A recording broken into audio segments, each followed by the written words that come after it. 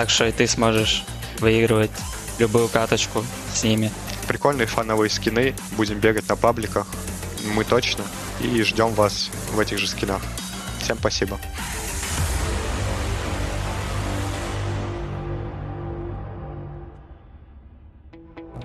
Nice, one more.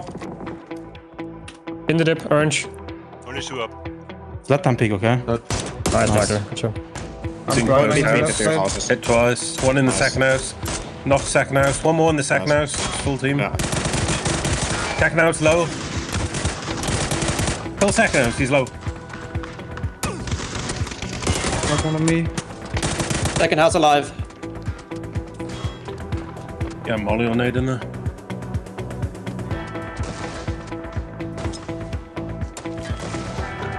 That's nading you too. No one. Holy fuck. I think that's church. Just carry me, just carry me and take me to the middle. Visst jag för. I think it's church that shot me. I'm gonna knock down my fucking twisted mines. Knock him. Nice. Wait, what the fuck?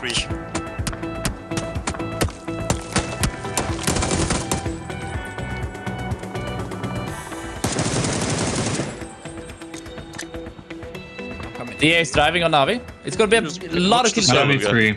Wait, now, guys, Navi, yeah, Navi's in yellow. You're like completely different. I hear steps. Okay. Nice. Right side. That's where he naded. Yeah, that's really good. Nice. Go down now. Car. Running in front of me. I'm coming. No close, no close, no close. I'm safe. Take your time, second plate. He's crossing. He's crossing to the check. Cross to the check. Two guys to the check. I need res. I'm I know the red car guy. Navi can peek now. Come here. What's my right, Ivas? Navi Come peeking me. closer. Come close. Navi dead. On me, under me. I'm taking info for you. Peeking, he's still alone. On the close. Close. Peeking together. Peeking together. Nice. Good job. Fight them. Tree? He's knocking yellow. Knocking yellow on the blue bin. He's getting res on the blue bin on yellow. We can go to two-story. Outside wall. Outside wall. I'm going for a two-star, okay? Yeah, do it. I'm gonna Nice, Nathan, knock. He's resing on the wall, like outside wall. Yellow. He's gonna jump over into the middle of the compound right now. It's all right. He's running around. They're both in office. Going in office. Fuck, They're both in office. Another? You leave now. Let's go leave. Was the north command free? I'm gonna stop that first. Until he's over. I can leave. I'm dead. Makes no audio. Grass 2. I think 2 guys pulled up, I'm not sure. Yeah, 2. One is like east guys low. Knocked on me. There are 2. Nice. You should be knocked somewhere. Exactly on blue, James. Yeah.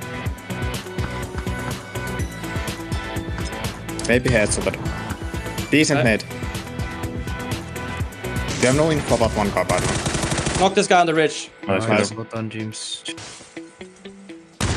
No, not the other house. Knock Two one. active. One still across. Other side of the compound. You need to push Corexy, I think. Flex is pushing. Kind of. Outside on Corexy. Outside of me somewhere. Knocked. Go together now. Go left one, sorry, there. yeah. Nice, guys. Insane. Go crazy. Insane. Times down. That 5-2, but what about 2-1? Once Skirmish goes down, but they're down to just 2 as I say that.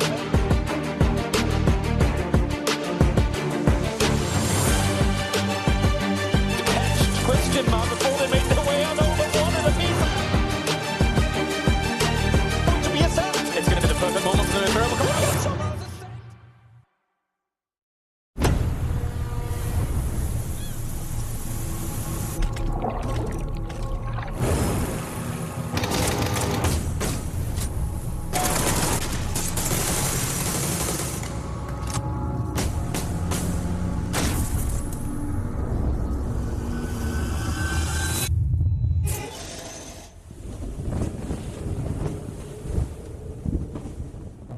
Nice, one more. In the dip, orange. Only 2 up. Let them pick, okay? Nice, Michael. Good job. Hit twice. One in the second house. Knock second house. One more in the second house. Full team. Yeah. Second house low. Kill second house, he's low. Work on me. Second house alive. Yeah, Molly on nade in there.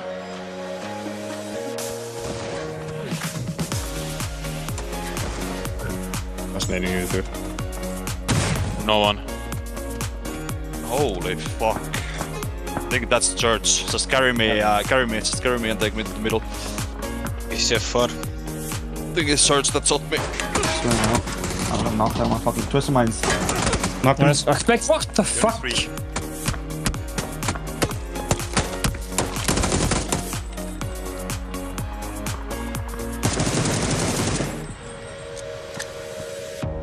DA is driving on Navi. It's gonna be a lot of kills. Navi 3. Wait, now, guys, Navi, yeah, Navi's in yellow. You're like completely different. Ah, his steps.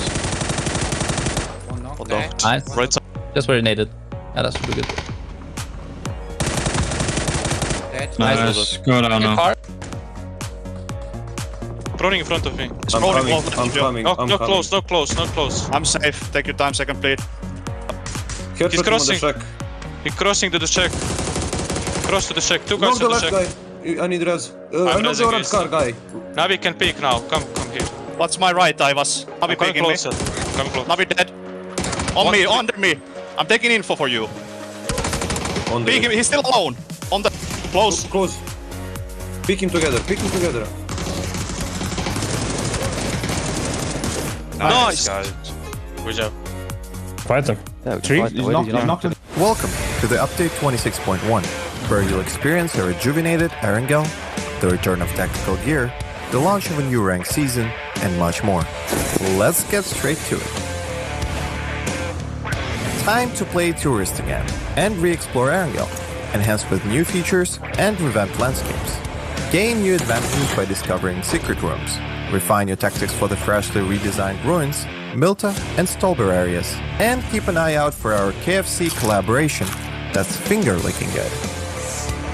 We are also reintroducing tactical gear after a brief hiatus, during which we fine-tuned and rebalanced it based on your crucial insights. Now re-established as a world spawn item, we've adjusted the performance of both the drone and spotter scope to better synchronize with the overall game balance. Check the patch notes for all the juicy details. Additionally, in an effort to elevate strategy and teamwork, each squad is now tagged with a unique number visible on the kill feed. Lastly, we've polished up the match report page to offer more precise, match-specific details. Consider it your personal analytics dashboard.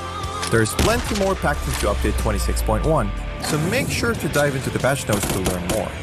And we'll see you on the battlegrounds.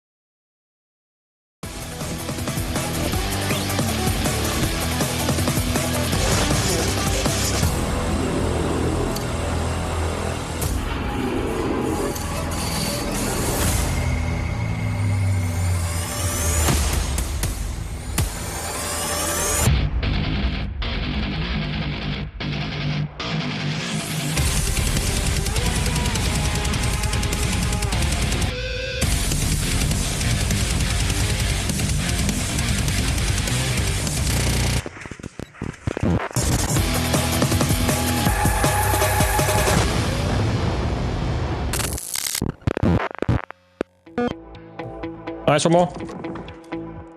In the dip, orange. Only two up. Let them peek, okay? Nice, Tiger. Good job. Hit twice. One in the second house. Knock second house. One more in the second house. Full team. Second house low. Kill Secnos, he's low. Knock one on me. Second house alive. Yeah, Molly or nade in there.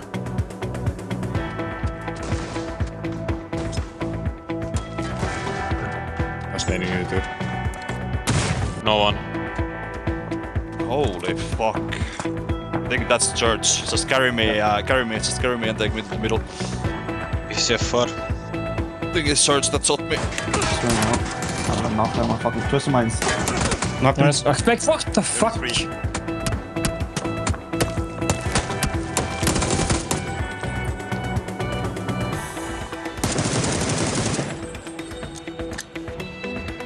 DA is driving on Navi. It's gonna be a lot of kills. Navi 3. Wait, now, guys, Navi, yeah, Navi's in yellow. You're like completely different. I hear steps. Okay. Nice. Right side. That's where he naded. Yeah, that's pretty good. Nice. Go down now. Running in front of me. I'm coming. No close. I'm safe. Take your time, second bleed. He's crossing. He's crossing to the check. Cross to the check. Two guys Knock the on the left check. guy. I need res. I know the orange car guy. Navi can peek now. Come here. What's my right, Ivas? Navi peeking me. Come close. Navi dead. On me, under me. I'm taking info for you. On the He's still alone. On the close. Close. Peeking together. Nice. Good job. Fight them. Yeah, three. He's knocked in yellow. Knocked in yellow on the blue bin. He's getting res on the blue bin on yellow. We can go to two-story. Outside wall. I'm going for two-story, okay? Yeah, do it. I'm gonna come over. He's resing on the wall, like outside wall. Yellow. He's gonna jump over into the middle of the compound right now. It's all right. He's running out.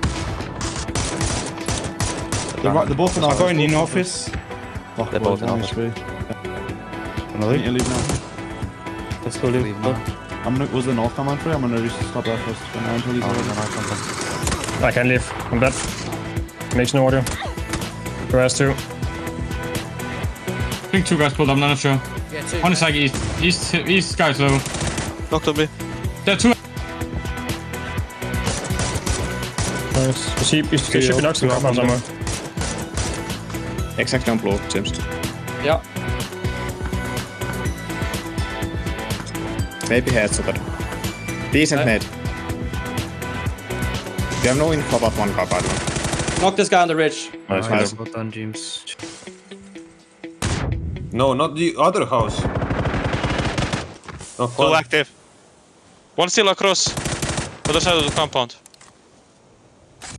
You need to push Corexia, I think. Flex is pushing. Kind of. Outside on Corexia. Outside of me somewhere. Knocked. Go together now, go left one, sorry, so. Yeah. Nice, guys. Insane. So great. Did this half team die, by the way? I saw.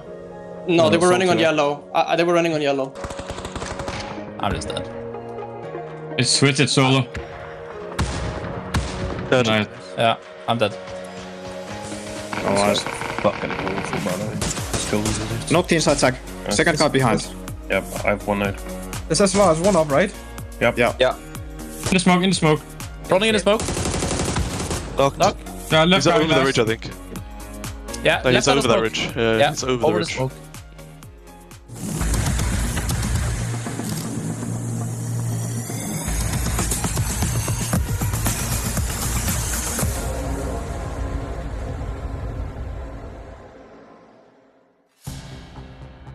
Welcome to the PUBG EMEA Championship for Fall, and it is the start of our lower bracket today. Over the last 2 days, our upper bracket has been playing. 8 teams have secured their spots in our grand finals in 2 weeks' time, and today and tomorrow we'll find out which other 8 teams will join them. My name is Tekkel. I'm going to be your host for the next 2 days, and joining me here to analyze all those big brain plays, we have Avenger and Saga.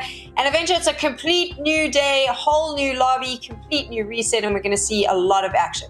Yeah, for some players, or well, for 8 of the teams and the players on those teams, they hopefully have managed to get a full mental reset coming into this because it's a new PU12, as you said here. And for the other half, it's the only chance they have. There's no double elimination for them, and they have to, of course, get Tabet to get into the grand final to have a chance at going to PGC. For sure. Let's take a look at that format as we're explaining it now. And Saga, of course, there's a lot of teams in the mix that are going to be excited because this is an opportunity for them to prove themselves in the EMEA region, right? It absolutely is, especially for those who, I don't know, maybe we might have expected to see in the previous couple of days of games. There's definitely some names that could easily have made their way into the upper bracket but didn't quite do enough in the round of 16. But now's their chance to say, look, maybe we didn't do the best in the round of 16 of open qualifiers to get into the upper bracket, but we're going to show you that damn sure we belong in that grand finals. 6 games today, 6 games tomorrow. These are the maps that we're going to be playing on, and that is 12 opportunities to get yourself enough points to make it into the top 8. And for some of these teams, obviously, their first time playing today, they weren't in that upper bracket, Saga, which means they get to jump onto Vikendi. That's always exciting. Yeah, that's always good. I mean, we've had some very interesting, I'll say Vikendi-specific situations so far in the upper bracket, and I can only expect that there'll be a little more of that. And I think we can expect a lot more teams to play in such a style that will be send it towards the center in this bracket, maybe a little bit less organized play. So when you throw in things like polar bears and blizzards, the chaos is only going to increase. For sure. The prize pool on your screens right now, that is what is up for grabs. Cash money in your pocket is always nice, Avenger. But of course, as we take a look at the participating teams, for some of them, there's also the opportunity for PGC points. And that's going to be sitting in the back of a team like Exalt's Mind or Digital Athletics that they really need to step up today and tomorrow. Yeah, for sure. Of course, there's also, this is where we define the 24th to 17th place. There's a difference in prize pool there as well. So, of course, the teams have something to play for no matter what. But yeah, we have some surprises here, to be honest. There's also the teams that came in and kind of underperformed in the open qualifiers. They're a team that we kind of would have expected to be in the upper brackets. You pointed a few of them out, and I gotta say, out of these teams here, you said it: Exalt, Question Mark, Woo, Ascend, BBL, Digital Analytics, teams that either have played or showed us really good performance so far this year, but they only have one chance to make it into PC Fall. And most of these teams, except for Ascend, really have to get in there to make sure that they get points, especially either to defend the spot that they currently have in terms of Digital Analytics. They're very close to be able to make it to PGC if they're able to have a good performance in the finals, but they need to make it there first. And then there are, of course, some teams in here that don't have that many PGC points, on none at all, that need to literally go into the grand finals and win the whole thing. As you see here, there is a direct invite to PGC if you win PEC Fall. I know we said it a lot, but it's super important. It's the last chance of the year, Sam, and a lot of points in the very, very top as well for the teams to come in and defend their current standings. Saga, there is a lot of teams on there that don't have those PGC points, but for them, this is an opportunity to prove that they belong, right? So it might not be that they're chasing these. Obviously, there is that top spot that could get it, but it's the chance to kind of cement your name amongst the top dogs.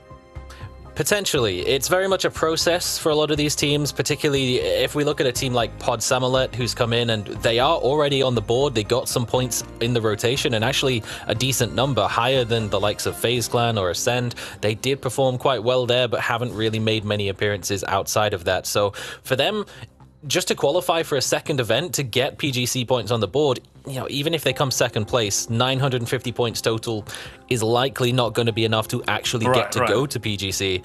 But it's kind of a step in the right direction for next year, and hopefully looking forward to the future, we can see more of a team like that should they find that level of success. We'll chat a little bit more about some of the teams that you get to see today, but first I actually got to catch up with some of the players and find out how they're feeling moving into PEC Fall. So let's hear from them now.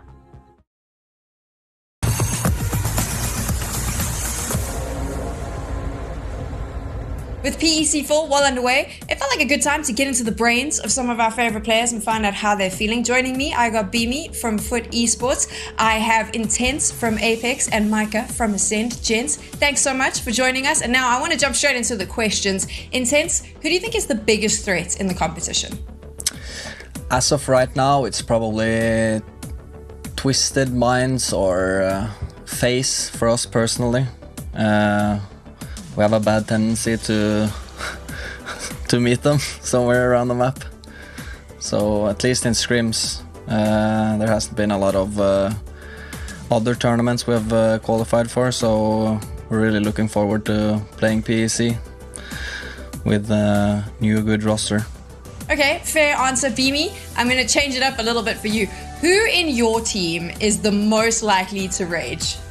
I think we are a pretty neutral team, like when it comes to rage. So I'll probably put myself for that. I think I probably rage more than the rest of my teammates combined.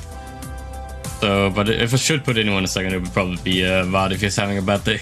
Okay, there you go. Beamy is the one to watch out for. Finally, Mike, I'll keep it nice and simple for you. Same question I asked Intense. When you take a look at this lobby, who do you think is the team that is the biggest threat to yours? It's probably Twisted Minds as well. They're like one of the strongest EU teams right now. And yeah, they're always like hard to play against. Twisted Minds, that's the one that some of the players are looking out for. Who are you looking out for?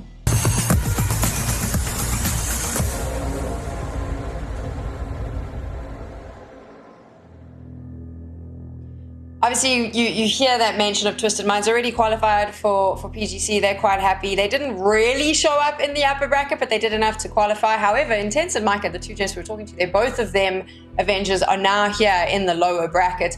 When I spoke to them, they were quite chilled, quite confident. It was obviously before the event, but I'm sure that mindset is not quite the same today. Yeah, there's a different type of pressure once you get into the lower bracket, the last chance, right? But I'm pretty sure that a lot of the players that have the experience have the kind of confidence into this. Is they're gonna go into this like, guys, it's just top 8. We can easily get this in this lobby. It's too easy. But I will say, like, as we've talked about kind of throughout the last couple of days, is the teams in the mid pack of Europe, and you're like outside the top 10, current top 10, they are getting better and better and better, and it's extremely equal. So we're in for some super exciting matches. And yeah, I'm even like some of the surprises we had yesterday in terms of who didn't qualify, we could end up having some of those tomorrow once we're done with our BO12 as well. It's going to be really interesting. And of course, the great thing about PUBG is you get to be involved in all of the action. You get to set up a fantasy team, and it's a lot more fun doing the fantasy team with the lower bracket because you just never know what's going to happen. So what you need to do is head on over to Twire.gg and you can put together your team. And of course, you can earn some points, which are part of Twire. And with those points, you can exchange them for PUBG merch, G-coins, and the like. Right now, you can see the broadcast teams selections. I had a good day yesterday. So did Avenger. I am 100% sure that will change today. Saga, you are normally the king of the lower bracket. Are you ready to take your crown back? Listen, I'm like the Twisted Minds of this scenario. Everyone's scared of me, but I'm already qualified to PGC. I'm going regardless. I've got my flight tickets. My hotel is already booked in my name. So you know what? I'll tell you what. You can have this one. I'll see you there. I chose my team today specifically to help Toby because I know that he doesn't like being in the last spot. So I thought that I would choose a team that would allow him to possibly overtake me. Let's talk now about these teams. Do we think the likes of Exalt, BBL are going to make a big impact? They did not look strong enough yesterday, but Avenger, does it change now with, I know it's wrong for me to say this, but I am going to say weaker teams in this lobby. They're going to make a splash when I jump, like when I jump in the pool. I mean, belly flopper. They call the belly flopper. The swan dove jump, you know. So no, why do you say that? They are obviously they're coming into this and they're like they have the experience. They've shaken off the rust once we come into like having played the last 2 days against very good teams. Of course, they've been kind of been put into this lower bracket for this. But now, like the mindset going into this, if we don't see your Ascend, your Exalt, your Woo, your question mark in our top 8 here, I would be extremely surprised. Remember, you can also get involved on Twitter at PUBG Esports. Our PUBG partner, Elisa, has got involved. She is taking over the account. Lots of memes, lots of fun, lots of giggles. So make sure you let her know what you're thinking during the course of the games. And talking about what you're thinking, Saga, what are you thinking? Is this going to be an opportunity for those teams that really just didn't pitch up over the last 2 days to qualify? Or are we concerned that maybe there's another 2 or 3 wildcards that could come in and snatch it from them? There's definitely teams that will cause problems that are coming up, and their first sort of a soiree out into the field is through the lower bracket. But the teams that didn't have that much success in the upper bracket should be confident that, okay, we didn't have the things go our way, but we should be able to farm here. Particularly a team like Exalt, you know, the roster change. It's a lot easier for a team like Na'Vi to bring a player in and slot him into a set role than it is for a team like Exalt to have a star player like Uber show up and then reformulate a game plan around that. So with a little bit more time and a little bit more experience to see exactly what works, and now they've more than likely had a bit of a chance to sit down, do a little bit of VOD review, tweak a couple of things here and there, they should be in a good position to sort of farm this lobby from here on out.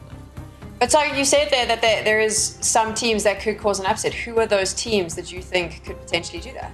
I think the big one that we have to name is Question Mark. They're one of the teams that even teams like Na'Vi and like FaZe are looking at sort of nervously coming into this event, thinking we need them to not do very well given the PGC point situation. They actually had a really good event earlier on in this year, and it's towards the latter half of the year, and that's where QM always start to clutch up. So they're a team that we definitely expect, and I don't think it would be too much of a stretch to say individually likely the best team in this lobby when it comes down to adding players like Phil First, Best to lock into the mix, and a doozy who's been around for such a long time leading the way. So that is definitely a team we need to look out for, and I think maybe Ascend would be a team that's looking out for them in particular because they both have that edge-heavy play style, and it's more than likely they're going to run into each other once or twice if they're making those wide reps. Avenger, how about you? Any wildcards that you're keeping an eye out on? Kind of a few wildcards in terms of like players, but I would say like it's so expected in terms of the teams. I'm kind of excited to see what the Bad Boys can do, just because I like the name. I'm a fan of Will Smith and the boys, you know. No, I think they have some potential in terms of mechanical skill. The question is, have they really formulated a strategy that's going to be able to put them into the top 8? And also another question is really for me is how many contests are we going to see? Are we going to see some like funny hot drops? Yeah, for sure. Some stupid stuff. It's very likely. So that's something that I'm really keeping my eye for. Again, there's experienced players. There's some new players. There's a few like some of the Warble swords kind of surprised me how well they were able to play yesterday, and also in the qualifiers. So excited to see if they're going to be able to kind of keep that performance up. But again, as I said, if it's not your same 4 or 5 teams we've said like 14 times so far in the opening show, if it's not those teams in the top 8, then I would be extremely surprised. Like that's something just based on their experience and their raw power and mechanical skill. That's something that has to happen. Otherwise, it's like a new super team is born out of the fray, you know. I think we've mentioned Digital Athletics and BBL. I want to throw Sabum into the mix as well. Right. But I mean, the truth is, Avenger, they looked horrible in the upper brackets. Really, just could not.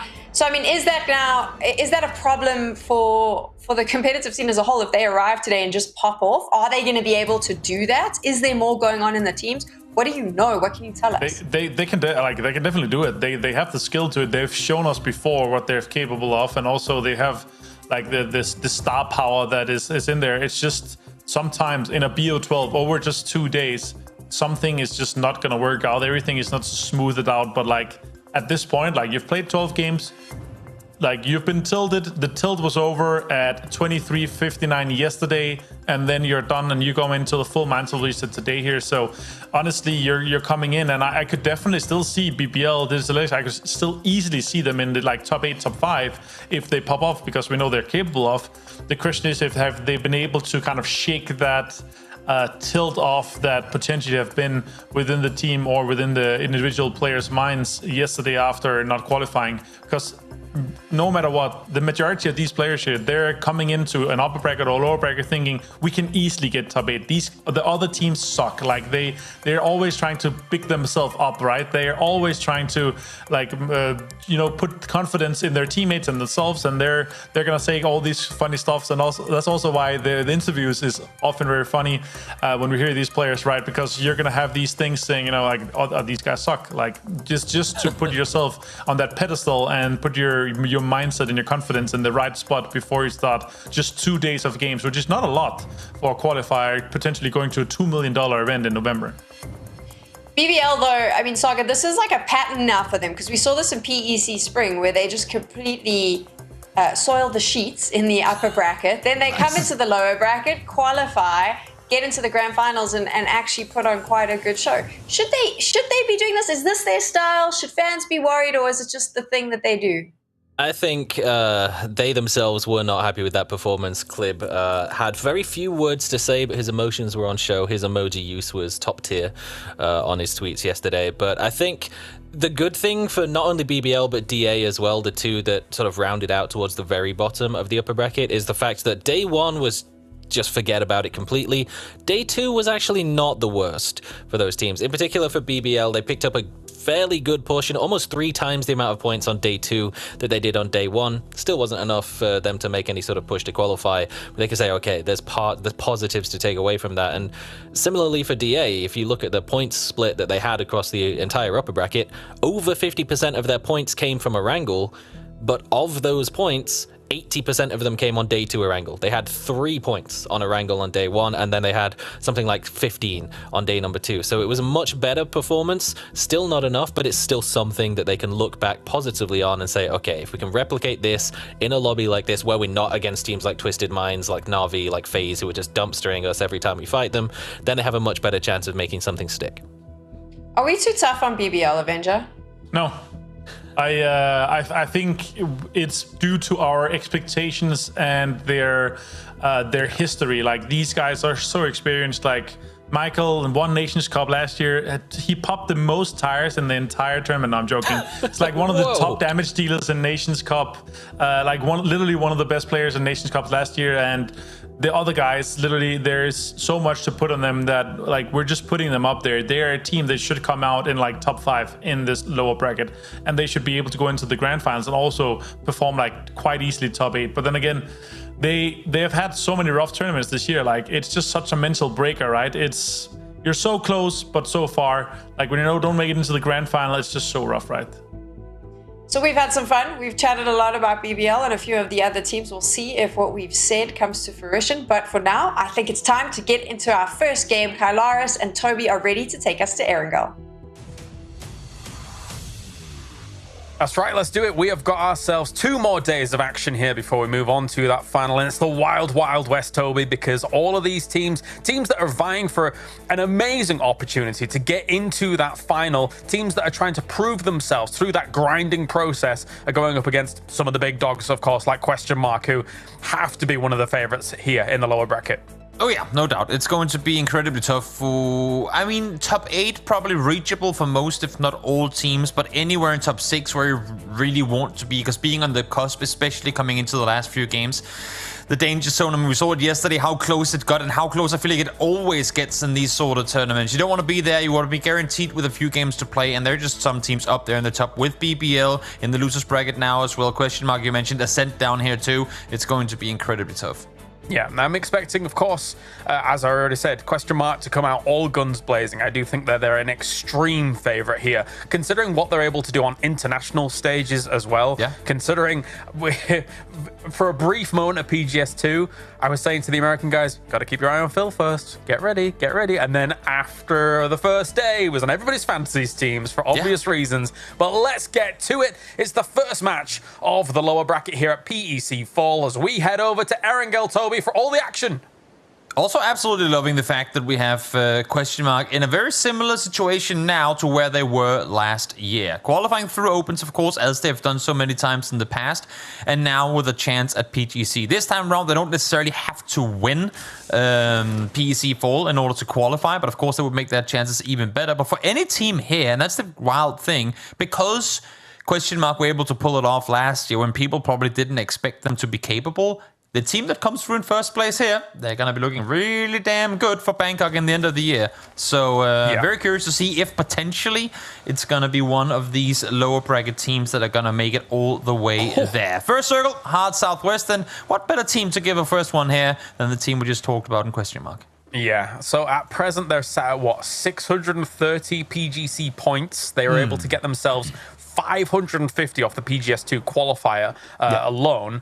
So they're currently sat in 10th. Really not that far a stretch away from being able to breach into those spots. And again, considering their pedigree, considering their form when it comes to those internationals, I would expect them to be one of the ones that's going to be able to make it. That remains to be seen, though, here, as obviously there is that golden opportunity for someone to get just a direct invite, which it's a bit of a scramble to try and compete with your Twisted Minds, your Na'Vis, your Phases from the winners bracket here, but there is a chance. It is there. It does exist. Oh, definitely. I mean, they managed to pull it off last year. So we'll see if they're able to do it again. The only thing they have working against them right now is that of the 9 teams that are ahead of them, 6 have already made grand finals of this event. The remaining 3 are DA, Exalt, and Ascent, who I would imagine all 3 should be capable, very well capable of at least finishing top 8 in this stage 2. So they should probably take for granted, I feel like, that all the teams they're currently hunting in PGC points will be in the finals of this event too. We were on board with the Woo. Obviously, they've most recently added good old Fuzzface to the roster, the Shotgun Templar himself, as I know Martin's been playing quite a few games alongside him as well. It's always good to see Fuzz back on the battlegrounds. Alongside what is, again, also a very capable team. I think I have Nixie for my fantasy team to rock things out as well. I'm expecting the Woo should have a good showing here in at the lower bracket and move through to the final. I do feel like, though, that now that we have Bad Boys, a team in this tournament, we should have Old Boys in this too. And I feel like that should be the Woo, because now that they have Scoom as the coach as well, I feel like there's too much OG in EB, Fuzz, and Scoom on one roster that you can't be the Old Boys of PUBG. But then again, who am I to say? We'll see if maybe that's a name change they're willing to go through with. I was going to say, are Bad Boys just having exactly the same logo as the Woo? Is that a thing right now? Could be. They just make it all red to be even more intimidating. That's the color of danger. Yes, good point. Yeah. It's speaking of OGs, there's O'Connell, one of the, I think, select few Italian players that we still have in like the top end of EMEA competitive PUBG. There was a time where Italy actually fielded a pretty big set of players in competitive PUBG, but a lot of them went to other games, to other adventures, which is fair, of course. But O'Connell, he stuck around. Glad to see him still waving the banner. I can only imagine there's going to be a lot of people waving the banner for Bad Boy in the chat as well. Every time he comes to these big tournaments, there is a lot of Bad Boy fans there looking for him to do well alongside the team. But as we take a look at the map, for the most part here, a few teams kind of pitching up against Quarry, with Nessa moving in over on that west side. But for the most part, there'll be quite a bit of room in fields north of Quarry, etc., and some of those compounds in towards Longwoods.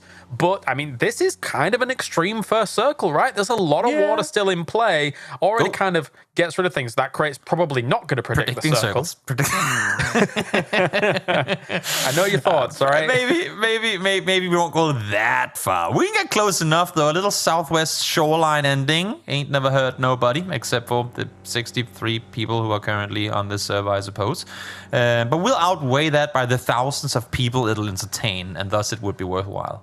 I'd be okay with that, yeah. And actually, I think in the Erangel remake as well, a little bit of that West Coast getting a slight rework, I think. Only a minor, but so that'd be cool to see down the line. But for the most part, it's not going to be hugely impactful here. As we now talk about current events that's going on, as you can see, Vorpal Sword coming into the circle now. I'm excited to see how they're going to do, because quite honestly, towards the end of yesterday, they were kind of popping off, man. They almost did it. And a lot of that came on the back foot of Nabat. I actually went as far as to put him on my fantasy team today. I was looking through, like trying to find one of the cheaper players as I had picked my first 3. And Nabat was the top damage dealer of all the players yesterday that didn't make grand finals. Damn. So more damage than It's Chris, more damage than some of the heavy hitters for BBL as well. And yeah, I mean, top kills as well between them. So a lot of damage coming through from the young player out of Opal Swords. So hoping, of course, that he'll be able to deliver, if not the same numbers, then close to it. But then again, you could argue that the competition was tougher yesterday. So theoretically, he should be able to do even more. Yeah, he had some fiery moments, some pop-off moments. And you know what? Actually, now that you've mentioned that, it's funny because I do feel like, because Martin's like in number 1 on fantasy, I feel like he will have math hammered it out, and it seems like he's got Nabat too, which... God damn it, here I am trying to catch up, and now you know it's okay. I'll let Martin have that one. Yeah, cheeky Martin, dirty Martin. No, I'm not going to continue that him, yesterday. Though. I didn't either, it's okay. Captain him, Jesus. That would be extreme, I think. I mean, sometimes you got to double down. You know, if you want to catch up, you got to do what the other guys don't. So we'll see. Who did you end up captaining, actually, during all of that? I have Chris. Oh, okay. I have faith. I have faith in Bad Boy Chris. I can't say Bad Boy Chris because now there's literally both a Bad Boy and Bad Boys on the server. So just Chris.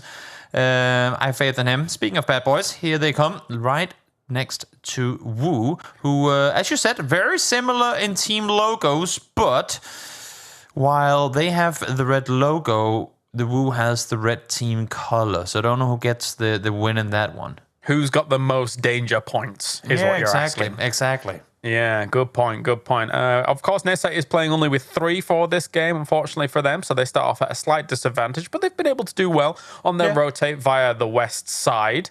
As you say, the battle of the logos, and nobody's going to take a shot. They're good. They'll just both move past one another. Shots coming out from Nabat, though.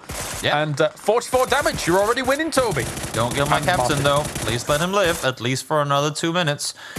As Jokerem takes more shots. I was just going to say oh, no, Chris. No, Chris, that's not what we want to have happen when you're in the crosshairs of an opponent.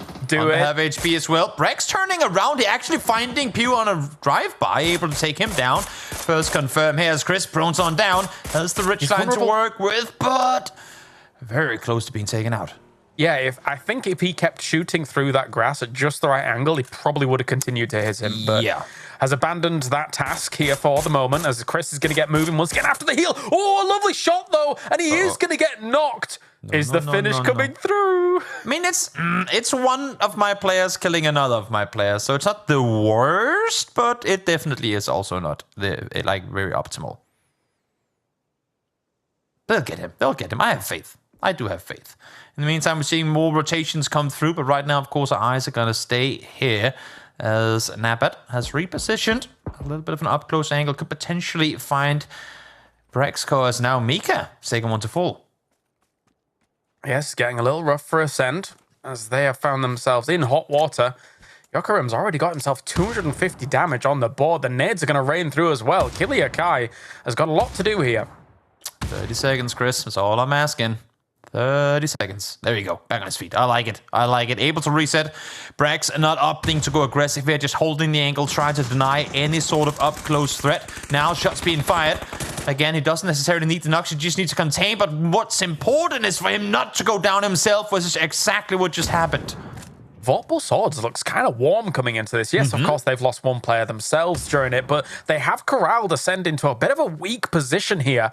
As go down. They rest kind of locked in those warehouses. Look, circle. Oh my days. The did predict it. It predicted it is actually in. How is Crory the northern end of the circle in this situation? Ridiculous. I'm not sure. In any case, let's get back to that in a moment as this fight continues to unfold. Nabat has gotten knocked. I'm not sure. I mean, Vorpal, as you said, they've already lost one, so how much more are they willing to commit here? Yeah, he was blind and actually just taking crazy shots through it, but they actually did manage to connect something. Gonna have to move back and heal off against this. Ascend, considering that they were in a bit of a pinch here, is doing well to be able to resuscitate from the pressure that was being put on them. Oh, the Chris has gone down. Yep, second time he's gonna get knocked. Oh my god, nice spray coming through here for Kilia Kai. Wants to get the flush on Nabat as well. Now you can see Nabat calling for him for these smokes. Ain't making things any easier, but they know they have 2 players knocked down below. They would really want to make some sort of a play. Issue is just one alive, and that's Razor. And with where he is currently positioned, he can't quite get the angle. As I say that though, Mika, down to low HP. Just see him through those rocks, but it will be Kilia Kai able to save all of that situation alongside its Chris here. So Vorpal Sword's gone, and now they need to get healed up, good to go. No, it doesn't get him. Just exactly. Falls down. Brex is going to be down and out. Nisa instantly taken out after as well. And now we get a proper look at what is arguably one of the most southern main island circles you can possibly get. How do you play this? I thought initially that Question Mark was just going to set up a mega barrier, considering that they had free reign over potential choices. But so many teams darted past them straight away into Primorsk. Consider landmass here. It's not even like a third of the circle you can play. There's so much water out on this Primorsk Peninsula that you can't do anything with it. I'm not even faulting Podsamulet for just saying, you know what, screw it. Let's see if we can get into the city. But now the parachutes are being hurt. Can they make landfall before they're torn out?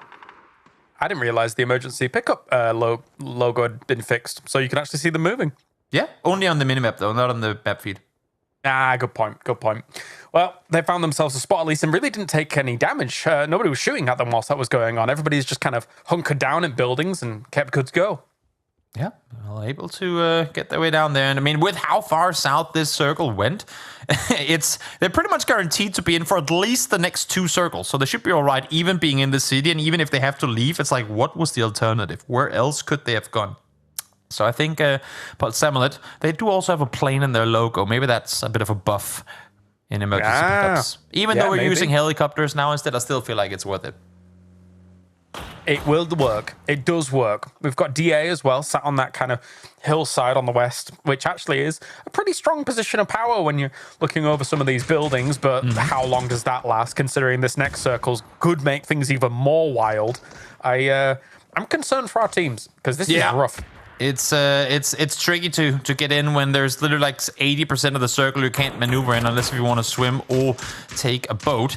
Newgate gets a player knocked, but is able to find Umbra and return. One of the teams that, well, living up to their name, are new to the scene in terms of the kind of the higher echelons of EMEA PUBG. So curious to see what they'll be able to pull off. Maybe a surprise performance here from the young boys as the circle swings south again. This is a full Prim confirmed ending in phase 3. I don't believe having seen these in a very long time. Yeah. I mean, where else can it go after, the next circle? Guarantee we know where it's going. I mean, that's insane. Absolutely insane that you've pretty much only got a city to play in phase 3. That is a rarity and then some. Definitely, as the Woo here caught up in the blue. Actually, there is more unconventionally a lot more teams in the blue right now due to the fact that how these circles have moved. Bad Boys already going to take Diff X out, and one of the grinders that has also joined the Woo recently. And we've got ourselves Ibby as well as Fuzz and Nixie still caught out on all of this, whilst Bad Boys are holding them, it seems. Yeah, Nixie is trying to wrap around here, but can't quite get the angles that he would have wanted. Now, as I say, that shots do come through, but nothing connects. And I think for Nixie, they just got to back off. The issue is, where do you go? Do you just collapse into the city? Do you try and follow the shoreline down? Like, what's the play here when the circle is so brutal?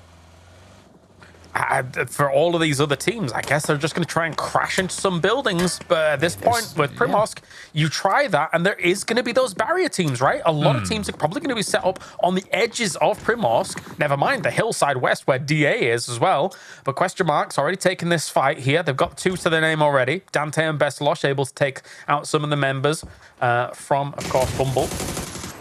There you go. Last player from Bumble does go down as Question Mark able to reset. Good for them before the push comes through from Happiness. They have left 2 players up, playing 2 down below. Now they're nading themselves. That is not what you want. Oh, no, actually, nope. That's not going to happen. There's just 2 black and white logos. That had me confused for a second there. But does that mean they enter on this? There are only 2 here. Yeah, I mean, it looks like Samlo might just try and push on this, but they've been eliminated completely here. So Happiness can also be very content with this move, as they're going to be swinging into this warehouse, looking to finish all of this off, get some few pushes here and there. Goes for a spray, though, but Yevi will actually take down Effect very quickly. It's up to Temneat now to try and deal with this. Going to throw the blue zone nade through. Oh, no, it bounced away. That's unfortunate. Yeah, I'm not sure about the whole push in by yourself when you're 2 there. I mean, if you're already split 2-2, then don't make it a one-man thing. Just at least try and play it together. But Teamnet, you can see what they're trying to do. Set up on the outside, maybe trying to force them out. But now this blue zone is going to do a lot of damage. Or even if he finds him, he should go down. Yes, he will fall. No rest should be able to come through. It is phase 3, though, so maybe they'll commit to it, but I doubt it. Yeah, this is just an accelerated game state, unfortunately, for so many of these teams that, of course, have qualified, looking for an opportunity. This is our chance, guys, and then they get thrown at this curveball to start things off, as the Woo is trying to regroup and get things back good to go as Ibby and Nixie. Nixie actually did finish off Explicit here from Bad Boys, and Fate is also knocked Bad Boy himself, so it's not looking easy for the Bad Boys to try and get themselves a spot in this circle too. Well, speaking of not too easy, Ibby having a hard time getting anywhere. Smash spots him at a distance. PPL trying to make sure no one slips through on that west coast, and I like the positioning from them. Take full advantage of the high ground, and again, keep all the fights at as far distance as possible. Don't let anyone get close, because we've seen how many times all of a sudden what you think is just a straight up 4v4 or even 4v3, all of a sudden 2 or 3 other teams engage as well, and you're in trouble. All right, for BBL, that they wrestled this position away from Digital Athletics. DA had to move all the way down to the south of Primorsk to negate any more losses that were potentially going their way. So a good start for BBL, a team that really needs it, let's be real, when it comes to their performance from the upper bracket. We, at the desk already mentioned, they expected more from them. We also do as well, right? Considering the veteran status of this team. So maybe they can thrive here in the lower. I think he might actually have gotten eyes on him. You see Nixie trying to make a run for it. Not going to happen. Smash. Able to take him down. And now Dante able to get a knock more. Dante usually not the... I mean, he's a great player, don't get me wrong, but usually not the main damage dealer on the side of question mark. Especially now with both Bestalog and Phil First. I mean, Bestalog, the most recent addition to the team, having stepped in and really taken over in terms of the damage dealing. We'll see if that's going to change now. Dante finds his skill number 3. Are you saying Dante's not the fragger of the team? Is that what you're saying right now? Yes. You're right. It's not as common, right? The other guys normally take that spotlight. But hey, Dante's been improving tournament to tournament. No doubt. We all contribute with different things, and you can't all just be the muscle. You got to have the brains behind it too. And Dante, I think, is a big part of strategizing on the team. And even again, I mean, a good lurk, a good support player can be what enables a fragger to go out and do what they do best. Poor man Negative. He's the only guy left on happiness up in that top left, as we have quite the circle. I really do want it to go into Primorsk. I really don't want it to go north. Well, I mean, obviously it'd be nice to have question mark doing well, but they let's have the chaos truly exist by going into Prim. We had our Hosan ending yesterday. We haven't really had a proper Miramar City ending, but now we get one here. We might get a good Vikendi City ending, and that'll be like full plate, you know? So who knows? Let's see 25 seconds from now where this one is going to take us. I mean, when was the last time I actually watched a Primorsk ending, a proper Primorsk ending, because of the way water works, right? Like it's very difficult for it to ever occur. So it's been a minute for sure. Dante still looking for info. They know that there's one more player from Happiness somewhere up the hillside. But again, you can see the support role that he's filling, looking over the shoulders of his teammates, trying to look ahead of them, trying to make sure everything's all right. Circle. A little more than a half, a swing down towards the southern side. Primorsk still very much in play here. It's now Mika wrapping up to the northern side of the road for Ascent here, trying to claim some more space, maybe trying to deny question mark any opportunity to push down in their direction, or at least just letting them know, if you come here, it's going to involve and fight in, so maybe consider going west over towards BBL instead. Quite the oddity for a question mark that, of course, they start down here, and now they're the ones that are going to have to try and battle it in. That's so true. Imagine that. Well, they'll try. And you know what? It's question mark, so they might succeed because they're really good at the video game. But Exalt's already got a really cool, strong position here to try and deny Mad Nugative from moving in. They do see him just moving down towards that shed. He might survive for a little longer. No, Dante's going to take him. That's 4 for Dante now. He's popping off. Good start to the day, no doubt about it. Able to find yet another one as Kilyakai now seen making his way into the shack. And again, maybe not going for kills per se as a solo in this position, but just trying to force question mark to think twice about making a play here. They really want them to wrap west, but I think they've maybe seen Kilyakai and thought it was a solo player. Like, why would there be one guy here if he wasn't alone? And who knows, maybe it's a bait too. He does have Chris and Brexco sat on the other side. Not Brexco, Mika, sorry. Sat on the other side, ready and waiting. So as soon as they get into the open, there might just be a play for them to make. Maybe it's a trap altogether. Yeah, they do need to make a choice relatively. I mean, of course, unless we get a hard shift north, then they're going to be totally fine with things. But there needs to be a plan. How are we eventually getting over that road? How are we even potentially getting into Primorsk, right? So smoke's going to be very important. Vehicles very important as well, as Rustamar is taking some shots from that west side hill. Likewise, they're probably thinking the same thing. Considering we're on a severe edge of this circle now, we can take shots here and there against these buildings, but how are we going to crash some of these buildings? So they're probably identifying potential weak points in those walls of Primorsk and thinking where they're going to go. Yeah, that's where your smoke grenade launchers really come in handy. Just shoot them at the windows where you know the opponent's on, then crash something. But for now, as you're saying, wait it out, see if maybe you get blessed with a massive swing your direction. Send, controlling this hill. Pretty strong position, to be honest, for them, even though they're only 3. They did obviously have that scrap at the beginning of the game. As you say, Kilyakai is in a little bit of no man's land right now, considering he's almost trapped by question mark here. So We are just waiting for that next circle shift. I do believe it's intentional, though. I do believe it's intentional that they've set him over on the northern side. It is dangerous. It is greedy in a way, but if it works and they manage to force question mark to go west, that's, I mean, Ascent having granted themselves so much space off, and you can see, hey, he's just proning out. He has had plenty of chances to wrap back towards his teammates, but I think it's very intentional that they want to maintain the pressure here on question mark. Wow, question mark. That's a gift. I cannot believe they're in still. You know what? Maybe they don't have to be planning how to get into Primorsk at this rate. That's ridiculous. Okay. That's top 3 guaranteed. Unless if question mark makes... Oh, unless if Ascent or BBL makes a play. Well, BBL is moving north, trying to get themselves a tower and then move towards a little bit of this road side, or at least start trying to control things. Shots going wildly through some of these buildings, but not working out. Rustamar takes a little bit of a duck to try and negate some of those shots from question mark. Yeah, get out of the car, get out of it quickly. Able to prone down and chill this one out. Fade, and now again, I mean, we talked about it yesterday, we'll talk about it too. Now, the Dragunov being in play in the mid to end game, it's just, I mean, a one-tap headshot machine, so incredibly dangerous. Very, very scary stuff. You do not want to be peeking it. But at the same time, I saw an arm in someone's hands. I think it was question mark. So don't want to be peeking that one either, to be perfectly honest. I'm not gonna lie. The Dragunov is better than the Orm late game. You could make the argument for some scenarios. Unless, of course, if everyone's running around with level 3 helmets. But yeah, I mean, it's not Takeo, so it's not that bad. So I honestly argue that the Dragunov is worth more.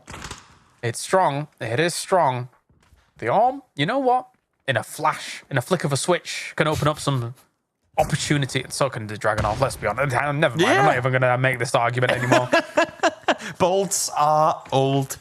Bolts are of past times. They're the dinosaurs of PUBG now, as long as the Dragunov is in play at least, or as long as it's not nerfed. I'm curious as to when the Dragunov was created, like year-wise. But anyway, I'll look that up later. Like my Pacific thing yesterday. You know what? I'm interested. 1963. That's an old gun. Yeah. Probably been modified a couple of times since then, but now let's see Tegas holding up with yet another piece of weaponry. The AK in hand, finds the first, finds the second as well, and that is DA out in 8th. And somehow that couch is bulletproof. That is a strong couch. I would buy that couch. Yeah, that's what they gotta make the vests of if they want to go up against Dragunovs, I suppose. Couches. Equipping couches. If we had open modding in this game, it would have been made long ago. Baron Peaks, able to find physics on transition. I think he just exactly managed to jump in. Yeah, he did. So the rest should be possible unless if Sarvin makes an aggressive play here. Yeah, all these movements through this city now are going to be difficult for those teams that are in the south, right? You've got to be taking fights whilst also then smoking, also trying to use that lethal utility to knock people in windows, etc., get some good shots. But all the while, you're being pressed by the blue. So for these teams in the south, for formulation, for pod as well, it will be a bit difficult. They're going to try and slow roll it here. Against teams like Exalt and Sarvum, though, they are very adept at being able to lock down these locations. So it is tough. I'm going to go out on a limb here and says whoever wins of question mark and Ascent, should one of them do so without taking casualties, they win this game. Like this hill that they're fighting for now, whoever gets that for themselves is going to be in such a good position. Sorry. It is good. It is a good spot. Let's see how it's going to roll out though here. Baron Peak trying to hold on against a potential move here from formulation. They're also being quite slow about it. No vest really to speak of here though for Ironic. So any kind of aggressive maneuver he's going to make, he's going to be very vulnerable whilst doing so. R6 is also taking down Klib here. BBL has pushed into quite a section of Primorsk at the moment on that west side, but they are taking casualties for the Troubles. And what worse thing for Ascent to happen here than Chris falling down? They peeked over instantly. Sarvin finds one of them, and now that's going to allow for question mark to wrap full speed over the hillside. Michael falls as well. That's inside the city proper towards the west of it. As you can see here, Schiller up on the roof, really trying to spot anyone up on the hills above. Question Mark's already making a statement in this game. I mean, yeah, okay, the circle goes their way and stuff like that, but they move over to the hillside. They absolutely smash Ascend. And as you were saying, that hillside could be the winning location for Question Mark, no less, the team that I think a lot of us are looking at as the big favorite for the lower bracket. Oh, yeah. Oh, yeah. Sabam, in the meantime, trying to let anyone know that everything that happened yesterday and the day before was just a fluke. And Sheila, well, whenever things did go the way of Sabam in the last 2 days, Sheila usually was involved in that to a pretty big extent. And this time around, it's no different. Finds kill number 2, 300 damage done already as they try to regroup in the circle. Yeah, given some room, Sheila's kind of a monster. We've seen him really do work in some of these lobbies. Hell, even in the upper bracket, he was doing some work in the scenarios where Sarvum had got themselves into. But will it be enough here to deny and dislodge the position of Question Mark? I mean, I guess we'll again see how this circle is going to unfold, but one would imagine that Question Mark still has quite a few smokes available to make across themselves. He lied down and his feet were in range. Oh no! Unlucky. I don't think that nade bounces the way Doozy wants it to, though. Second time around, hops on in. Does he get him? Yes, and he gets a second as well. No. Molodog ran in for the rest, but he finds him with the second. The third one was thrown too, but no flushes to follow. Instantly, though, Blue Zone nade goes in, but once again, the staircase, or not even staircase, the 2 steps denies it. Fate, though, has been knocked twice, I believe, already, so he should be falling any moment now. In the meantime, now, Doozy gets the flush on 1, but here comes the push on through. Question Mark continuing the onslaught. Yeah, big crash forwards here. Dante's got himself 5. Doozy is able to try and catch up a little bit as well. With Bestalosh now knocked, though, Exalt did a pretty good job of knocking him during that kind of breach that was coming in, but there's only so much you can do when Question Mark has an agenda, has an opportunity to be able to die in 10 kills on the side of Question Mark. And what better for them to gain that entry to the city with the circle shifting off the hill. He finds the first, as you said, as he prones on down. Then the second one in the rest attempt gets him down. Then they know this is our chance to make a play. We have to go for it now. They do lose Pestalunch in all of it, but even then, trying to commit into a city this late and only losing 1, you have to say worth. Absolutely. They're looking great here so far. What a start for them. Likewise, on the opposite side, though, BBL, look at that. They've got 4 on the board. They're in second place right now. 7 points in total, with the placements added up in a moment, as they could even get more. Smash, 3 on the board here, as he is still keeping himself alive, still moving through. But Pod has a great position against them. It's going to be difficult to breach that. Yeah, they're set 4 as well. Got every single angle on lockdown. They could, or will, most likely be the first team to have to make a move, though. I like how Sabam has moved through the city up towards the north. They're essentially in the building that will be the center of this final circle shift, as it's going to start closing in just about 25 seconds time. And as, as Saga said, ooh, great little jump shot onto this ledge and being able to take down Dante. Artix is doing all right for himself. Yeah. I'll get back to this point Saga was making later, because apparently this is quite important. Artix is still holding against Question Mark. Doing what he can. Doing what he can to stay put here. Final circle is going to start closing in now. Sakatori, great angle onto CC. Thought he was safe in the cross on over, but not going to happen. He do have a bit of a wall there to work with, but there's no way he gets the cross on over. Can they get a smoke down? Can they save him? Nah, that nade should take him out. Yes, indeed it will. Yeah, it's a good time to talk about it. The fact that during the rotation, Pod Samulat actually did get themselves points, like Saga was alluding to before. So there's not a world where they're completely out of the running just yet. They have a little bit of an opportunity with 250 points on the board already. So they've come into this first game here, trying to hold down Primorsk with a really, really good position. They could convert this. Yeah, unless if utility works against them, they should at least have a top 2 guaranteed with their, current positioning alone. You literally have them set on the dot. Baron Peak spots rocks through it. On the side of it, spots Levante as well. 2 players down from Pod already. Make that 3, and it's just Hagatori left alive. Baron Peak doing so much damage here on the other side. He's the Baron! You can't stop him! He's got... No, maybe you can stop him. But at the same time here... Hagatori, good stuff. Shutting down the Baron of all people. But yeah, he did quite a lot of damage here to Samolet, who are now trying to make the cross here. But Odin and Schiller able to shut them down completely. Sarvum against Question Mark now. 2v2. Yep, 2v2, and with the downfall of Baron, that is Question Mark taking control of the star, the center of where this game will end. But as you said, 2v2, and we still have lethal utility in the hands of Sabam. That nade just a bit short, though. We'll see if he can find some more. 711 damage there on Schiller. Doing so much. But he is going up against Phil first and a doozy. This is a duo, if I have ever seen one. Very, very powerful. Schiller here. They're going to have to... Zarben's going to have to exploit multiple angles here to try and shut down question mark. Definitely has to. Oh my god, that nade. That's somewhere along the lines of 190 damage. You see that a doozy 2 HP. Phil first tacked up as well. We'll see if they can stay alive through it. The first aid does manage to get popped, but now they got 3 up. 3v2. The center is this house. I don't think there's any utility on either side outside of maybe a couple of flashbangs. As I say that, oh no. Molotovs and nades on the hands of Sarvim. Not working with full information. And now Baron Peak is up. That 3v2 now in full effect. Going around the corner here to try and shut them down. They're completely blind, though. And Baron Peak and Schiller, well, they take it in the end. He was blind with the shots, but pressed up against the blue. Question mark's not able to finish it. Sarvim with the first victory of the day. What a Hail Mary play in the end there. They hear one cook the nade, and he goes, great, this is my time to shine. Runs around the corner, runs into his teammate's molly.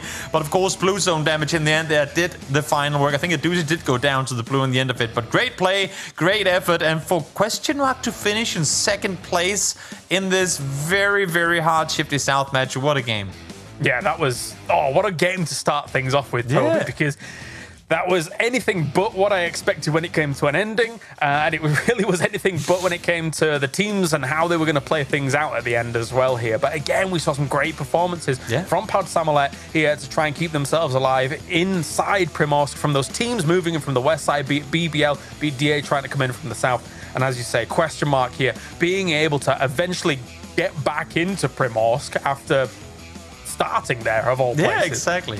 I love the fact that you brought it up, seeing like 13 teams in Prim and a team that landed there being the only team not in. But again, I mean, a tough fight for them. They had to clear the forest side north first, then wrap down into Ascent, and then clear up the city too. Valiant effort and great second place for them.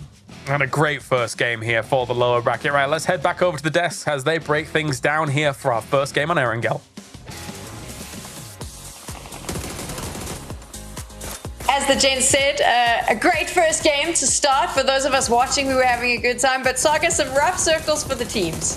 Definitely so, and some teams, again, didn't help themselves out that much. Ascend had a pretty good position, but their early send and forced fight against Vorpal Swords was a bit sketchy, and then not being able to hold the line against the question mark push at the very end opened the door for those huge grenades from a doozy to give us that all-important 2v2 at the end, and what a way to end it. Knocking your teammate with a molly, but the blue zone does the hard yards on a doozy. It was a fantastic game to kickstart that lower bracket, Avenger, and also much of the names that we said would feature did. The wildcards that Saga called out featured as well. So pretty much playing out the way we expected. Yeah, even though it's a rough circle, it's still the teams that we kind of know is going to do well, is doing well. The funny thing is that question mark, they were like, okay guys, this circle, it went into where we start looting, let's try to set up a perimeter, and everyone is just trying to full send it in behind them or trying to get into the city because they know Primorsk is likely going to be the end with that rough hard shift. It's like literally one of the hardest zones to play because you have that much water in play. It's really, really hard to get around. So a lot of tricky plays came out there. Let's take a look at the scoreboard now, and of course we have to talk about the Hail Mary that happened right at the end there as well, Avenger. Yeah, for sure. In this case, Sarvim, though, gotta say, this is a great start. And I'm a little bit sad because Saga announced to me during the game that, yeah, I have Schiller on my team. And yeah, now it's going to be looking good for him. He's going to be having a good catch-up to start things with. But yeah, cool emergency pickup, as Saga said as well, in terms of the full send for them.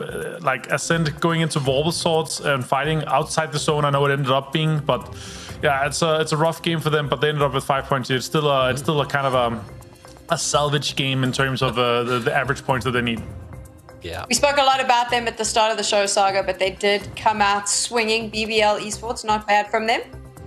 Absolutely. I mean, just looking at that leaderboard, you can really tell that this was an urban ending. Not a single team went out without a point. Everyone was scrapping. And I think it's no surprise that we had 6 teams that were playing late coming in from the north and then question mark holding the forest. Everyone else was inside Primorsk, and what do you know? Those are all the teams that survived Phase 4. Everyone else was dead before that, and BBL was one of those teams that just about avoided it, and actually backfilled really well. When DA was holding that West Primorsk ridge, they made a bit of a send in towards the south side of Primorsk. BBL backfilled it, and then they could simply turn around and get a lot of free farm on third-partying shots into the fights between Bad Boys, the Woo, Happiness. Everyone up north just really had no chance of entering because it was already so damn congested. It was such a fun first game, and we have another Erangel on the way right after this break.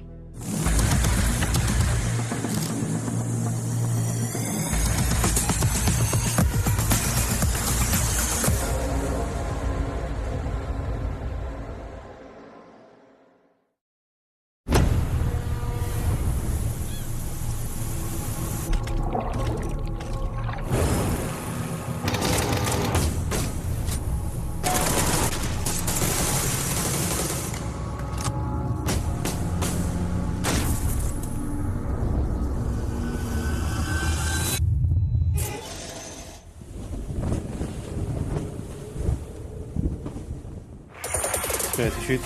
At least 4 cars. That's fucking golden back in the fucking lake. One side lake. Nice. Yeah. Trying to drop it. They go on to the next one. Fleet compound? No. One guy inside. On the right side barn. What about orange? Hit once. No. SLR solo. Oh, let's free smash. Knock one. Foreman. Guy no west. I can shoot I'm on blue. I don't see him.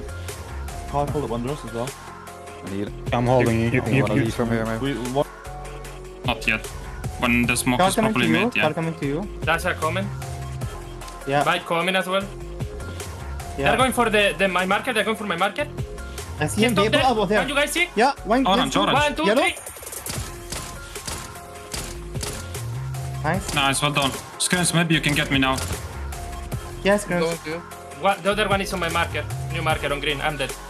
He's going for rest, guys. He's moving for rest. You guys need to push that. We need that kills. Nice. Top one. Another one on the car. Scream. He's scouting. Yeah, they see.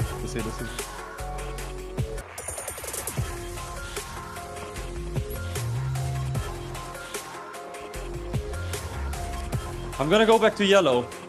Yeah. Fourth zone hitting now. I flashed. One knocked. Going that road. Going for a road, yeah. Mike crashing you. Other car coming behind him as well. Start. He's knocked out of there. Last bad boys. Last. Mike as well. Backstab on edge. Hit twice. DA shooting me. Locked them. Nice. I have second floor. Yeah, go. Just listen. They have angle to shoot us when we run west side. I had one bottom our side, I think. Bottom west side in our building. Are you sure? Possibly. I think so. Possibly. Come on, me. Wait. Building. Did you? Peeking me from top. Oh, fuck. I'm gonna crawl to you. DA pushing at me. Knocked one. One more. DA only 2. Nice, good. Nice. I stole my kill as well. Just chill. I'm not in any. After mothers. Nice smash. Nice. One's behind the house, once.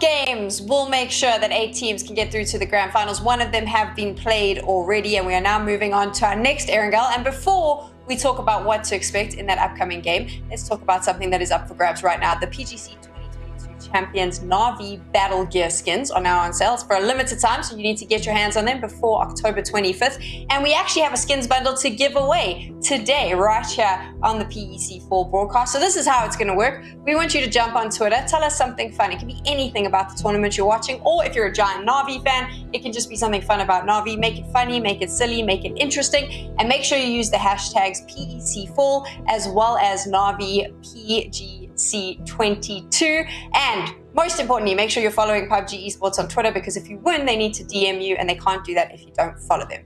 Got that all? Good. Let's get into what to expect from Erangel. Most of the teams, like I said, Avenger, before this, we called it. We said these are the teams that you need to watch out for. They did exactly that. However, there is one team that didn't, and that's Digital Athletics. Once again, should they be worried, or is it too early in the lower bracket? Are we shaming them after one game, Sam? This is my question here. I like to do that. I mean, you were really tough. Let's be fair, you were extremely tough on Twisted Minds during the upper bracket after they had like one bad game. It was warranted, no? Like they were in a spot that they shouldn't be after 2 games. I was like, this is not normal. What is happening?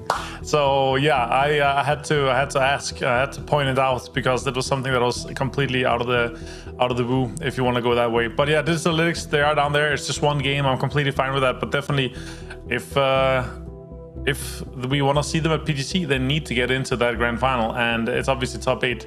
But again, it's really an outcast of a game, right? It's so rare that we see these promotions, and it's so rare that we have these kind of hard shift, and it's really, really difficult to get into the city, of course, unless you have like crazy rotations, you're early on it, or you have some emergency pickups, and you kind of play safe. But yeah, still a game that ended up being a super cool game for Savim. They had like super insane clutch moments. Christian Mark, they're able to kind of clean sweep some of the teams, and their strategy, as we saw, once the circle, they went further away from the center of the circle than like, and where they expected to be, just because they're on the hunt for kills, right? They were like, guys, if we can set up a trap around this area, we're potentially going to get a lot of kills, and they managed to do so. Dante got like 5 or 6 kills in that game. That was fantastic. So it's going as expected, except for a few teams, but it's gonna iron out over time. Just like if you hang your shirt in the closet, even if you haven't ironed out, it's gonna be like straight after, you know, years. What a weird analogy, but we'll go with it. Saga, I mean, obviously it's going to be a bit of a different Erangel, because we're presuming we're not going to get the same rough circles. Yeah, definitely so. And what might actually come with it is Newgate will have a different chance to play a game. This game, maybe they looked at it and thought, okay, we're dead center of phase 1. Newgate's a team that, in the round of 16, they would fight to the death for a phase 1 dead center compound. They would literally int their games and come dead last to try and get that compound. They got gifted it for free, and then the zone shifted away from them and it all fell apart. So this time, maybe a little bit different, but we're expecting on Erangel and Miramar that they're going to be kind of sharing loot spots with the Wu, which I don't think either team is necessarily happy about. So if the flight path goes a little closer to Yasnaya, then there might be some early engagements on that side of things to keep an eye out for. Let's now head on over to Kylaris and Toby. I'm curious, gents, do you just hang your shirts in the cupboard and hope that they iron themselves straight? Yes, it's a magical wardrobe. I also have a magical table that when I put things down on Thank you. I was waiting for that one. Oh my god. They just disappear overnight. I don't know how it happens. It's amazing, Toby. And the dishes too. I don't know how it works, man. It's insane. Whoa. Yeah, it's pretty magical. They put their clothes in this thing, and next morning it's just in your closet, completely ironed too. I don't know how it works. It's pretty wild. Magical. Pretty wild. Yeah, who would have thought? And who would have thought? If we just stare at the stream for long enough, we magically get game 2 out of 12 here for PEC for lower bracket. And here it is. Yeah. It's just bound to happen. There are a few things that we just know to be facts. One is stare at the screen, the game will come eventually. Second thing is crates predict circles. Now it's been confirmed. That's true. It even predicted the next circle. The question mark. It put up both of them. Yeah. If you don't know where to go, just look to the sky, find a crate, and you'll be good. Or you could go in game as well and get yourself the Na'Vi PGC 2022 champion skins. So make sure to grab those in game, and maybe you too can be as cool as the world champions. Oh yeah, and well, speaking of Na'Vi, Circle centering right on what you would usually see Na'Vi be looting, exactly where formulation is currently posted up. So we're curious to see where this one is going to take us. Is it going to be a dirty little military ending, or is it going to go north? We're not quite sure just yet, but there is still a chance that this one yeets down to the south. I have this weird image as we take a look at the map and we see here a few shots going off. The fact that it's not phase in Milta. It's Ascend. I'm like, what is this topsy-turvy world we live in? But yes, they have qualified anyway already, so they don't need to worry about that. It's almost as if you don't have to respect the drop spots of other teams when they aren't in the lobby. Who would have thought? Crazy. Crazy. I do like you, James. I do like you a lot. No, you don't. Come on. Nah, I mean, we act like it anyway. We act like it. We should maybe keep our eyes, though, up towards Yasnaya. Now, Yasnaya can easily be shared between two teams. I even think I've seen 3 teams loot Yasnaya before without any kills coming through. But we do have both Newgate and Wu landing kind of not just side by side, but this time around, again, I mean, if one team lands west, one team lands east, it's easy enough, but they're a little bit tangled up there. So wouldn't be too surprised to see some knocks come through the desk. Of course, mentioned the possibility of this happening as well. And now there is just exactly that. You have Nixie, Phosphate in between them, and I think that's the clear sign that some sort of fight will ensue. Definitely, that little crossover, especially in these kinds of apartment buildings. The fights can really stalemate in these buildings very quickly and then not end quickly at all, unfortunately. But shots will come in from Nixie as he does see him across the way. Even if you want to use utility in these apartment buildings, sometimes it's almost not worth it because they're so big. People have so many locations to fall back to that unless you absolutely guarantee a cook on a nade and then a knock, it's just not worth it. It like gets wasted.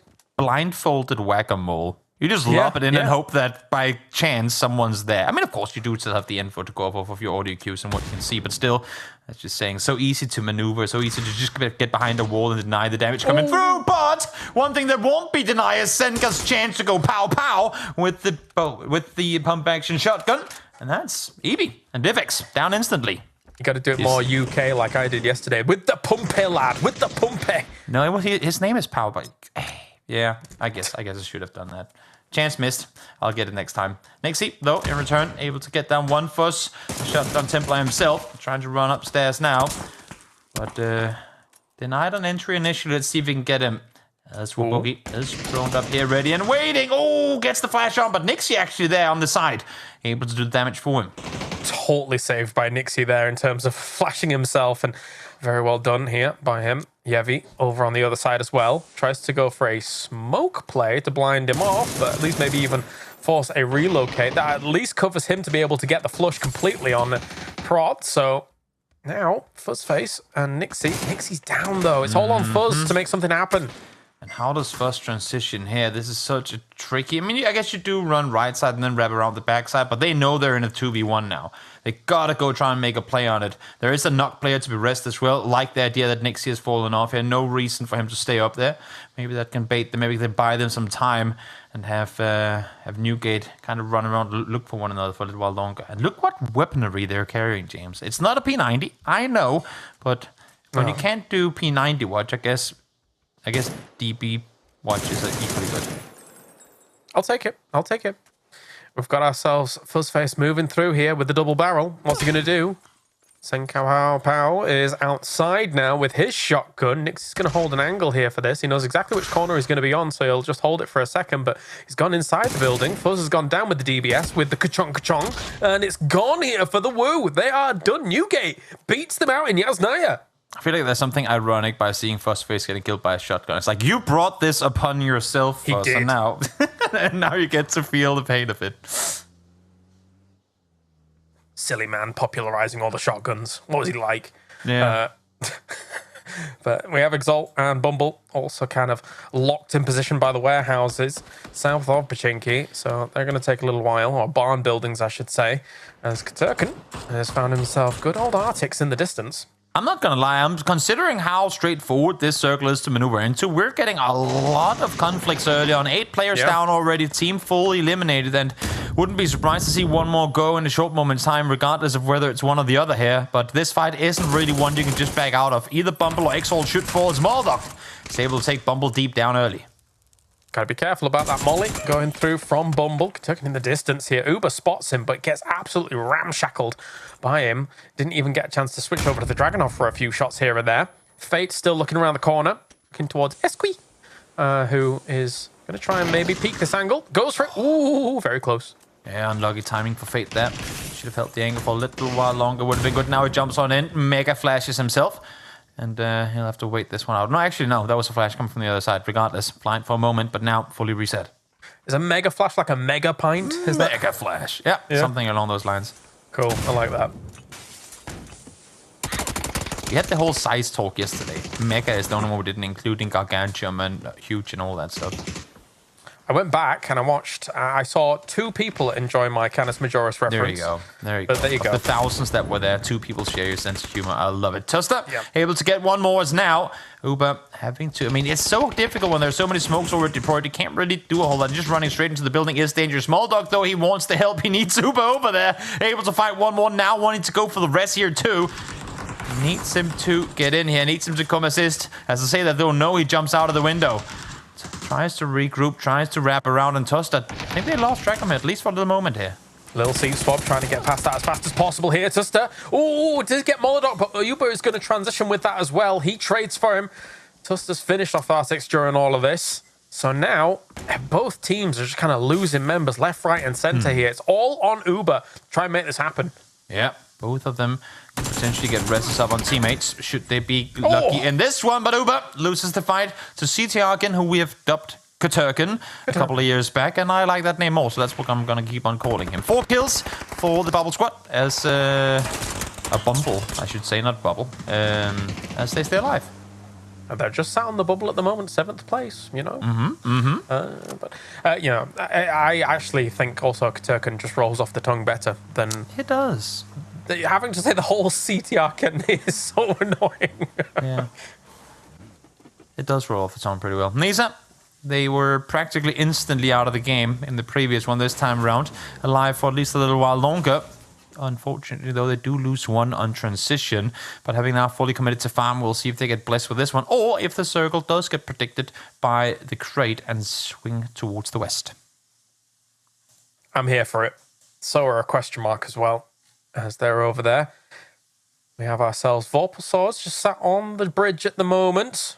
Very reluctant to advance forwards, just in case anything a little bit crazy is going on. I suppose they do also give themselves the option of potentially going south if something wild goes on with the circle, but... I mean, they came from down there. They came from down there. Like, why cross all the way over if there's an off chance that this one goes back south again? Yeah, I suppose you could be playing for it. Again, I'm not really expecting it here, but, you know, they're open to any eventuality.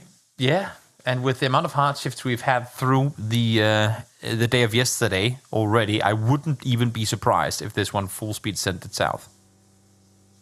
Let's do it. Let's just keep throwing chaos. Because considering we started with a Primorsk ending, the crate,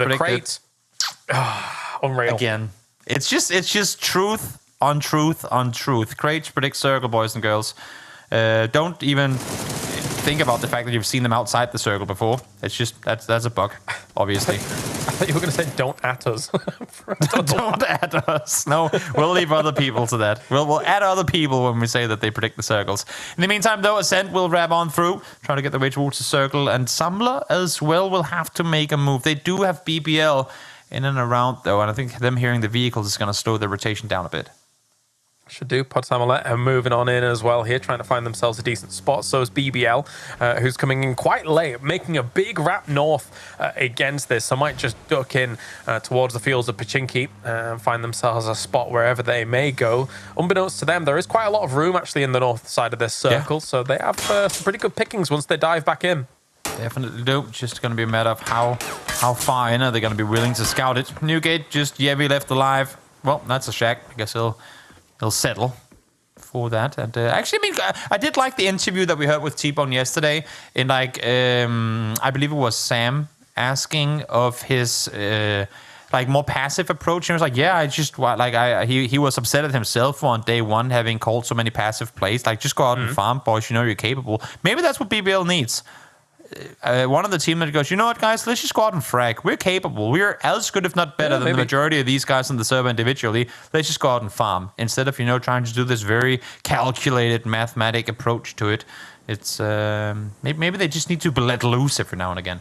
I mean, that's what they said to you, right? The fact that they know that they can all frag. They know that they're extremely powerful in that regard. But I don't know. Maybe there's a bit of them in the back of their mind that's just kind of overthinking things a little bit. Yeah. Regardless of what it is, though, it wasn't working in the upper bracket. Let's hope it works in the lower. With 8 points on the board for a first game, that's 66% of the points that they... 0.6 recurring, of course. Yeah. Of what they got in that first day of the upper. So it's already a decent start. Not too shabby. Crate comes on in, flies right down next to the wizard, which currently is unoccupied. So who knows? Maybe that's where the game will end. Maybe not, because in the end it is probably pretty random where these circles do end up going. One thing, though, we can promise is that the circle coming after this one, which would be circle 4, is going to try and shift away from water. Yep. So all of these teams trying to just situate themselves as central as possible. Formulation obviously has a great compound to get things really rolling. Bad Boys is here as well and found themselves an okay spot. Who, I mean, for the most part in the previous game, teams like Bad Boys, I feel, got pretty unfortunate with the way the circles worked out. They were in an okay spot for quite a bit of that game. And then, of course, we have pretty more shenanigans occurring, and all of these teams get locked in the blue and the north side, where they're all stuck in these fights in open terrain where they can't really make the rotates as freely as they would like to, right? So an anomaly of a game is game 1 for sure. Definitely. It's one that even if you had a bad one, like your Vorpal, Solso, Nisa, or Bad Boys down at the bottom of the leaderboard, you just gotta kind of shake it off and go next. It's only to happen so often, so shake it off, go play the next one, and... No way! That's the Southern Shift. Wait, no, I'm not even gonna. What? Okay. So, James, phase 4 cannot pop without some sort of water included. There is a tip on the southern shoreline where I'm like, don't you dare. But even the thing is, even without this, the amount of water in, the melee base in as well, look at what you have to play in the north. It's an open downhill facing the Double Barns compound. There's nothing to play in the circle if you ain't here already. I think a lot of teams saw this and thought to themselves, they're crashing. Yeah, not only can we crash into these farm barns, but also teams might want to try for the cliffside south of this as well, which is generally quite a good spot to take as cover. We now see Sarvam here trying their very best to wrestle this away here from Bumble. But these two locations that we're alluding to are going to be of extreme importance potentially in the future. Yeah, they scouted this early. They heard the fight going on between Exalt and Bumble, and they said, you know what, if this one does swing in the direction, we got to insta-pull, because we know we'll have a 4v2 in our advantage. They've just had a very successful city ending, and now they get to fight down here as well. Newgate falls early. That's 14th place for them as everyone scrambles for some sort of position to play from. Yeah, a lot of fighting going on in those, and Samler is going to be one of the teams that tries to take away DA's location. Yes, they will. 13th place for DA. Now that is taken away. That's a decent high ground spot overlooking that kind of new port area. I say new, in inverted commas, port area that does exist on the east side of this circle. Schiller breaking the windows. Going to throw a nade on through. Bumble from Bumble. Does he go down? No, he does not. I'm loving the fact that Vorpal just went back to the south side. Like, you know what? Screw this. If we win military, we'll go back again. If it doesn't work for us, at least we'll get some placement points by just swimming across. Yeah, you can try. You can try. I mean, you could exist in that water for quite a while that's going on here, but Tekers goes down. Levante is doing very well for himself here against this. Intense is down as well. Really good stuff from Samolet. Definitely. Trying to claim some more space. Rocks does fall out in the open. Nothing more they can do to kind of keep him alive. And now Nisa pulling up on this one. They do have one casualty in, so 3 people rocking up to the compound on the far northern edge of the circle. Here they are, Vorpal swords. All right. Chilling. Either they get the biggest sick gamble ever. The crate, James. Oh, no. Well, I'm going to go against the crate in this one. Look at a loadout and tell me it's Chris without telling me it's Chris. M249 an OM and an M249. There you go. That's the Chrisest lineup or loadout you could have in this game. He's only about the big guns. I appreciate it. I full on appreciate it. The set, though, having to now fend off. Brack's able to find the first one with a nade. They've already gotten one earlier. Let's see if they can full on hold off here against the push coming through from Happiness. Chris Knox effect, Chris Ends effect here. As in the distance, you can see the bad boys coming in. Screams is going to go down, though, to Brexco, as he's about to tear everything asunder up towards that north side. But all of these teams right now are looking at elimination points, kill points for the most part, because trying to get into this circle is going to be absolutely diabolical. Yeah, very, very difficult indeed. Nice swing around from Mika there to follow up. Brex gets knocked. Doesn't matter too much to get the kill in the end. Clean as it can be. And I think because they got the knock on one of the Bad Boys players too, they can't really make an aggressive play on it. I would have hoped to see Bad Boys aggress more down towards the set, because even if they go in without having to fight them, I mean, they're going to be running side by side. They're going to be shooting at each other. Take the fight while they're weak. But again, as we said before, it's a tricky. Vorpal Swords just emergency picked up 300 meters. They're and gamers. It might have just worked out for them. Yeah, I mean, again, I think that these cliff sides can actually have some value for quite a while in a circle like the prior one that we were talking about. Nobody wanted to take it. Vorpal Swords is kind of almost kind of compromised with taking it, considering they're on the other side of this, but they didn't have to swim. That's a bonus. I saw a YouTube video once of the shortest flight in the world, which is literally like one island to another. They're practically next to each other. I think this flight might have beaten it. 100%. Yeah, the shortest flight in the world is what Vorpal Swords just pulled off. They did well for themselves. They've been able to still be in the circle, and that is more than they were previously looking at before here, as it was the hardest of harder shift north, but just because it kind of had to be for the most part. Yeah, definitely did. Chris, knowing that Samler on just the other side, trying to reload, but in the open while doing so. Because of that, now that vest is completely gone. Clip in the meantime finds physics. That is formulation out the limit. Still trying to do more here. They're going to send 8 kills on the board already. Even more, 9 kills. A nade hits Brexco, but they should be able to get him up here and still be 4 alive. Ascend is on an absolute warpath here on the east. Yep, Kiliakai trying to now peek on over, trying to make sure that even though they hear the vehicles coming in from Nessa, that they will in fact stop on the other side, and indeed they will. Shots are being fired towards Code Vasto as they try to prevent them from really doing anything. And I like this small wraparound from Vorpal. PUDDDDDDD. You can see trying to get an angle. If he can spot Kiliakai in the open here, and even just for info, get a knock on him, like even if the flush doesn't come through, that's pretty big for Vorpal Swords. Now that they've taken full control south, because remember, James, the next circle does not have to shift away from water. So if they can gain even more ground down on this peninsula, that's huge.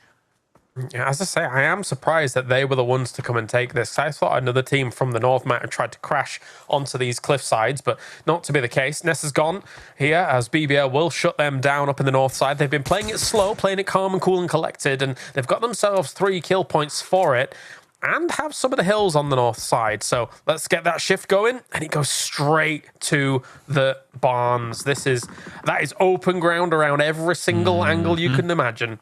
And credits where credits due to Sarvim for pulling up on it as fast as they could once they saw that circle shift. They're going to be dead center, but I would be very surprised if no team starts full speed sending it in now. Yeah.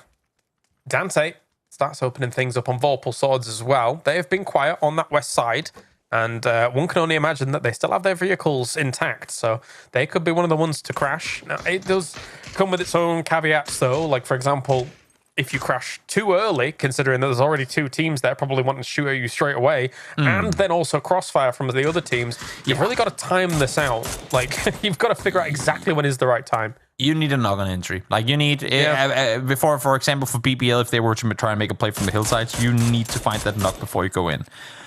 And then maybe not even crash the buildings, then crash the 1 stories on the eastern side or something like that, because it's going to be dangerous. And you know that once you do pull up, instantly 1 or 2 other teams will be doing the exact same thing. So no matter what, the first team to try and make that play will be at a disadvantage. And will it be BBL to try and make this move here? What is their plan? They're all loaded up into the vehicles. Do a little circle, thinking about it. They are going to be dashing on down into this open ground. This means shots are going to come in straight away. And already from Sarvim, already from Question Mark. What are they going to try and hit here? There are a few rocks ahead of them, but even if they do go into that, Vorpal Swords might actually have a little bit of an angle. They're going to try and go for the cliffside. Did they see Racer get knocked? Are they just going on the rocks? Okay, because there is actually a lot of space towards the east side, or the southeast side here, I should say. But no, they go down towards Question Mark. They saw that only one of their players had pulled up in this position, and they're able to force him off. Fagatori gets a double with an 8. That's elsewhere on the map, though, as they now take out the entirety of babies. I mean, again, this is kind of what I expected earlier from teams to try and find some of these spots. I mean, of course, yeah, if you go here, you are then stuck there as Odin will actually knock Hakatori, as Sarvam is being able to just shoot at everything they want while this circle closes on down. Teams do not have many choices here. Not at all. Not at all. And when you're within nade range of the teams on the other side, nothing things any easier either. Chris continuing to dish out damage with the arm as he finds yet another knock, now fully aware of the teams on the other side. And BBL, I mean, again, really with the backs against the wall here, need to fend off against this question mark push.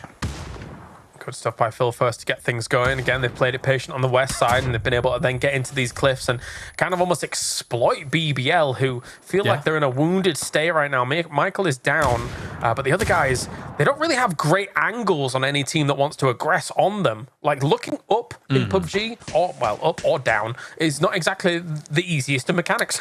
Not at all. Not at all. The thing is, for Question, I think right now, BBL is hoping that could somebody please shoot at Question Mark, who stood on the rocks looking down at us, but no one's really forced to do that, and Vorpal are busy with trying to fend off against the centers. They see them as a bigger threat, so the help that I think BBL was hoping for just ain't arriving.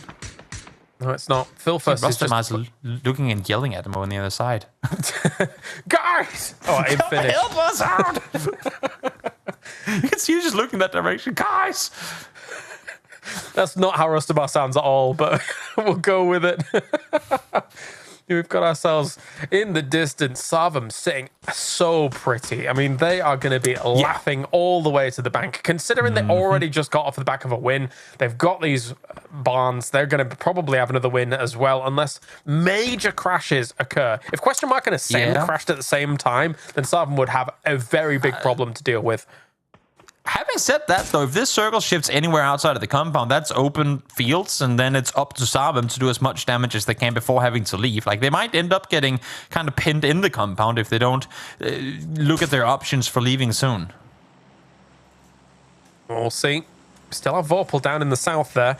Again, they did a great job of being able to identify that that was a position of power for a little while during this game.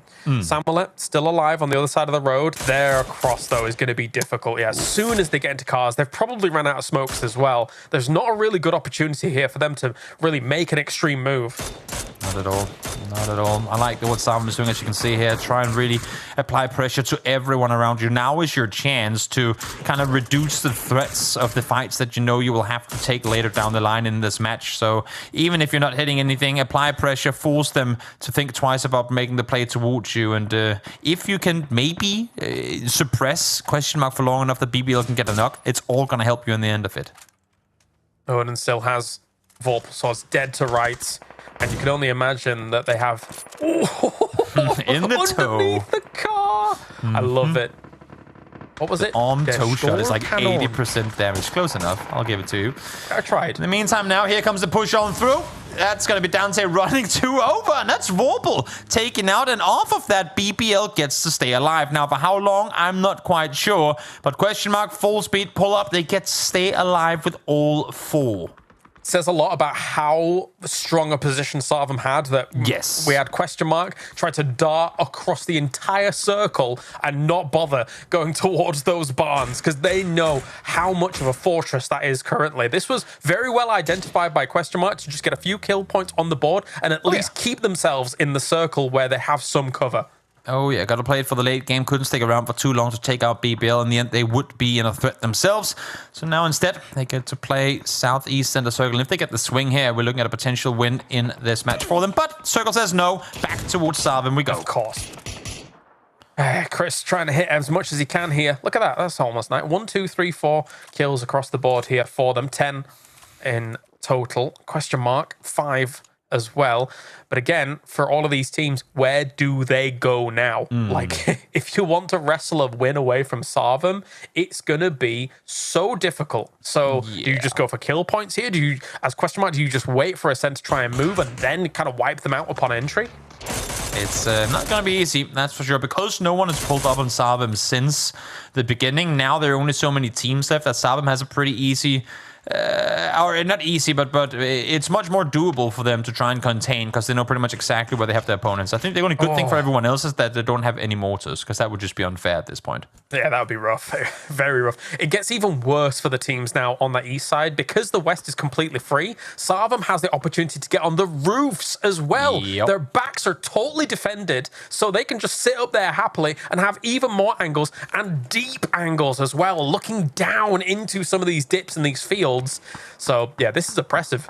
Yeah, you see question mark spotting the nades being lopped on forward, or the smokes make it. As Brexco has himself a Dragonov. And what is that I see, James? Was it? Oh, a P90.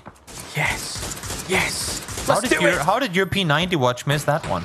I quite honest, I'm suffering from allergies, so I looked away from it. That's what it is. Blame the dog. Okay, I see how it is. Did it also eat your notes?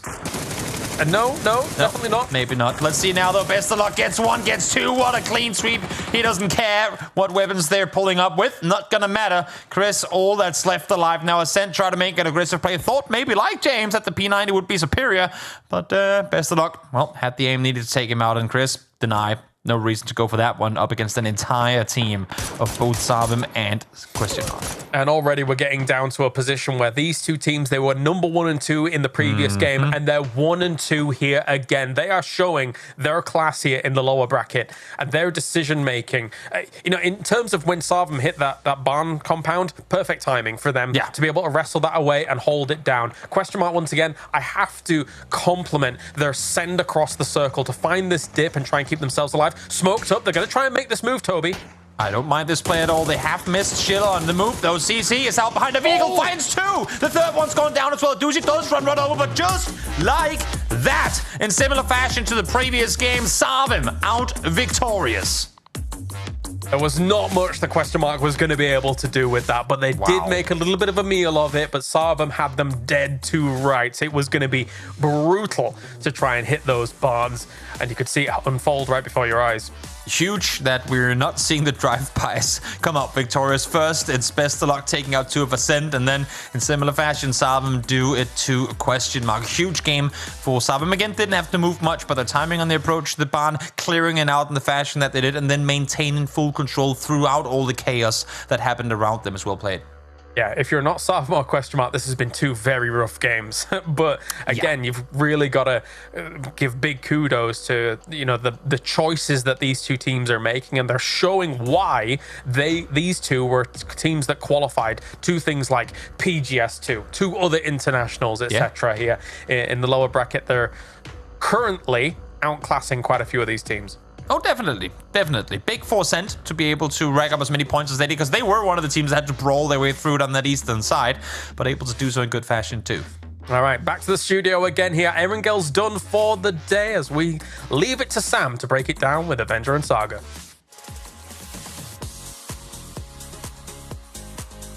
3 of the teams we saw in the top 4 on the first Erangel were back for the second Erangel, which is interesting because we said we weren't expecting much of the same, but it turns out the teams we've told you to watch out for are doing just that, making sure that they sit in the top 5, top 6, top 7 Saga. It's basically a rewind of what we saw, the top 2 teams there as well, the same. Yeah, we had to wait a little bit longer this time around for the crazy water-heavy shifts, but when it showed up pretty massively. And early on, there was some engagements which, they looked a little bit weird. Like, what's the point in this fight? As particularly Exalt taking a full send fight into Bumble. I think it was kind of just both teams rotated into the barns at the exact same time and just decided we'll just commit to the fight rather than look for something else. And at the time, you look at it and think, is this really necessary?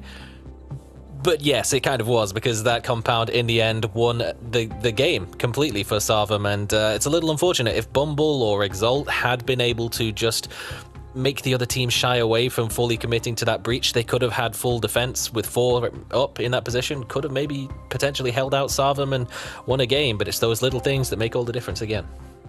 I mean, BBL, Ascend, Sarvim, Question Mark, Avenger, these are all teams that we kind of expected to be finishing right at the top. But there is a team that did it twice now on Erangel, Pod Similar. They've done this impressively for them. Not exactly a team I would have said was going to be right on up at the top of the leaderboard. Yeah, we've seen them perform well previously this year, so obviously happy to see them coming here again. But as Saga's previously mentioned as well and pointed out, it's like these guys, they need to win PEC Grand Finals to actually go to PGC. Like, they need a fantastic tournament to come in and take things away for it. It's going to be rough for them if they obviously don't go in there and win things. There's still prize money in the line, but still, them showing up like this and coming in. But it's no Savim, like, it's no back-to-back, it's no question mark back-to-back second place and double-digit kills. So the question is really, like, what we're going to see them at. I got to say, it's super impressive to see Savim and question mark, two different places on the map, two different approaches in terms of how they're taking things. And Savim, they took what they wanted by force here. Very, very impressive. Let's take a look at the leaderboard from that last Erangel that we just watched and put a pin on what Avenger said about Pod Similar. We'll see how they're doing at the end of tomorrow. But when you take a look at that, like you mentioned, Avenger, Savim, Ascend, question mark, double digits. This is so good for them. What a great way to start their lower bracket run. Yeah, it's good to see. Ascend here also coming in with 16. Very well needed. Obviously 5 points last game, but based on the amount of kills that they got, so now they're into the 20s. It's good to see, but this is still going to put Savim and question mark really far ahead. It's a really fantastic start for them, and this is two teams, like, if they start getting the ball rolling downhill, it's going to be really hard to catch them. Saga, as Avenger said, this is it for Savim and question mark. A nice, good cushion to start their day as we move into the third game. Yeah, I mean, what are we saying? 75 or so points? They're practically already halfway there. We've still got 10 games left to go, but it's also a good first stepping stone for BBL. Again, we said, 14, 15 points is what they got on their day 2 Erangel. They've matched that here as well today, and it's very good news. We have been harping on them a little bit, but I think definitely this lobby as a whole is much easier for the kind of new BBL style. They're very rap heavy. They play very late, very slow, very committed to playing the edge. And then in this lobby, as opposed to upper bracket, you have teams like Nessa Esports, who came from South George, drove through the middle of all 16 teams and then breached Ascend in farm, like the complete opposite side of the circle. They just drove straight through the center. So it leaves so much free space for BBL. Unfortunately, they did have to make Ascend to the cliffs, and it was a bit rough from there. But to get to that spot in the first place, it's looking good for them. We are now moving away from Erangel, and we're heading to Takeover, but we first have to take a quick break.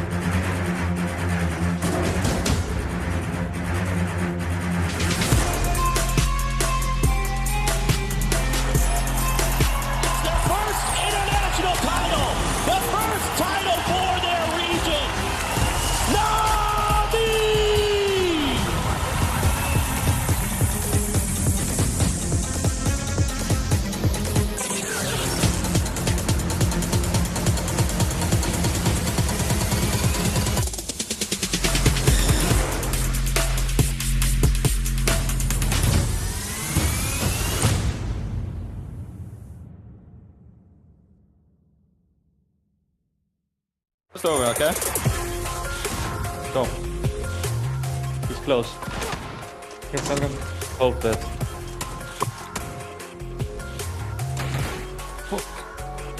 Yeah. Go away. I'm going in. I'm upstairs. Right side hallway, Nick. I'm healing. I know where's the other guy. Outside right. Behind you. I have no meds. Yeah. It's already pushed. Cars taking it on us. What is this? That 3 man. Nice. Rock the gun, rock. In front of my building. On my house, in my house. I'm safer. Second floor? Upstairs, yeah, on me. Just nade on me.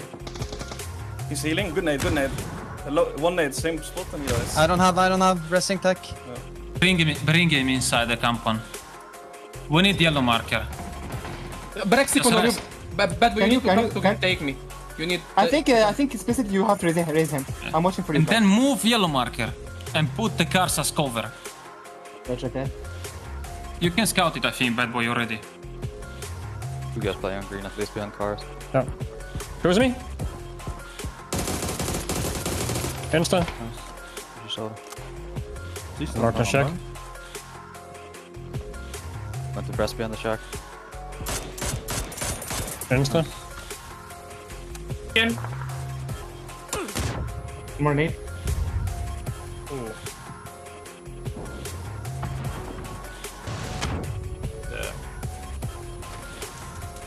Bro. Alright, locked in. This one. Let's try it. Gotta go smash you. Enter.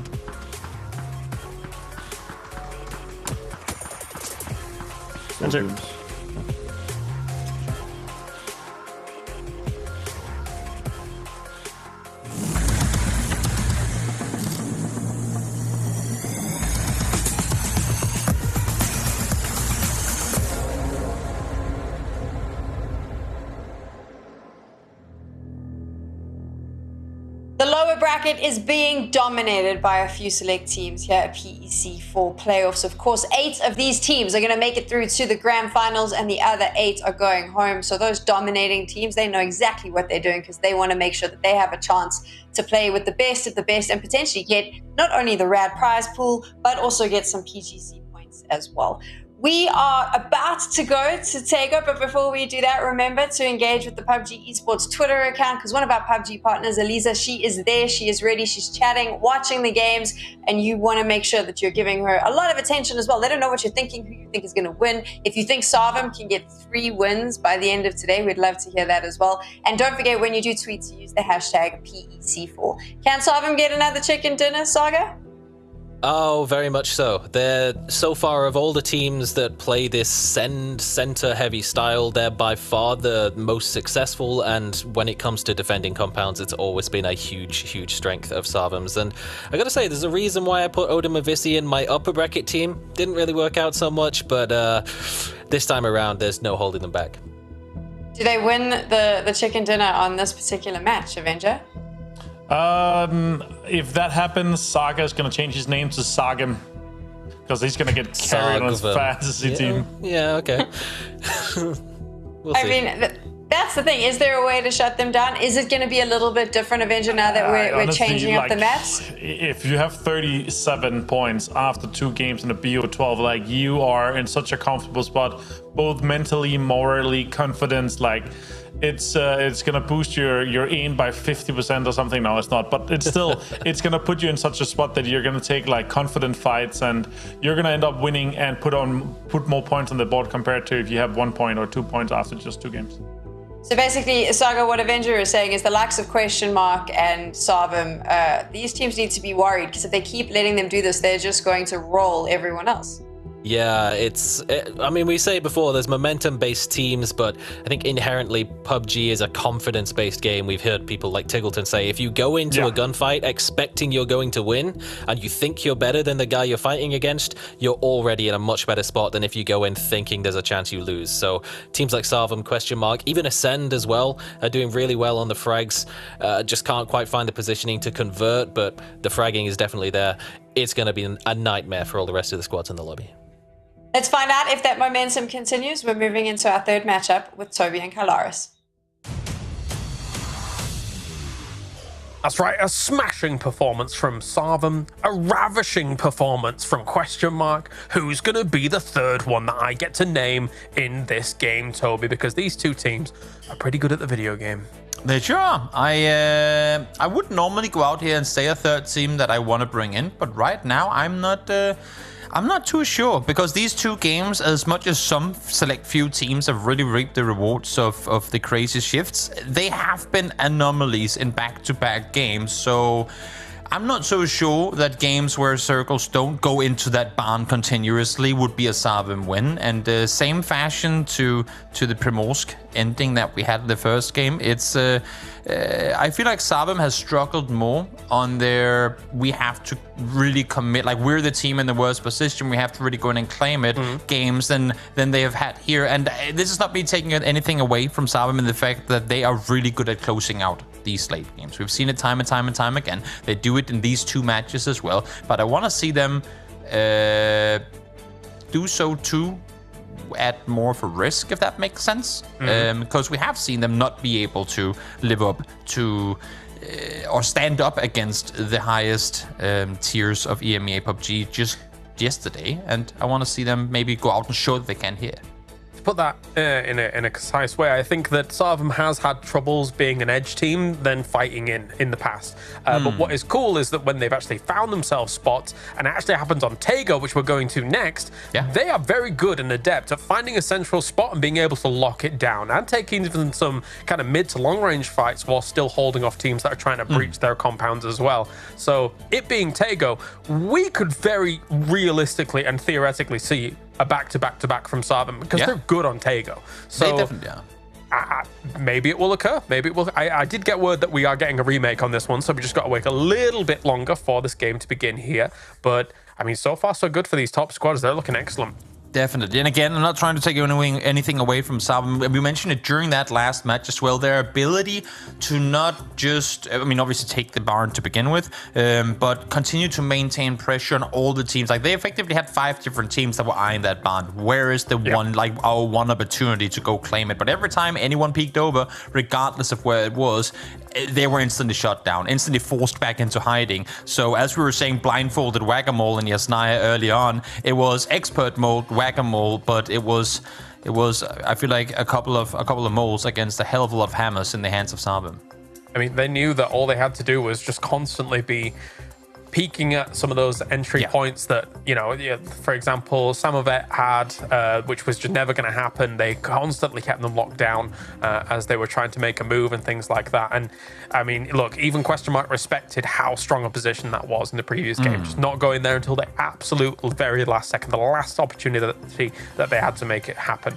I mean, meanwhile, though, there's other teams that were doing all right in the first game and trying to move through as well. BBL, Exalt, Ascend, obviously. Ascend had so many kills in this previous game because they realized for the most part it's very unlikely we're probably going to get this win. Let's just keep playing edge. Let's destroy everything that greets us here, apart from Question Mark, of course, which they had to push on.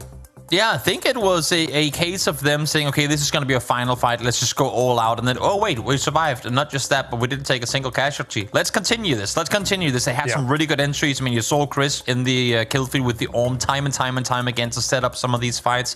Whenever maybe some of the other players would distract for a moment, he would catch a player off guard and instantly take him out. So huge that you have a player like Chris who's able to go in and do stuff like that. But then also up close, Krillika and Mika in particular in this match, both of them were able to just dish out so much damage. So huge that Ascent is showing that they're not just the, you know, slow movers on the edge that we like to see them be, but they also have a very, very big bite when they do then end up going into fights. I have a question then. Of the teams that are coming into the lower bracket for the first time, not the teams that came in from the upper bracket, who are you looking at as having an opportunity of getting the top 8? I mean, of course, you've got your question marks, you've got your obvious ones, but the ones that you don't expect. It's funny that you ask, because under normal circumstances, I would go Wu. But I've gone Wu in the past, and I know that now they've changed up the roster a bit, with Fuss being added as of late, and Diffex as well. I'm just, again, we're 2 games in. It's a little early to say things, and they did have a pretty good run throughout the open qualifiers. It's just, I haven't seen the, damn, these guys are dialed in. They've got the communication down. They know how to fight. It's tricky to fight in those Yasnaya barns. We said it even before the fights happened. And I like the way that Nixie was kind of peeking over for Fuss through the majority of the fightings there. Why are we bringing this up when I'm talking production? Look at that. Wait, so have you guys ever played golf? You know how it's about getting the least amount of points? I think I read the rules wrong on twire.gg when I set up my team, and that's why I'm currently in the back. I will say, though, that by the start of today, Calaris... Wait, why are you in first place? This is just going to make this even worse. It is, isn't it? But Martin, who was in first place at the start of today... He was 115 points ahead of me, and now it's only like 70 something. So I'm catching up, and the day ain't done yet, and we also have tomorrow. So I'm convinced that I'll be maybe better than Saga. We'll see. I think what's exciting is that Avenger and Sam are tied. Dead on. There you go. 344. Aside from, of course, me being #1, which is a foregone conclusion, considering I was always have you ever PGS2. thought about the fact that every time you mention that, you end up not winning? I won both at PGS2 and kept mentioning it all the way through. I was gloating every single day. Didn't you lose on the last day? No. In neither of them. Pretty sure you did. In draft and the other one. Pretty sure you did. Martin will back me up, I'm sure. Martin will never back you up on these sort of things. It's fantasy. That's his no, because what job. happens is then I pivot even more to have people on my side by saying desk boys, desk boys, desk boys, and then Martin's like, yeah, desk boys, desk boys. James, forever the desk boy, never the caster boy. I'm a little disappointed. I know. Not gonna lie. Maybe one day, but production says, was I a skater boy? No, I was not ever. There are certain things that I could never imagine in my life, one of them being James on a skateboard. If someone can somewhere find an example of James having ever done anything that remotely looks like extreme sports, I would love to see it. Even if it's a meme that you guys fake in Photoshop, I want to see it. The closest was I used to do fencing when I was younger. That's it. Of course I used to do fencing, right? Of all things that you could have done in the past. Hey, I was not bad at it. Lefty, easy advantage. But your arms are so short. That doesn't matter. It's about technique. Anyway, never mind. We've got ourselves game 3 here of the lower bracket PEC fall. At the moment, we have Sarvan and Question Mark absolutely donking on the competition. Let's get to our Tego match for the day. Now I just can't unsee Mitch and James with the sword in hand. Yeah, you want to fight? I don't know if I mean, I would, but now that you say you're like a professional freaking rapier master, I don't know if I want to go up against you. It's called a foil, but okay. It's the same thing. I used to use pistol grip foils. They were cool. There you go. There you go. Anything else you want to talk about now that we see this? I would love to talk about the Na'Vi battle skins that are in the game right now. Not only are they in the game and you can actually go purchase them, if you want an opportunity to win them, you can go over to Twitter. You need to be following at PUBG Esports as well, but use the hashtag PECFall as well as the hashtag Na'ViPGC22 and tweet us why you think you should be getting the Na'Vi bundle. And oh my god, is this a Eastern Circle on Taco? I feel like we've seen quite a few of them as of late. We had them yesterday, or the day before yesterday too. And here we go once more. All right. Whilst we're waiting for this circle to unfold, because I think not much is going to happen, I have told you about a previous hidden talent. What are your hidden talents you've never disclosed to the public? I used to be in the Danish national snowboard team. Snowboarding? Which is super weird because Denmark literally hasn't got... we barely even have hills. So I guess part of that story explains to you how easy it is to get on the Danish national snowboard team if I could do it. There you go. It's like the Jamaican bobsleigh team. That's pretty decent. Yeah, pretty much. Except actually good probably Denmark's a little bit colder. Oh yeah, I mean we do have the weather for it. We just don't really get we don't get the hills needed to actually gain speed. Yeah. Is Denmark flat? I didn't realize. Our tallest point is like 100 meters tall. Really? Yeah. It's pretty flat. In any case, you said nothing was going to happen. The observers believed you, and now you lied to them. I did. Intense able to get one down as Tuster falls, and no one was ready for it. And that's because it happened in the very center of the circle. Everyone's looking out at the edges, going where the fight's going to take place. And just like that, our dear friends at Bumble Squad take one loss early on. Let's be real. I said it yesterday. I'm going to say it again. The observers are cooler than me. I'm not as cool, and I lured them into a false sense of security with no fights going on early. I'm so sorry, gentlemen. Yeah, that's on you, James. That is on you. DA, in the meantime, also trying to fend off against the position. This also being inside the circle. Issue for Lyron is here. He is all on his own against the entirety of Nesta. And he almost did a pretty decent job about taking one down there. Not to be the case, though, as Arthright has been able to find himself a bit of a fortificated spot. My feed is frozen. Oh, it's back. Never mind. Smoke.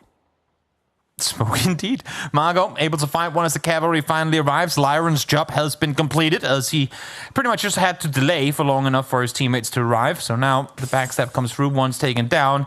And now with the entire team ready and waiting, they can re-engage the building. Hughes peeks in, finds one shipless, instantly falls, and now there's just one left on his feet upstairs. How can you do this? Because as you can see, Kodwasto is far off over on the other side. He does have a shotgun and an Uzi to work with, so maybe something can be done.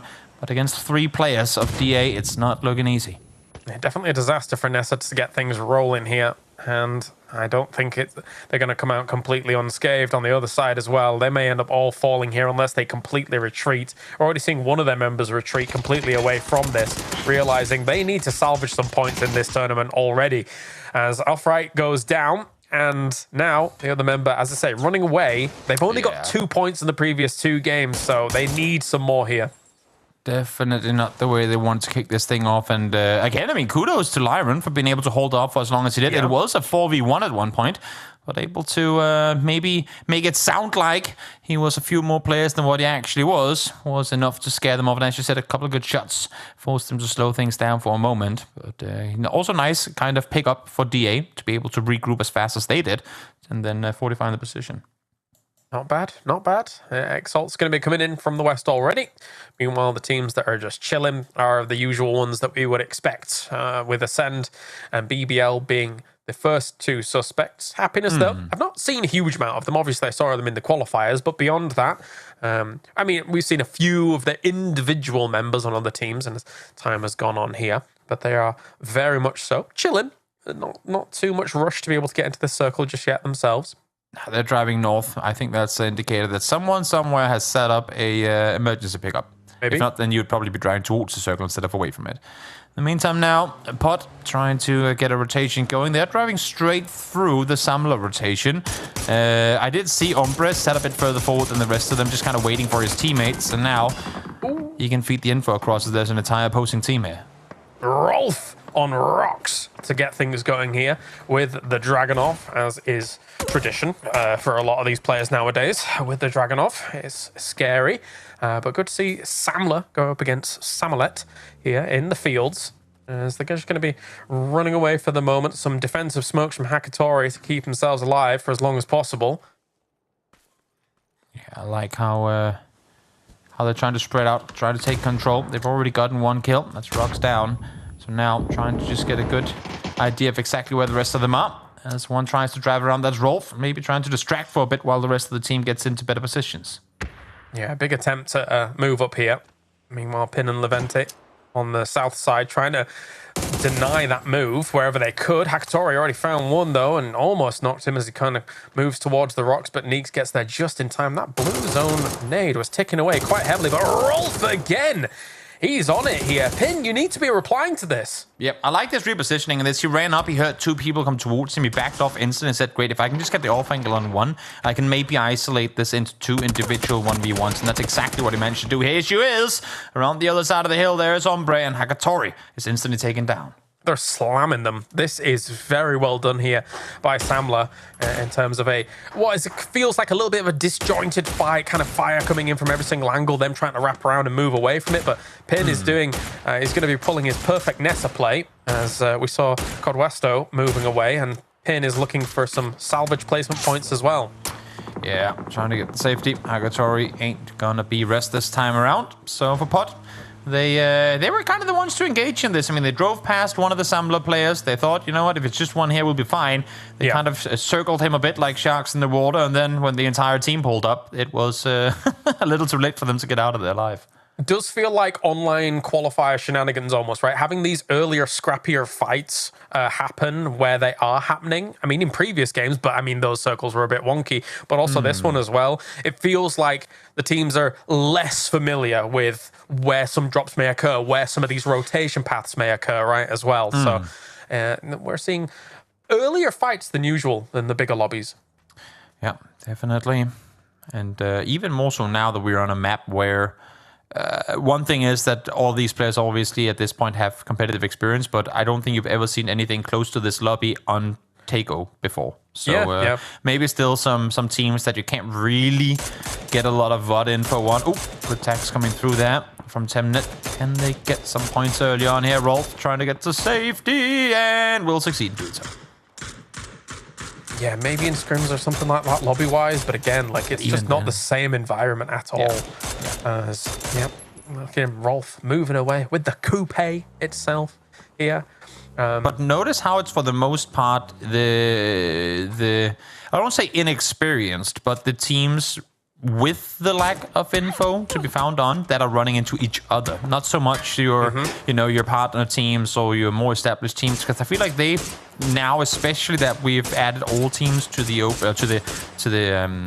like qualifier parts of the finals, they have all just learned to stay away from these sort of engagements, unless if they really benefit you, like you're in a perfect position, perfect random timing on a pull-up, then you can go for it, sure. But for the most part, you'll see the likes of your Ascent, your BBLs, your other teams like that try and dodge and weave those sort of fights, because you just never know how the outcome is going to be. Yeah, I would say that separates the very, very top of a region from what you would consider maybe the top 1%, top 5%, is that the very top of a region knows how to keep fights at arm's length until absolutely necessary, right? Yeah. Like, they know that for the most part, unless they see like a really advantageous position, that they're just going to dive on straight away, and they know that they can take the, geez, that's a shift. They will just try and delay it, because if you do delay it, and both of those teams survive in a similar place, you can survive in a symbiotic relationship, holding off angles for each other, and then potentially gaining extra placement points, basically for free. Definitely. You like rivers, James? Because if you do, then this circle is perfectly set up for you. And now let's see. First, spots 1, spots 2 vehicles. Shots are being fired as Moldog goes down. That's Nixie. Able to find the knock on the flush. Do you want me to tell you who likes this circle? Theraphon 5. They do. That is true. This circle. Yeah, if they were here, they'd be clapping their hands, reminiscing their good times at PGS. No doubt about that. You're coming in the meantime. Full speed pull up on Bumblebee.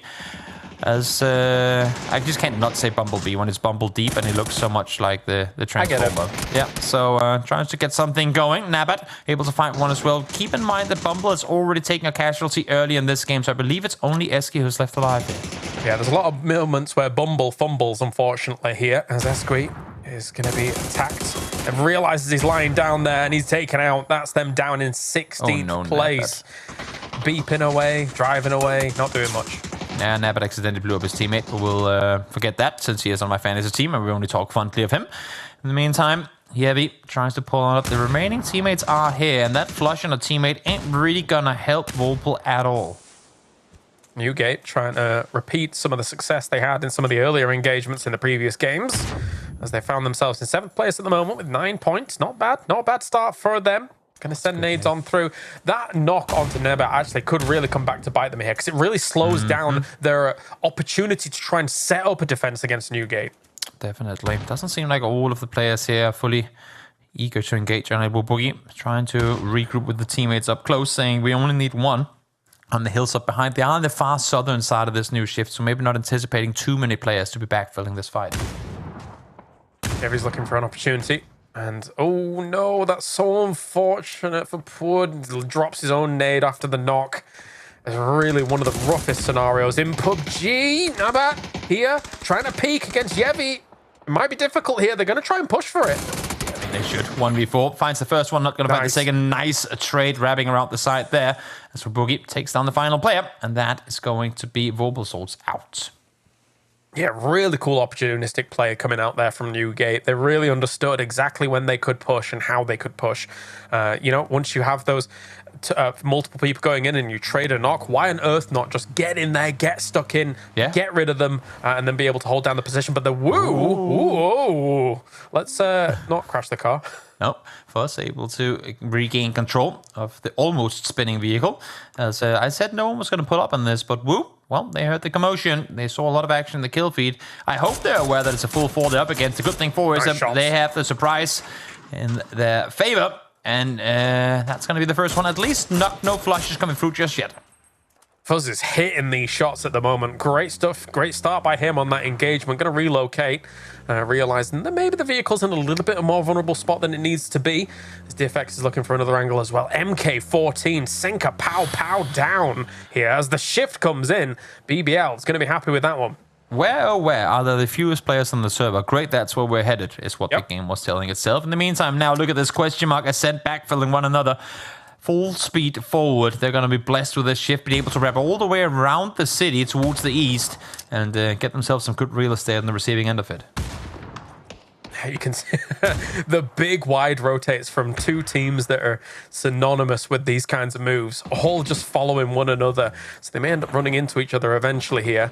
Or question mark and ascend. But now Newgate is running. These teams, man, they're so keen to sniff out the fight, finish the fight fast, and everybody's running away for those placement points. But Kiliakai, as I say, these two teams, the same rotates, run into one another, big names taking each other out early. Yep, a doozy. First one to fall here. Didn't need him alive for my fantasy team anyway, so that's fine. As Dante now tries to peek on over. I mean, it's a weird rich line here for these two teams to fight. And the good thing is that no one's really around to engage on this. So if this fight does come through, you'd imagine that there's going to be no third-party involvement.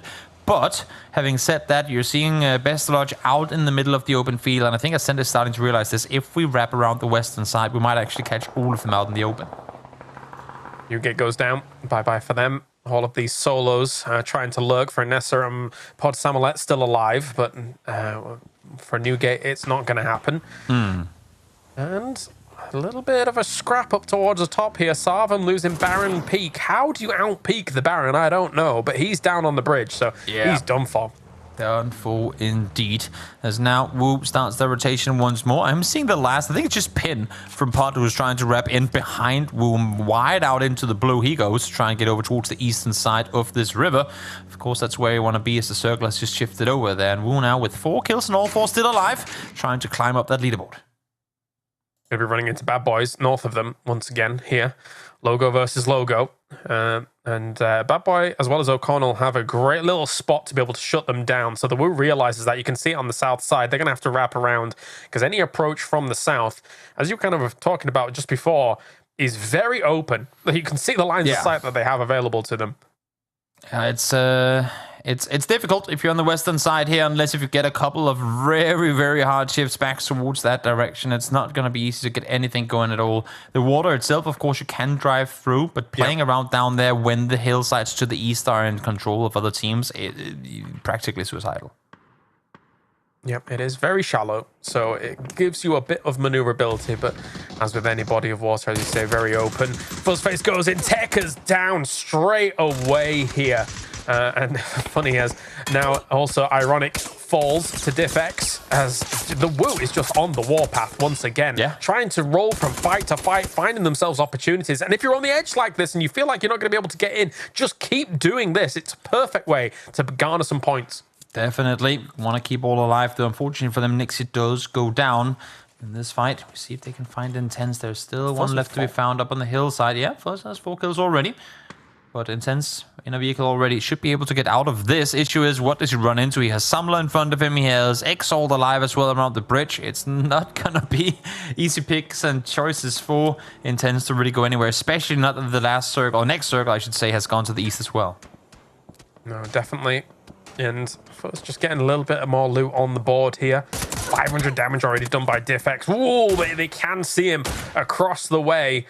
I think eventually the Wu's just going to have to try and crash into the 2-2 split of Bad Boys, but they don't really know that it's a 2-2 split, so they might be fortunate enough to crash into that west side of the split and maybe make something happen. I'm not going to lie, I'm surprised they're still maintaining it, but then again, there's not really anyone applying pressure on the southern side. It's just, I mean, we know that. So brave, in my opinion, that they keep 2 in the city and 2 out on the western side. I'd just say fortify 1 and then crash into the city late if you have to. But again, I mean, they got vision, as you can see already now, shooting towards the Wu, trying to force them up towards the north, not allow for them to come down to the south. It's so open, you can see all the shots raining down on the Wu from that west side, and they've managed to crash into the embankment on the other, as now still Exalt might end up having a little bit of an angle on them. Smash up towards the north here is still a little bit wary about the Happiness rotation, as they are trying to go all the way around near Ascend eventually. Getting in from the north is also going to be difficult. I mean, if Happiness crashes into Ascend here, that might be a great opportunity for BBL to get some points on earlier. I say earlier, it's 18 minutes in, but in the early stages of the fighting stage of this game. Not bad, not bad. As Samler kind of stuck themselves. They've also sent another 2 onto the embankment on that west side. You can see here what the Wu has to work with. They find themselves Uber, take him down alongside Fate as well. Fuzz with 6. Can they get him back up? Well, they want to, but nope, not going to happen. EB couldn't get to him in time. Out in the open, he falls as Ombre is able to take him out. And crucial for Samler to get a little bit of damage, I should say, in onto Wu, because they could be running into them real soon. In the meantime, up towards the north, we were talking about it just before, Ascent and Happiness. They know of each other's whereabouts, but who gets to kind of draw first blood here? Using some of these rocks, always important for the peaks, and then getting off of them as soon as it's come your way. And as long as you've got your back covered, it should be okay. And with a split like this, with the 4-way split, usually if you're leading the charge, you're not the one that's actually vulnerable to a backside attack. But charging up nades now is Happiness, hitting them into the pylon, really not connecting with Chris. Not easy, not an easy place to fight. They're all aware of the potential third party coming in, so wanting to get this done with early, but of course also not wanting to take any unnecessary risks in doing so. Temnet does go down as more nades being lopped on over Chris, trying to see if he can kind of blindly fish a little bit of damage out, maybe even get a knock on where the smokes are being deployed. But you can see Brax go instantly as soon as they start fighting. He has to look south, and that's why they're not going all in on this fight. They cannot commit all their forces to it. You get a lot of third parties going on in Taker, so I can understand completely why Brexco is looking that way. He is cautious. He is a little bit concerned about the BBL move. But if BBL wants to, they can just move up the hill and probably get themselves a load of drops as well. Does see Rustamar. Is he going to take some shots here? Just going to hold his trigger finger for a second. Wants an open, clean shot. Just when he gets out into the clearing between these trees as well, it's an opportunity, and he does knock him. That is going to slow down BBL in terms of progression, but maybe a big push here from BBL is on the cards now. They're in vehicles. Yep, it was a bait crate all along. Rustamar wanted to get up there and get some loot for himself, but not going to happen. Michael, though, has managed to wrap around the side. A little bit of help does come through. More damage has been done to Brexo. 22 HP, but he keeps on going. Clip finds Mika, but doesn't matter for now because Brax is continuing to apply pressure towards the eastern side here. Maybe a bit of an overzealous move by Mika. It was like a battering ram coming in on that location and gets absolutely smashed when time goes on. But at the same time, the rest of the Ascent members are trying to move in here. Clib already takes down Kiliakai. He's gone. He had the nade in hand as well. So unfortunate. Brexco, though, turns around towards Happiness. Brexco's a one-man army at the moment, just wanting to shoot at everything. This was the issue, though. They needed to get matters done with fast, because if not, then they would be kind of pinned in the middle, and now it's just Chris left alive. We'll see how much he can make of it as BBL is full speed, sending it up in his direction. Effect is able to take it. Oh, Chris! Wow. Okay. Well, I guess he held the angle, and it definitely worked out. A nade flies past him, does quite a bit of damage here. He's going to lie down to try and get maybe a heal on up, but no. Manducative, as well as Michael, are able to shut Ascend down. Yeah, so difficult for him to really do anything. Those trees didn't grant him the cover that he needed. And now, look at this clip. 4 kills already. Trying to make something happen here for BBL. Currently sat in 5th place. And with a good game here, they could be looking very, very fine indeed. Question mark slowly creeping up on the eastern side as Dante is trying to run it up alongside Phil first. If BBL isn't aware of this, that could be a very, very lethal backstab. Quite the terrain to have to work with. Very, very heavy topography for this one. Sloping all the way down from where BBL is, all the way down to Bad Boys. As for now, Schiller taking out question mark. Bestalosh is knocked here. The number 1 and 2 teams finally having a proper conflict with one another in the mid game compared to the late. As I think actually, you know, for the most part, Schiller had them dead to rights. He also took out Phil first here. They're getting absolutely battered. Yeah, Circle swinging down towards the south now as all these teams on the hills will have to come up. It's just EB left alive in the middle of it as the Bad Boys down towards the south will take a fight for a lot of space on that side of the circle. In the meantime, though, Dante will fall. That's question mark out. And once again, for the 3rd time, that is, Sabim victorious against question mark. Schiller is blasting. What a play coming out from him once again here. And as you mentioned, yes, there it is. The P90 in the hands of Metralian. As I don't know how well this is going to go, though. There's a P90 on the other side from Rustamar, but the P90 beats out the P90. What am I witnessing as Metralius is able to take the first knock? When you thought you couldn't make James any happier, have a P90 off, I suppose we can call it. And here we see Metralius come up victorious. Smash trying to hold the down low angle. I like this idea. Keep one just on the edge of blue so that if anyone is trying to wrap on you, you can maybe get a bit of a surprise, but you have to time your peek over right. And right now, that will be around that time, Smash. It's actually called a P-off, but that's just science. You know, I can't debate it. We've got ourselves here as we have BBL still trying to wiggle on around here, losing Rustamar with that gun, though. Really unfortunate here. DA had him on lockdown. And now Metralius, actually with not that much ammo. If they were able to wipe BBL and get some more ammo on that P90, you know what? I'm not opposed to it, but they're probably just going to run away, considering the Blues now encroaching. Yeah, I mean, they got their kills. They have a chance to kind of reassess the situation, swing north on this. They know that Sabim is up here somewhere, but if they can reset and maybe get a little more loot off of the crates that landed there before, they should be just fine. Peeking over, moving away. Gilly in hand for Michael. This car is quite wounded, so I don't want to be going too far with that. Sarvam now under siege from the bad boys down in the south. Ibby is just existing underneath all of these shots. He's done a great job of finding a middle spot, hunkering down and staying quiet. Tallest guy on the server tries to become the smallest man alive. It's a tall order, but so far he's doing all right, grinding the placement points, one team elimination at a time. Imagine an Ibby-sized me. That's what's happening right now. It's terrifying. That is terrifying. And what's also terrifying is Sabim's ability to just withstand. Holding off so incredibly well here. 10 kills. Comes through, though, now for DAS. Yep, that's the Dragunov. That's Dragunov. Yeah, I mean, at the same time, though, great stuff from BBL. This is exactly what we want to see from these boys. 9 on the board. Trying to make the recovery happen here, but no, it's not going to happen. Code Marco shuts it down with the MK12. And now they've got an opportunity to control the entirety of the high ground, the entirety of this north side against bad boys who... Wait, Nessa is still alive as a solo. Wow, good job. Trying to stay put, wave the banner in the bush. Now, though, he has to make a move. And I'm pretty convinced that that Explicit and Bad Boys have absolutely no clue that they left one behind. Right now, they're kind of fully focused on what DA is doing, but they should be able to do the math soon and say, great. So we're only 3, and there's at least like 6 more opponents, so it can't just be one team. I like the idea that if DA in the distance saw Nessa, they just think, it must be Bad Boys having 4. Yeah, I mean, obviously they would, but why would one be prone in a bush then? Also, I love how it's one bush in like 100 meters of nothing. It really is. There's nothing else. It's good. I like it. Good job. Yeah, able to stay alive for as long as you have been so far. Now, the bad boys are grouping up as well, so backstab might be imminent. We'll see when Code Wasto opts to peek on over. Same thing here for AB. I like the split that DA's got going, but these snakes in the grass do sometimes end up being very venomous. I'm surprised nobody's checked this car more aggressively.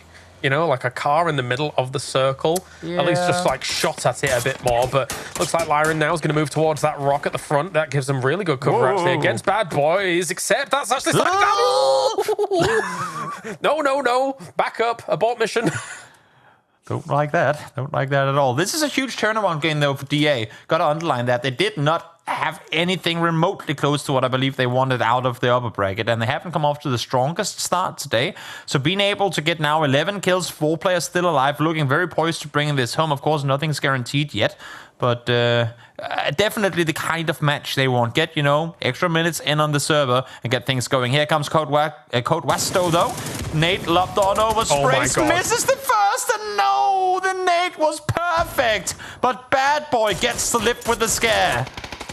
And RDA going to try and make a move on of that. Scream here is taking quite a bit of damage himself here. Code Marco goes down, though. We're able to connect with it. Moving up very aggressively here with the P90. It's only 50 bullets, but 50 bullets is enough to do extreme damage here to Bad Boys if they're not careful.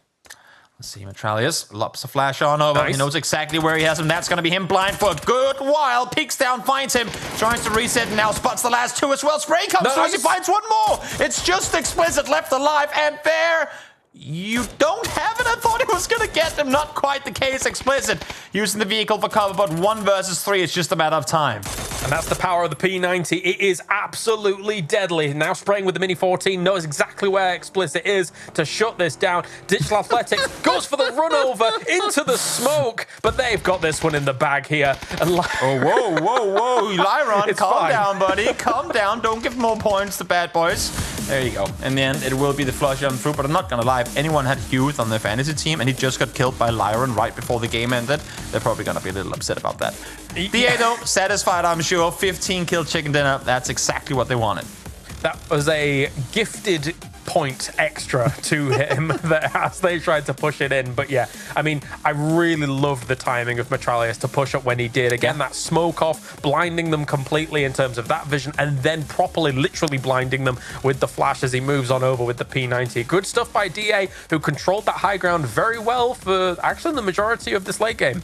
Yeah, it was very, very good to watch. And again, I mean, the way they approached it came in slow in the end and then just started brawling through. Of course, it did get a lot of the kills in the very early game where Lyron was able to stay alive and survive the onslaught. But yeah, I mean, just from start to finish, a game where it seemed like DA had even with the curveballs thrown in of them having to back up their teammate, they knew what they wanted out of the game and they delivered it perfectly. We see it so many times with DA in particular. I feel like with this current roster, they have a good plan, they know what's needed in order to bring home the game, they just can't deliver it. But this time around, they were hitting all the shots they had to hit in order to win it, and yeah, just delivering on all fronts.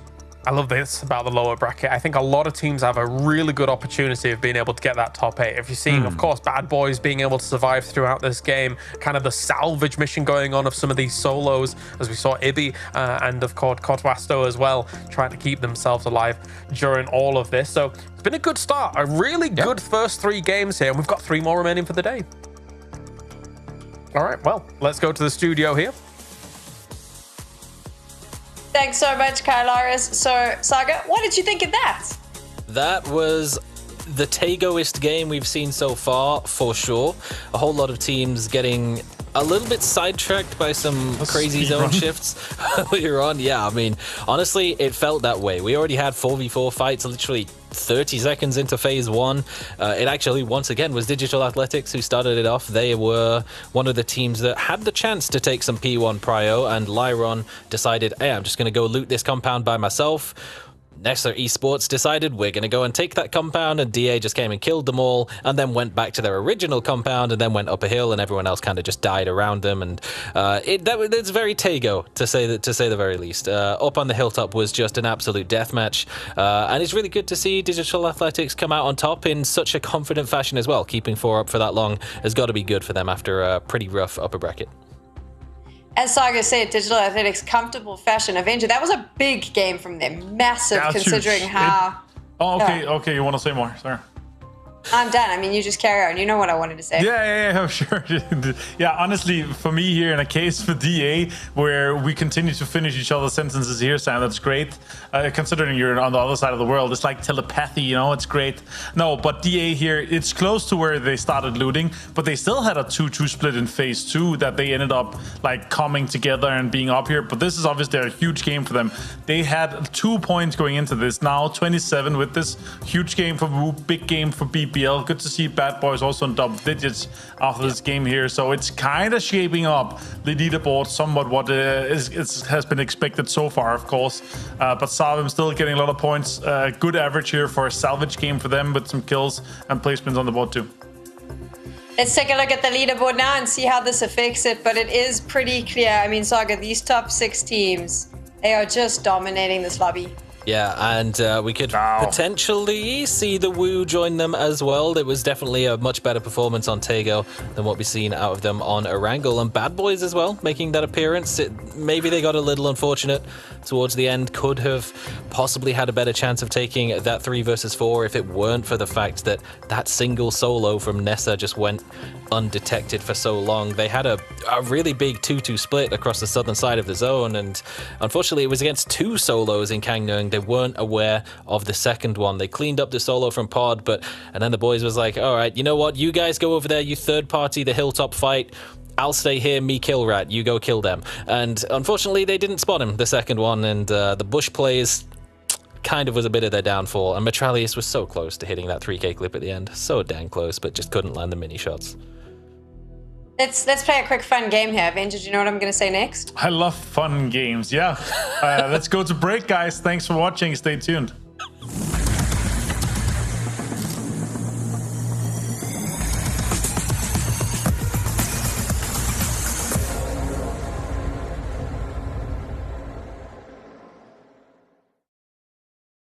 Всем привет, с вами Аля из команды Navi. Привет, ребята, с вами Иван. С вами Костя, Мелман из Нави. С вами Example из Нави. Сейчас мы вспомним самые красочные моменты прошлого глобала. Все, стартуем.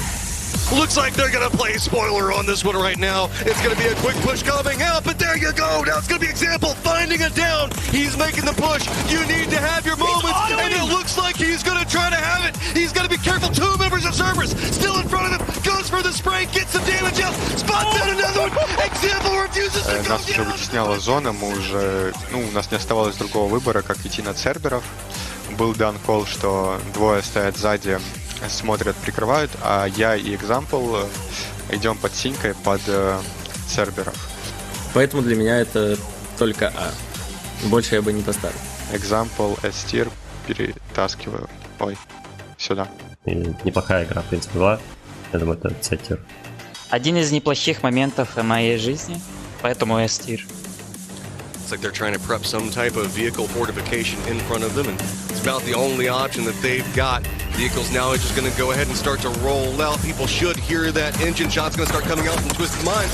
Going to try to roll into it. Some shots do come out. Spyro's going to go down, and whoa! Navi just runs right into this one. He is outside the blue, though. It's great. It's no problem. Wow! Twisted Minds gets eliminated. That was an insane push by Navi. Нас единственный, кто выдавливал зоны, и нам нужно было принимать какое-то действие. И так как мы тогда, я помню, знали то, что твисты на горе, в твистов там получится, не получится, но пуш был такой своеобразный достаточно и очень сложный. Но так вышло то, что я остался, я там нокнул одного, и пацаны там на драйвбай заехали и убили всех. Однозначно закинул его в S-тир, потому что мы там, наверное, выиграли то, что не выигрывается, что очень сложно выиграть. Так что, это один из тоже самых крутых моментов. Так что я его не могу оценить меньше, чем S-тир тоже. Я бы ответил это как скорее что-то около А-тира. Так что я тоже отнесу этот момент в S-тир. Ladies and gentlemen, we have a new champion. Navi's patience is rewarded in the biggest of ways. $1 million they now get a hold of. Очень непонятный для меня, потому что лично мы не понимали в середине игры, что мы уже чемпионы, и нам нужно доиграть до конца было в любом случае. Поэтому я бы тоже в S-тир его закинул. Так что это, я думаю, А-тир для меня. В плане эмоций это хороший, крепкий А-тир. Самого такого понимания победы еще не было до конца. Well, he got pushed back into the blue. Right next to him, the blue is going to get the knock. A time has gone. That's going to finish it off. At the end of it. Here we go. It's their first international title. The first title for their region. Your 2022 PGC champions, Navi! Финальная победная игра навсегда останется в моем сердечке. Я не сразу смог осознать то, что мы стали чемпионами мира. Не знаю, что еще даже сказать по этому поводу. Это надо прочувствовать. Именно после катки, когда ты встаешь, и ты понимаешь, что ты точно выиграл. Так что это однозначно самый лучший момент на турнире для меня, когда ты выигрываешь последнюю катку и встаешь чемпионом. Отнесу этот момент в A-тир. Одни из самых лучших эмоций, которые я испытывал, в принципе, в своей карьере. Поэтому определенно S. Мой однозначно самый лучший момент в жизни. Поэтому я закину его точно в S-тир.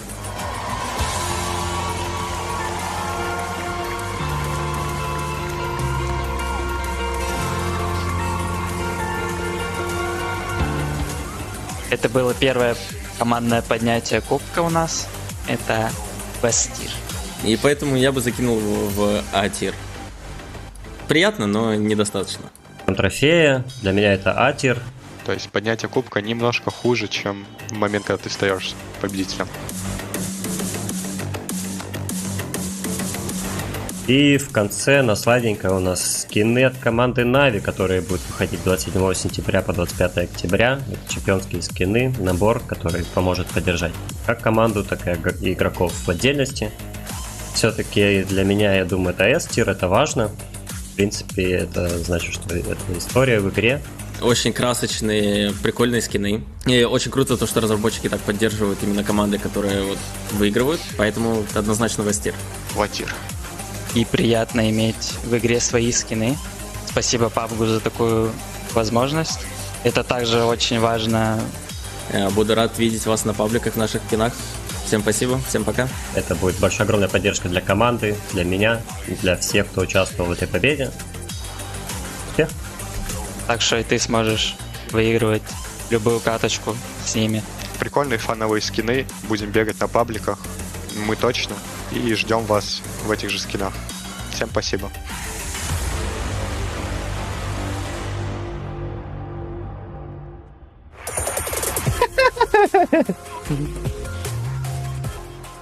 One more. Green knock. I knocked one more in fucking... One up. Active. Is that Follow the me, guy follow me, up? Dave. Maybe. Wait. Defix, follow me. Defix, follow me. I'm missing. Fuzz, you're alone. I knocked one on me. Nice. Up left. Nice. 2 active.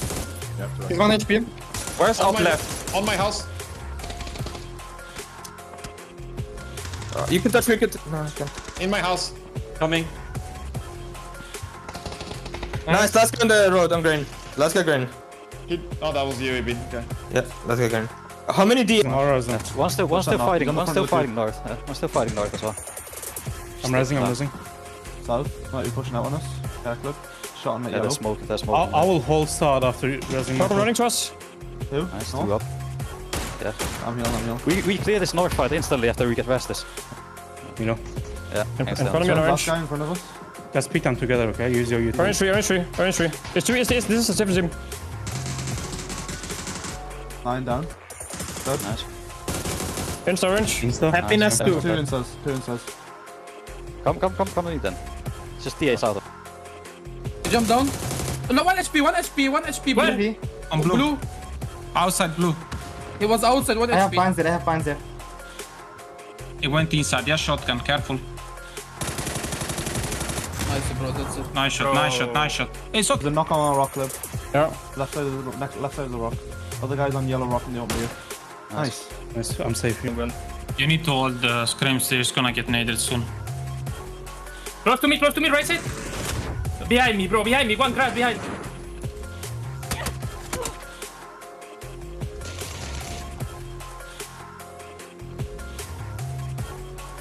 To be poor. He's driving you. Kill him. Flashing his friend. Good job. Nice. Nice, one more. In the dip, orange. Only 2 up. Let them pick, okay? Nice, Michael. Good job. Hit twice. One in the second house.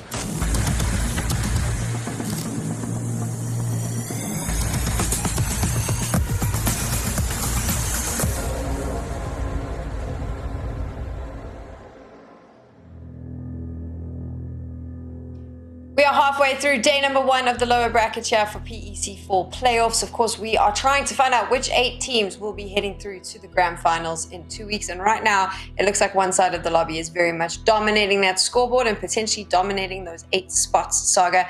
The truth is, I think that there is quite a big skill difference between what we're seeing in this lobby, where you do have those 5 or 6 teams that are just so incredibly strong. And then on the other end, you have these teams that just don't have answers for them.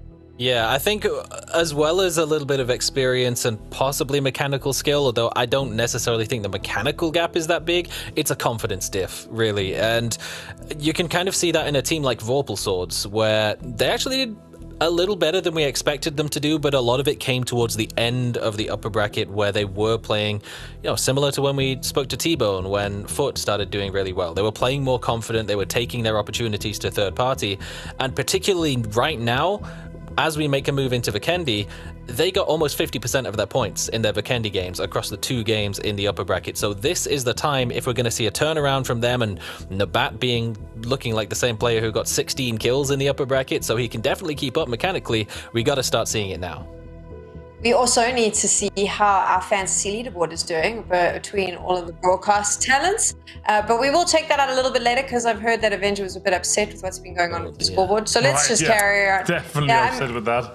I am sorry about that. Not including Jarazar, that's kind of mean. How do you think Vikendi is going to play out? Always fun. I look to happiness at the team name, and that just fills me when I look at Vikendi. No, I think it's fun. You know, it comes down to a curveball thing, right? Like it's something that the teams are the least familiar with in terms of map knowledge, in terms of like when you play this amount of teams that have this much, you know, confidence and skill and everything, plus you add it up to everyone wants to survive for as long as possible, right? When you play, for example, Vikendi in ranked, it's not always because they want to survive, right? They play for the fun. Yeah, let's put it in there. Okay, great. Oh, what I am the happy time. What a change! Saga, what are you doing up here, Saga? I told you at the start of today, I captained Schiller, and you said, what? And I said, listen, it's high risk, high reward. That was Toby, that's not me. Yeah, it was. You're both Danish. It's the same thing. You know, high risk, high reward. It pays off sometimes. It did, yeah. I set this up because I really, truly believed in the power of Kylaris, and I thought that he was in that top spot. Right. And then he had lost Avenger. Let's not. The top 4 is extremely close, right? We're 13 points in between me and Avenger. Me and the Kalahars. Me and Avenger. 13 points between ourselves. No, I don't look like Kalahars. It's Saga that's the guy. Yeah. No, for sure. Here, this is fun. It's gonna be a fun one. I'm a little bit sad with that we didn't get to do the draft like we did at PGS2. Kalahars was also. Talking about that a little. That's really, really fun. You can't have the same player. Maybe we should do that for the grand finals, all of us. Let's look at that. I'm down. No, but I mean, it's fine. I get outvoted by the boys, so it's fine. If that's the route we're going to go. And we are heading to Vikendi very soon, but I just want to remind you as well that Na'Vi skins bundle is still going. The PGC 2022 Champions Battle Gear Na'Vi skins are up for grabs. All you need to do is tweet something fun and entertaining about what you're seeing right now on PEC Fall. Or if you're just a big Na'Vi fan, we'd love to hear from you as well. Hashtag PEC Fall. And then, of course, use the PGC 22 Na'Vi hashtag that's at the bottom of your screen. Make sure it's entertaining, make sure it's fun, and make sure that you're following PUBG Esports. Halfway through, is that gap at the top of the leaderboard going to get even bigger, Avenger? Yeah, I hope so. And if you fail to miss the instructions, they're only on the screen for like 10 seconds, and we only said it out 50 times. If you didn't get the instructions, just tweet at Sam, Tech Girl on Twitter. She'll make sure to instruct you exactly how you win those fantastic skins. If you haven't already gotten them in game, that's fantastic. No, I gotta say though, honestly, Christian Mark Salvem, as we've talked about this before, Digitalytics with such game here, like, it's just a moral booster through the roof. Like, it's 3 games, you already have half of the points that you need to qualify into the grand finals, right? So we're just gonna see even more fun stuff from these guys here. They're gonna do pull-ups. I love what I see from Huth right there. In the end, just full send it in to take the last player out with nades and stuff. I love that. That's the fun stuff we love to see when they have so much confidence, right? Let's head on over to Kylaris and Toby now. Toby, I hope that you're not feeling too sad all the way at the bottom of that fantasy leaderboard. Anything to say, Toby? I don't know why it is that you guys think I'm so sad about my placement on the leaderboard. I explained it in detail yesterday, how it all works out. I do it for you. I leave you guys a little win in the broadcast, so you have something you can boast about, and I'm fine with it. It's okay. I get the last laugh in the end anyway. It's okay. I'm happy. When have you ever had the last laugh?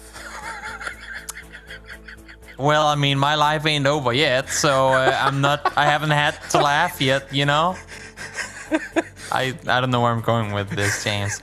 I do get the last laugh every now and again, and when I do, it's great. But I don't brag about it. Even when I do win, and you guys are like, oh, but you just got lucky. I don't brag about it. I'm just, you know, just calm and satisfied with a well-earned win. Not like you just getting lucky all the time. I do like that moment on the desk though where they're talking about it, and I've dropped from first to fourth after one game, and then Martin starts defending me. What a lad! What a desk boys. You know what I mean? Notice how he didn't even talk about him being in first. What he did was take the time, instead of being happy with his result, to shame my result. Sore losers and sore winners, man. Can't have it. That Danish connection you guys have got going on. That's what it must be. Maybe that's what it is. Yeah. Maybe that's what it is. You know what I want to do now? I just want to play Vikendi. Let's hop over to Vikendi. Let's stop talking about fantasy, at least until I'm in first place, and then we'll bring it up again. We'll bring it up again when I'm in the lead. You know what, production, as a matter of fact, could you just at some point make a fake leaderboard where I'm in first place, just so I get that going for me? That'd be nice. Oh, they're not on your side either. No, I know they're always against me. It's the same. He even said no to us in the ear. They just every chance. I don't know if it's Martin who's just been in the ear whispering his snaky words or what it is, but every chance production gets to get after me, I'll take it as best as I can.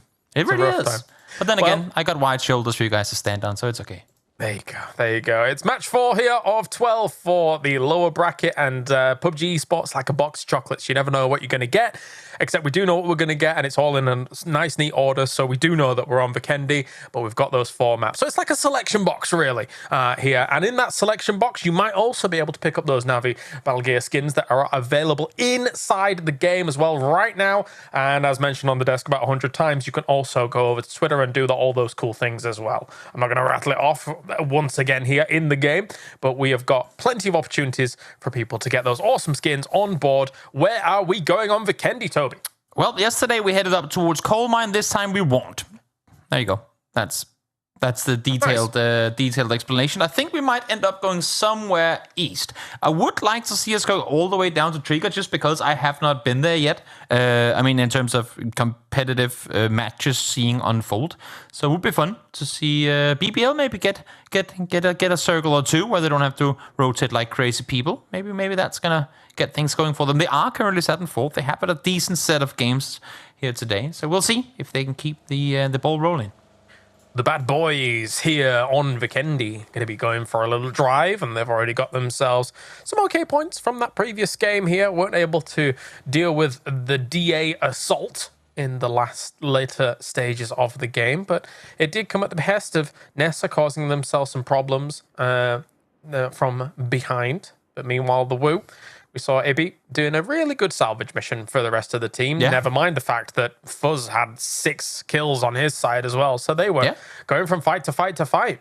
Solid showing, definitely. Again, I mean, a team who weren't part of the upper bracket. So if they get things going now, I know there's going to be a little bit of a break until the finals take place. But if they get some good momentum going now and tomorrow, then who knows? Maybe we can carry that over into the grand finals. And I mean, stretch maybe, but there is also a situation where they might just get everything going for them in the finals and come out in first place and make it to PGC.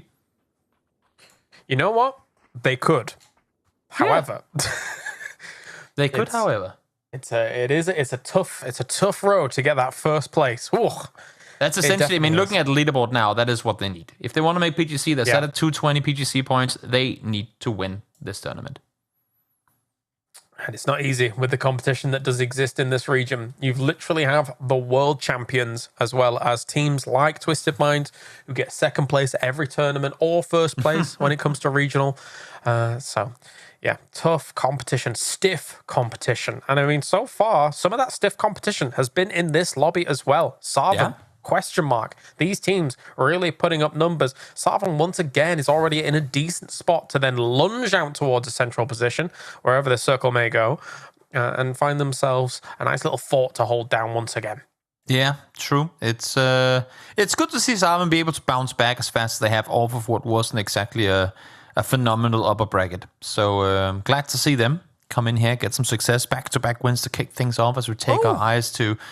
I was going to make up a name for that guy, but I won't, because I couldn't come up with anything. I felt like something with Nicholas. Not that it's Santa related, just kind of a Nicholas type face. Okay, I was just thinking to myself, how regal. But anyway, we've got a...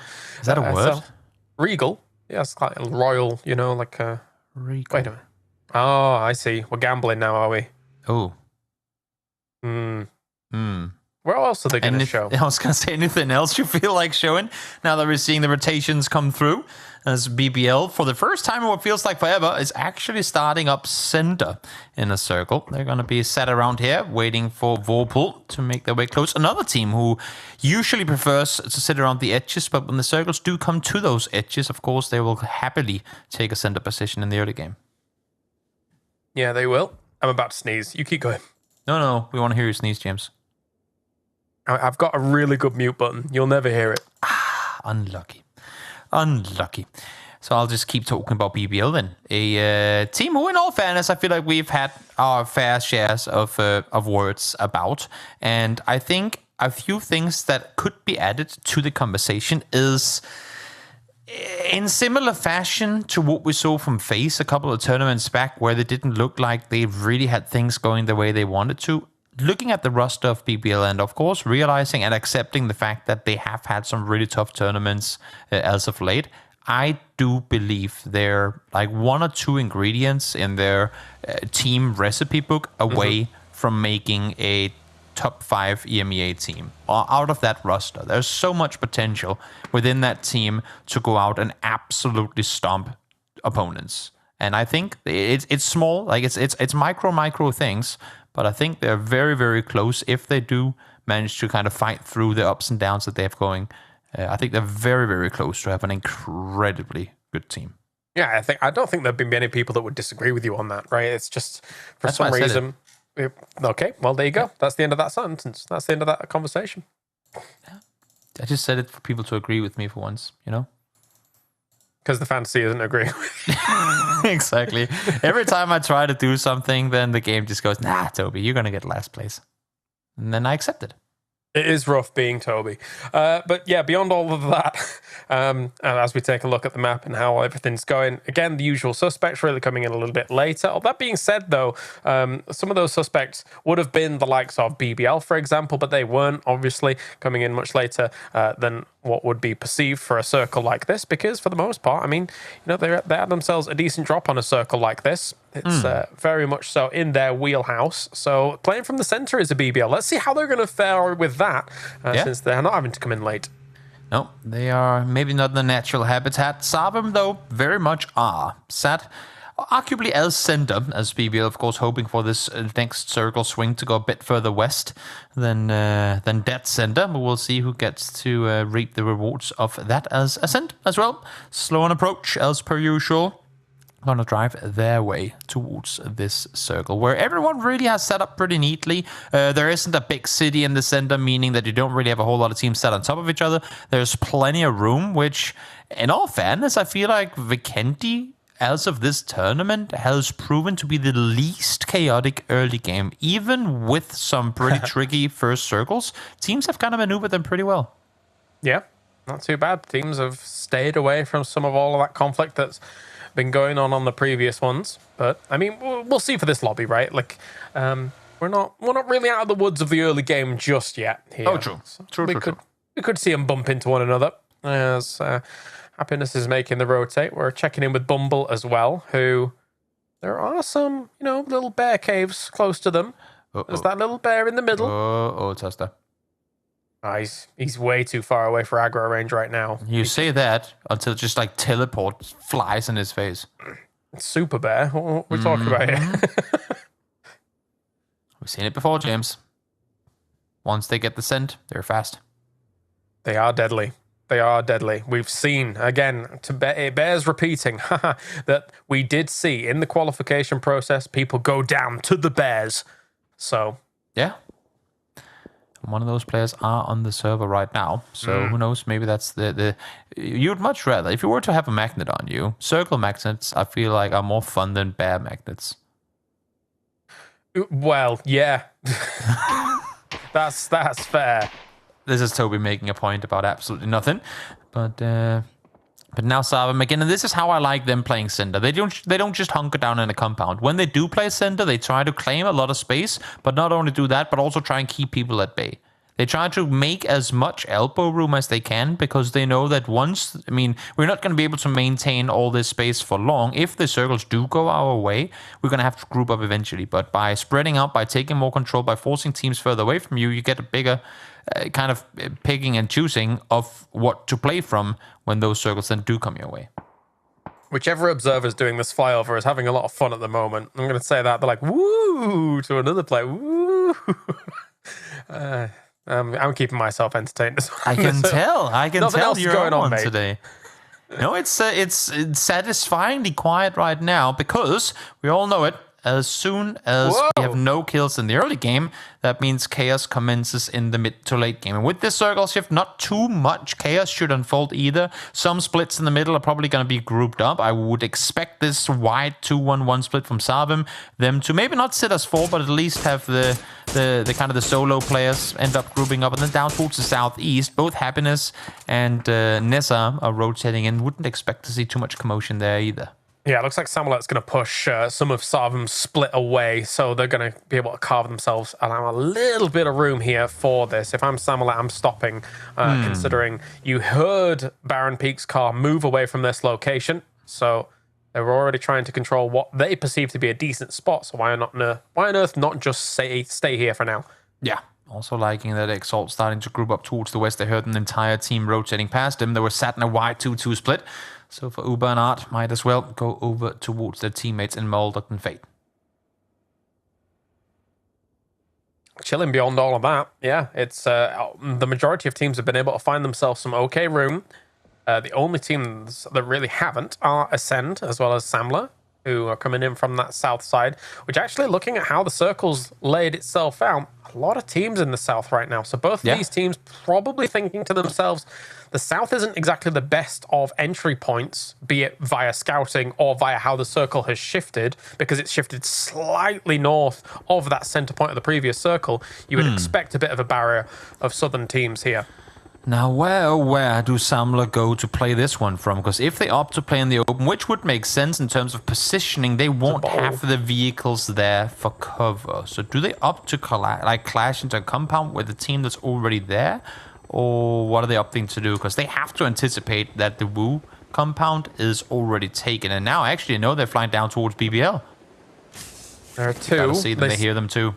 Must have seen Smash there, and also must have seen Rustamar coming in. So they're actually going to get sprayed on down. Smash takes Ombre straight away. But they're all going to still continue for this. Rustamar takes Neeks.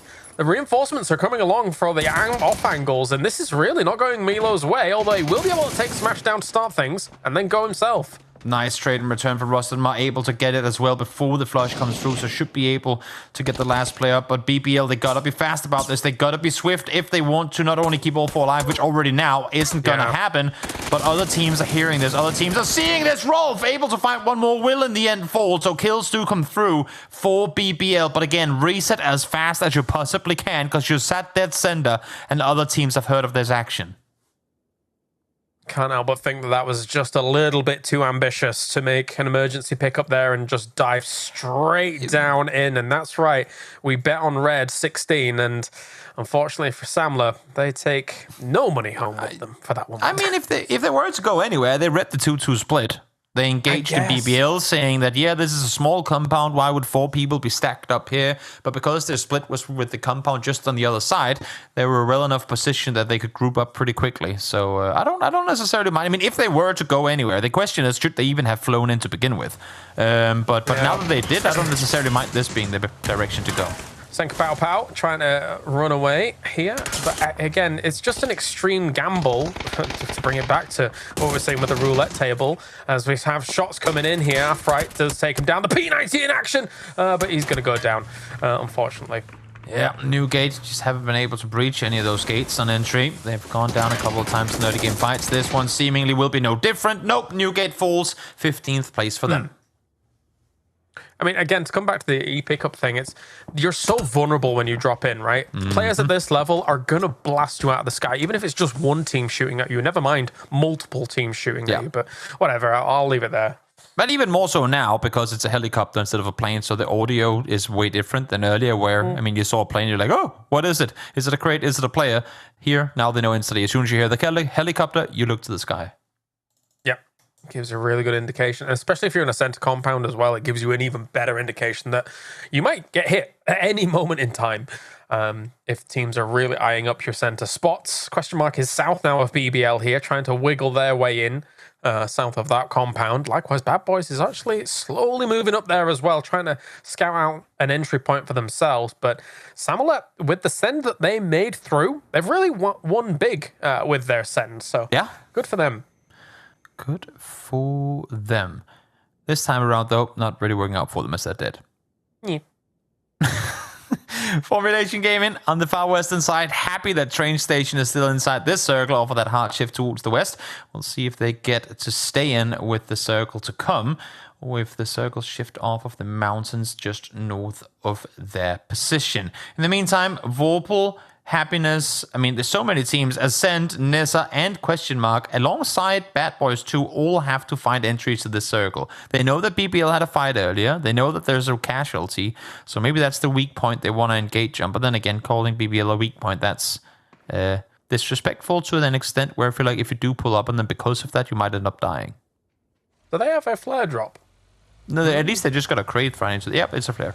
Oh, nice. Cool. Yep. Like it. And, I mean, other teams were maybe eyeing up the idea of seeing what was going on over there. You can see Vorpal Swords trying to move towards it here to try and find themselves an angle, but there are already shots heading their way, so...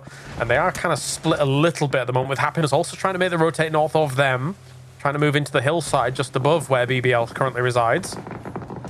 Here they come. Full speed forward goes Happiness. Spots one in the open, even tags him while driving on past, but I don't think that's where they're going to set up shop. There is a bit of a ball up ahead of them they could potentially try and stop in, but as you can see here, somewhat uncharted territory for them to try and maneuver through. Question Mark, full speed ahead, joining the helicopter fray. Where are they going to have their party? Are they going to train station alongside Formulation? They may do it. They might just go onto the hillside. Too. This is a huge move. If they're able to get somewhere on the hills, I'd be very much so in favor of that. There are still a lot of areas you can reside in these hills, despite teams already sitting kind of close. As DA here, very divided though, so they can't really take a very aggressive fight onto a 4-man Question Mark, and they've won. They've been able to find themselves a great spot. They get themselves a ball to play from. They gambled hard on that circle, swung the pretty much only place that they would have wanted it to.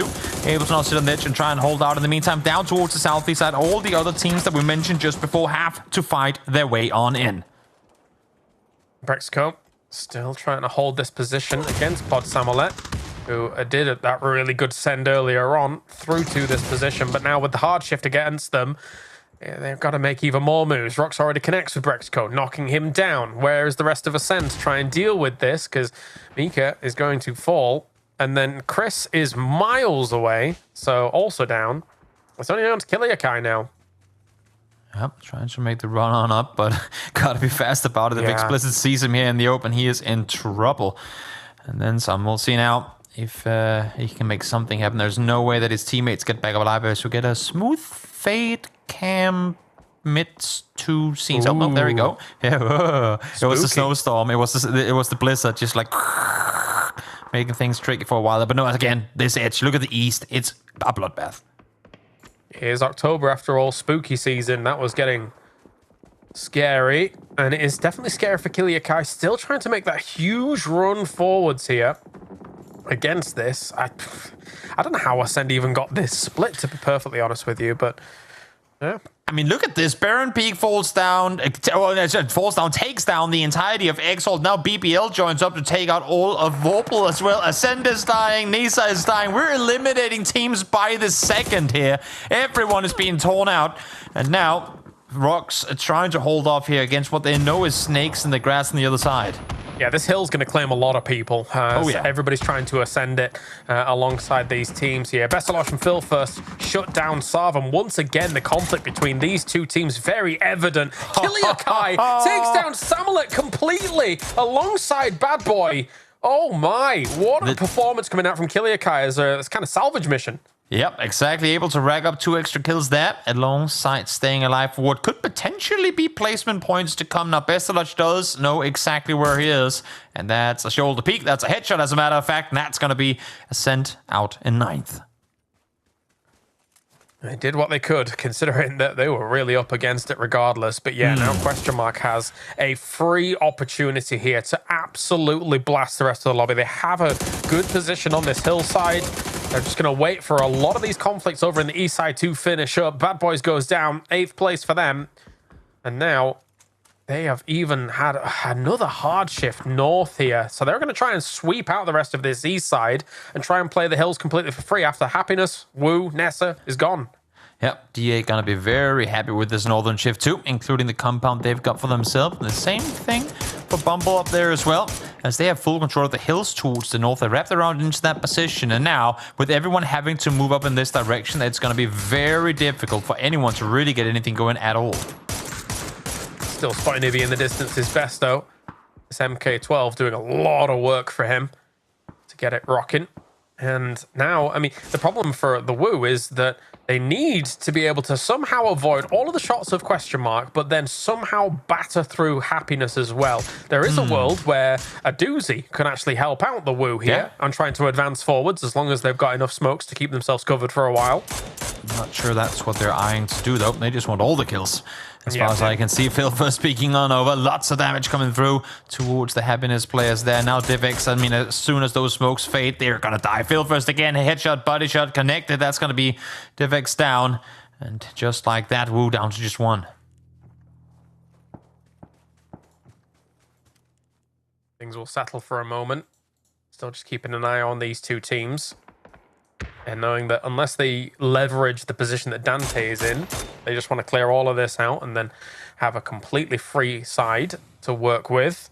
Meanwhile, I mean, in the rest of the circle here, Bumble has got a great opportunity of converting some big points on this game too. They've got a great hillside to work with, and as time goes on, some of the teams in the south side are going to have to enter this circle and probably be quite vulnerable to the angles that Bumble actually has. Yeah, exactly. Exactly. They're set in a very, very good position. And I mean, you said at some point, that point is now. Everyone's starting to come down the hill. The issue is formulation have gotten up really close to that position. Intense is just exactly able to get out of the fire from a doozy. That's really good for him. And now Phil first falls to the blue. Not sure how that came to happen. Okay, they are able to see them now on the other side. I was just confused there for a moment. Maybe thought it was going to be able to get the first hit off in time, but not quite the case. And they're very happy so far, though, right? With 7 kills on the board. Great stuff here from question mark. Peeking over here, just trying to find himself formulation. They've rocked up. They're all on the same angle. This is going to make it easier for Bumble if they're able to just get a few angles on them over it, as a lot of smokes go down. So that will buy Formulation Gaming some time here. I don't know if they can really get physics up. It's going to be a bit of a Hail Mary to do so. Yeah, at least it's a pretty dangerous place to start going for a res. It's not sure. We saw just DA knocking Qth in the compound. Not sure what it is that they have against him, but he falls once more as crates land on the compound too. So DA getting really blessed in this one. And now for Bumble Squad, they need to fend off. They need to... I mean, I'm loving the fact that they're not aggressing, but they do also know that they have a knocked player. They should at least try and apply some extra pressure, especially now with the smokes fading.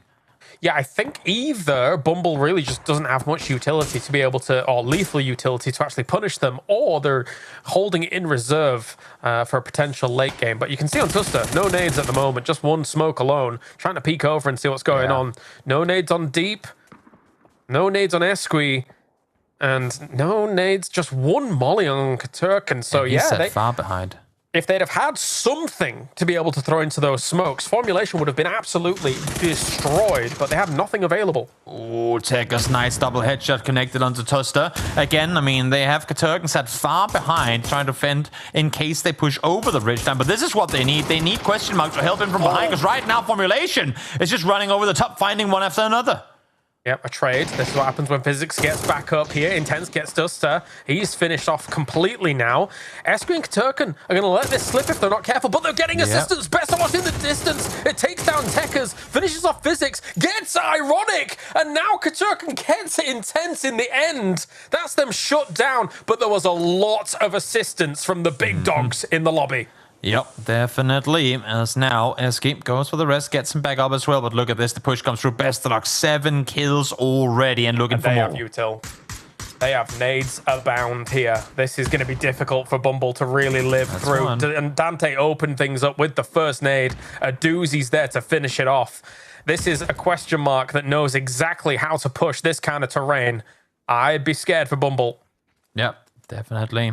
Definitely. DA finds Happiness as well, as that's going to leave us with just 3 teams left alive. DA has really just been able to sit and round that compound and chill for a decent while now. A G36C knock, not something you see too often, but there you go. Able to find one. Aduzi does find him immediately in return. No, now Aduzi peeks over, spots one double headshot connected, and that is going to be Bumble Squad down and out. 13 kills. Yeah, it's the difference between having util and not having util during all of this. I don't know where it may have gone for Bumble before, or even if they had it in the first place, but regardless, this is where Question Mark thrives. An Orm in hand. DA, though, look at this. They've flexed out onto the hills here, trying to take as many angles as possible.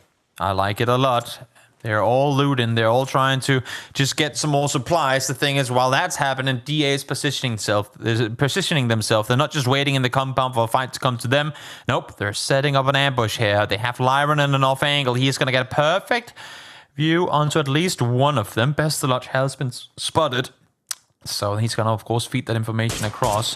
Wait for the perfect time. Now shots are coming through. That's going to at least bait the attention for a while. Lyron, actually, no. He's going to be able to find him. And even if he falls here, that's going to allow for Marco and Metralius to push further forward. Yeah, that really opens things up now. They're going to be aggressive on it, trying to hit Aduzi as quickly as possible. Marco gets it. That removes the Orm from play. And now it is just one remaining. Dante to try and make this happen. Don't think he's going to get the reses. And it's gone down. DA shut down. Question Mark here. Another second place for Question Mark. For Digital Athletics with a perfect move here. Double back-to-backs today. First it's Saab in game 1 and 2, and now it's DA taking both Tego and Vikendi. Total Turkish domination here in the first day of losers bracket. That's amazing to see. I mean, the cool thing about DA getting the back-to-back as well is the fact that, honestly, you could, in theory, speak about them in a similar vein to how you were speaking about BBL at the beginning of this game, right? The fact that this is a team that is actually just veterans through and through here, able to take yet another victory put it on the board. But let's head over to the studio and see what they think about our Snowy Vikendi. I mean, the cast has said it quite well. Digital Athletics, a team of veterans, a team that did really badly in the upper bracket. I was not expecting that from them because they're a team that you normally see get some points on the board. But redemption for them, Avenger, with these back-to-back wins? Yeah, it's honestly a case for me where I was like, okay, this is the Digital X that is the reason why they currently have more than 600 PGC points, right? And we obviously want to see more of that, and a double back-to-back is only something you'd love to see. But I gotta say, I'm super surprised that there was not more players alive. We had so many players alive in the start of the game, and now it ended up ending in almost in phase 6, which is super early on, considering it's actually pretty good terrain to fight. You even had Digital Athletics push out and just completely take over all the terrain that potentially could have been question marks if they finished the fight a little bit faster. Also, they left all the drops behind. We're like, no, we don't need it. Just go full send it in. We don't need the P90s. We don't care about Kalarius and his P90s, glasses, like whatever. I mean, the thing is, Digital Athletics, obviously that momentum that Saga spoke about, clearly affecting them. But the other team, question mark, Saga, that kill feed for them, the points that they are going to rack up, they were destroying everyone. This was, I mean, we talked about it at the start of the game while the cast was going on. We said, like, look, if you're playing in this lobby and you're an edge-heavy team, you're loving your life because everyone is pretty much full committing to the center very early on. You've got teams that are either 2-2 splitting or even very early, phase 1, 4-manning in compounds. Digital Athletics was one of them. They had 2-2 split on the compound that they essentially won the game from and on the hilltop just towards the south. But Question Mark was one of those teams that stayed extremely late. They held their edge. They picked up a couple of maybe third-partying shots where they could. And then when the zone started to go for back-to-back hard shifts to the west and the northwest, they took the emergency pickup and they just perfectly landed on top of the hill at the exact timing that Sarvam was forced to back away from it after losing players to a sneaky push out from Formulation and long-range DMR shots from Exalt. So the timing on it was immaculate, not only in terms of the zone shift and being towards the center, but the things that were going on that they had no info on. It worked out extremely well, and they were able to just fully sweep that southeast side, and it was a pretty standard procedure game from that point on. 13 kills allows Question Mark to sit in that top spot with 52 points after 4 games. Digital Athletics pushing themselves into the 3rd place as well. This is going to be very competitive in the sense that I don't think there's going to be many spots up for grabs tomorrow to get into the top 8, Avenger. Yeah, maybe could also be like we had in the upper bracket where you have like maybe 1 or 2 spots up for grabs. Where we talked a little bit about during the game, Saga and I, where it was like, okay, maybe it's 1 or 2 spots. Maybe it's like 3 or 4, maybe even 5 teams that's gonna completely run away with it, and it's gonna be extremely tight for those maybe like 1 or 2 last spots, right? It's like we're talking 1 or 2 points difference coming down to the last game. But yeah, we'll really see how many more points that we can see, question mark, and these teams be able to get, because we might have, more points that we saw. FaZe Clan, they got 77 points in day 1. We saw Foot get 84 points in day 2. So maybe it's a record break in the game or day for them in terms of that. 52 in just 4 games. That's super impressive. We have 2 more Miramars left to finish up the first day of the lower bracket. But first, let's take a look what happens when a bunch of professional gamers play the rest of the world.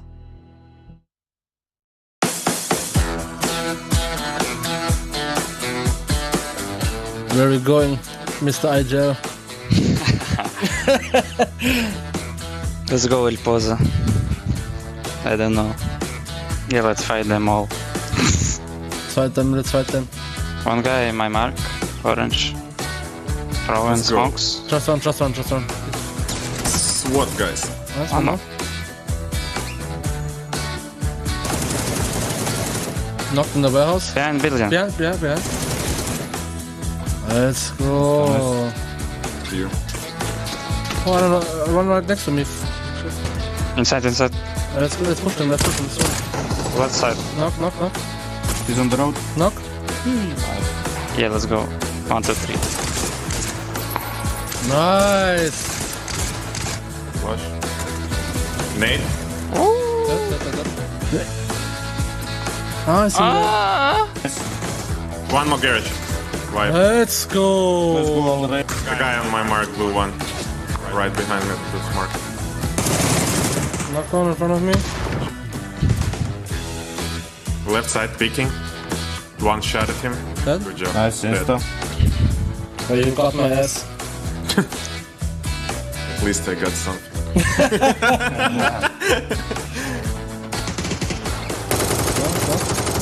Flash.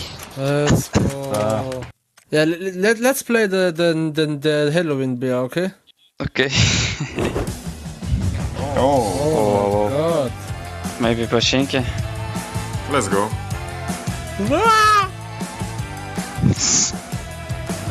He's here with a big shield, bro. That's my guy. Sorry? Oh, he hit me back. Oh, shit. I'm dead, I'm knocked. Oh, 2 guys on me. Oh my god. How do I use fireball? No. I think we need one more game. Yeah, we need one more. Why my parachute popped off? Popped up, I don't know how to say. Coming! 2 on me, guys. Kill him, he's low. Oh, Jesus. I knocked him. Oh, dead. Nice! Drop me potion, Ranger, please. Nice. I'm coming! Following you. Oh, they see me. Oh, I'm not. They're professional gamers. No. Yeah, they're professional. A car coming from north. Car? Car, yeah. I'll try to Run over them. Knocked him. Oh, how fast is he? What is he zooming? Yeah. What is this? Rocket launchers. It's Pyromancer, man. I need some help, Chris. I'm coming. I'm burning. I'm dead. Can you hear me? I'm dead. Can't.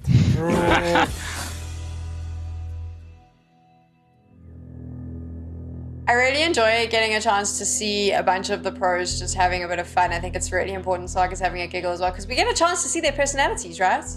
Yeah, I mean, it's a lot of fun. Poor, cute clan tag example, just having to sit and watch after dying early. But you can just imagine you drop in for a game of Halloween BR with the boys, you drop in Pachinki, and suddenly you end up fighting against a team of 4 pros. Sounds like rough situations, but you end up wiping them, you end up on the stream. So shout out the Fame clan. We'll be looking out for them in the next Open qualifiers, no doubt. Miramar is on the way right after this.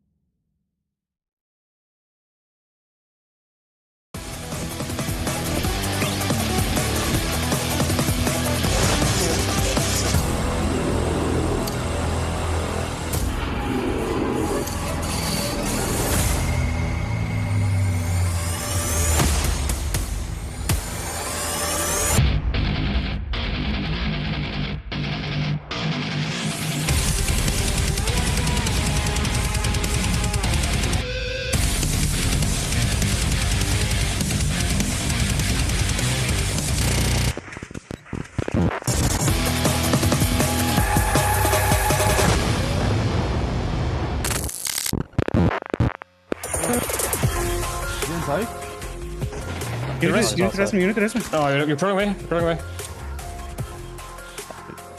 Wait your marker. Turning in. Left. One right side. Come. Nice. Careful recrush. Are they rushing?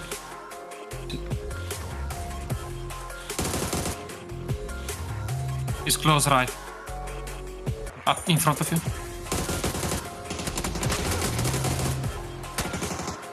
Nice try.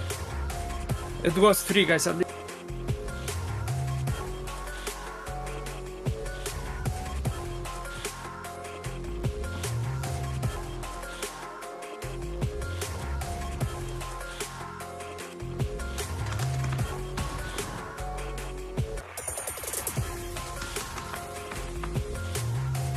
I don't have more smokes.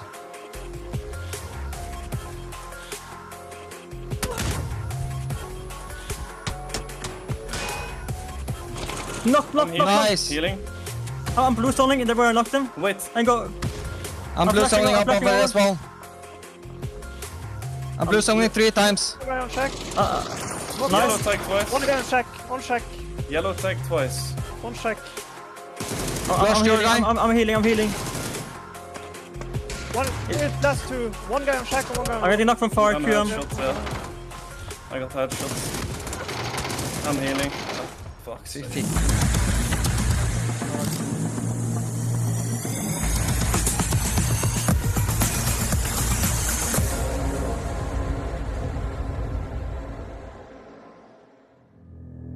We are back here with PEC for the lower bracket playoffs.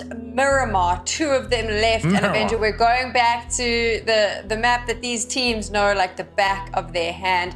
Do you think it's going to just be a points farm for some of those top teams?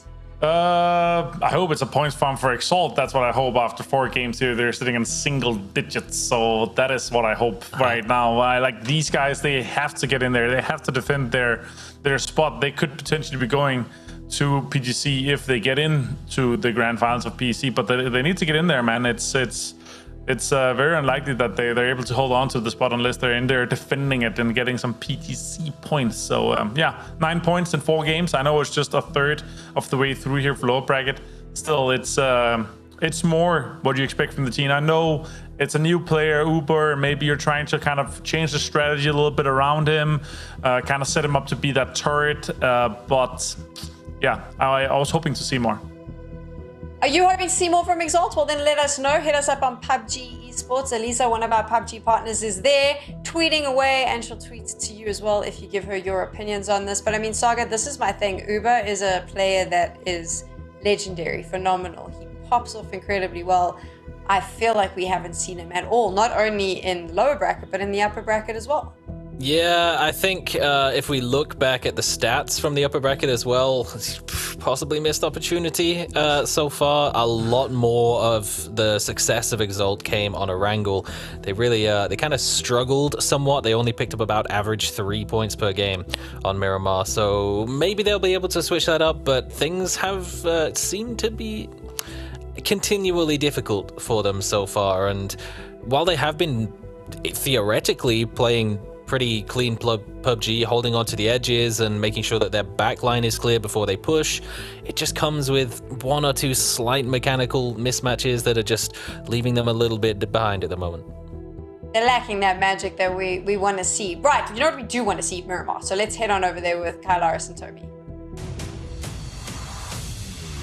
Nope. We've made the executive decision. We're not going to Miramar. We're going to Halloween Battle Royale, baby. I want to see more of Example and the boys on Halloween VR.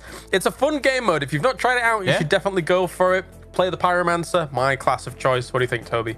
I like it. I haven't had a chance to play this time around, but when it was first brought into the game, I thought it was the first time we really saw a game mode that just completely changed up everything. So running around and throwing fireballs at people, good times for sure.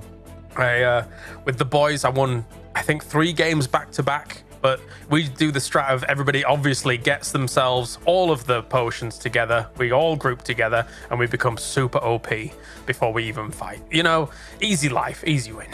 There you go. Gotta enjoy it. But what I'm gonna enjoy now is us heading on over to Miramar. We got 2 more games on the map, and I'm not gonna lie, despite there not having been too many changes to Miramar in the last iteration of the remaster, I still feel like it's a new map coming into it now. Like, ooh, I'm excited for Miramar. There's so many new things.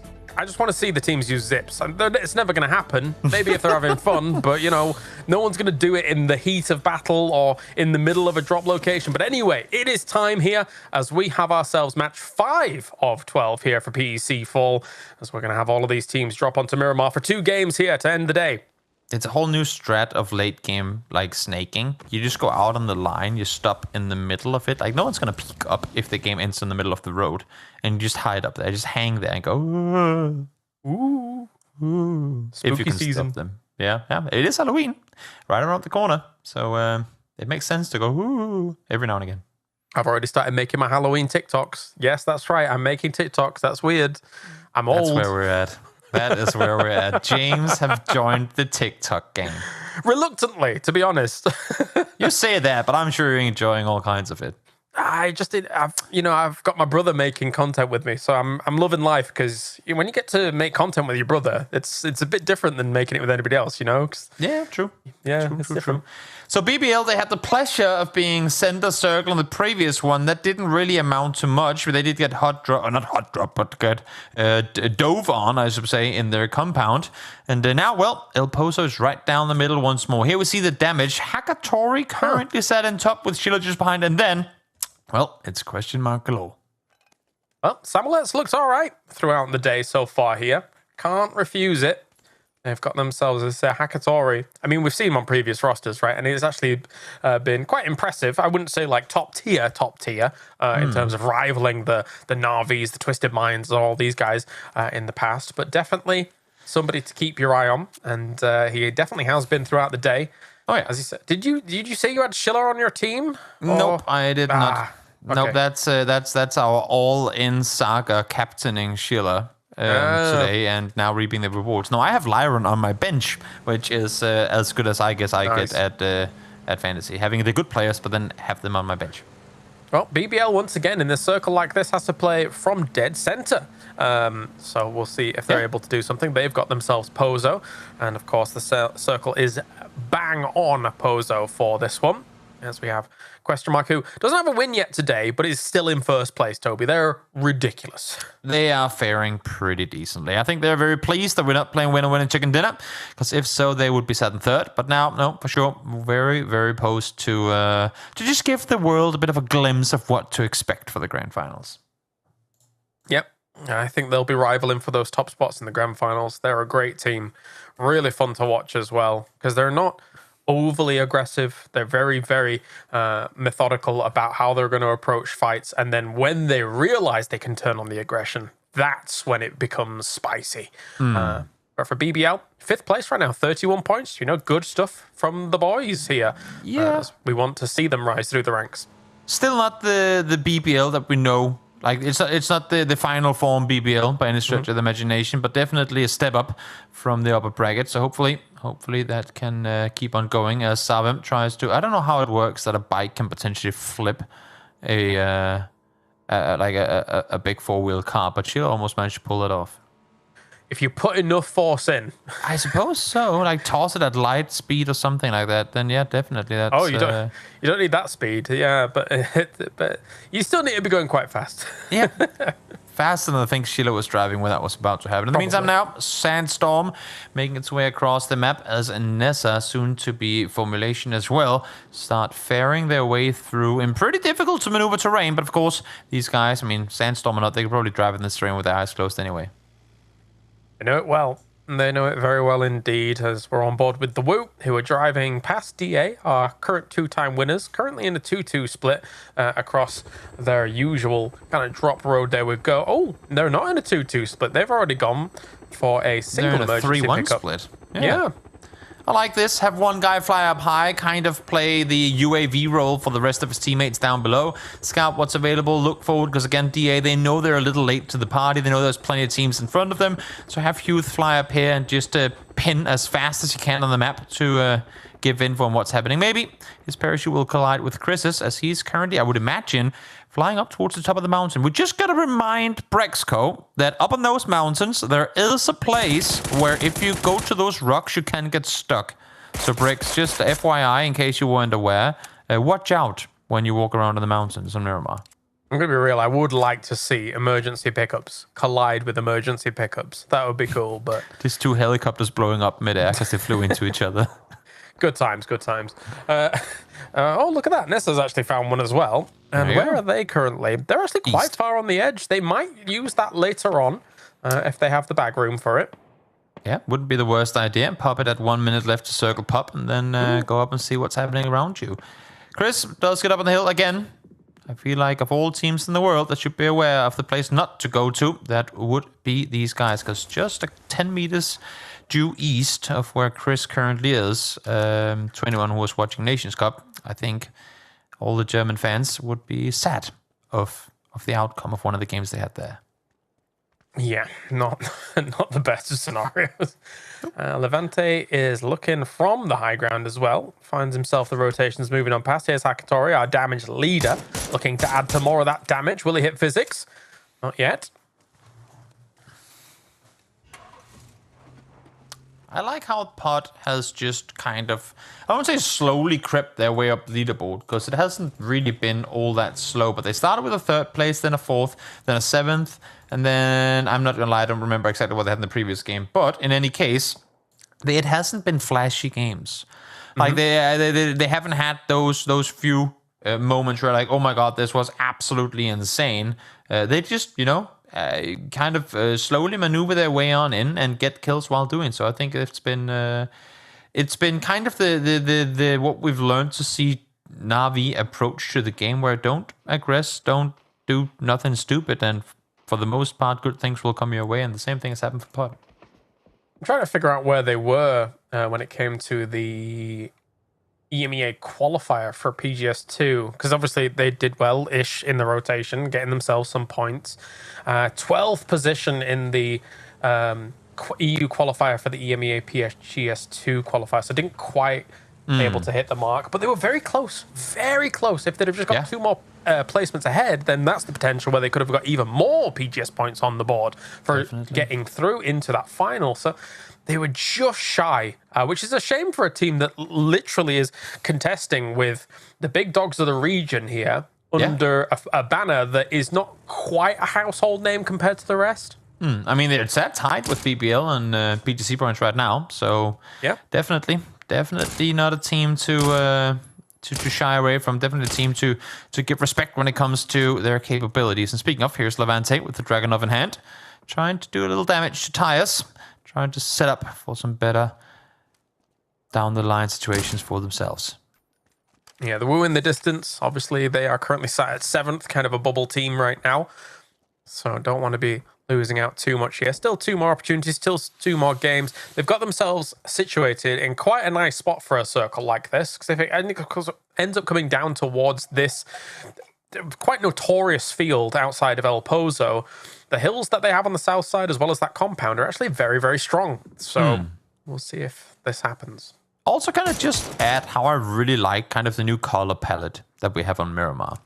I feel like it was very beige, very sand before, and obviously we're in a desert, so that makes sense. But now there's a little more nuance, a little more dark sand here and there. It just looks really nice. I like new Miramar.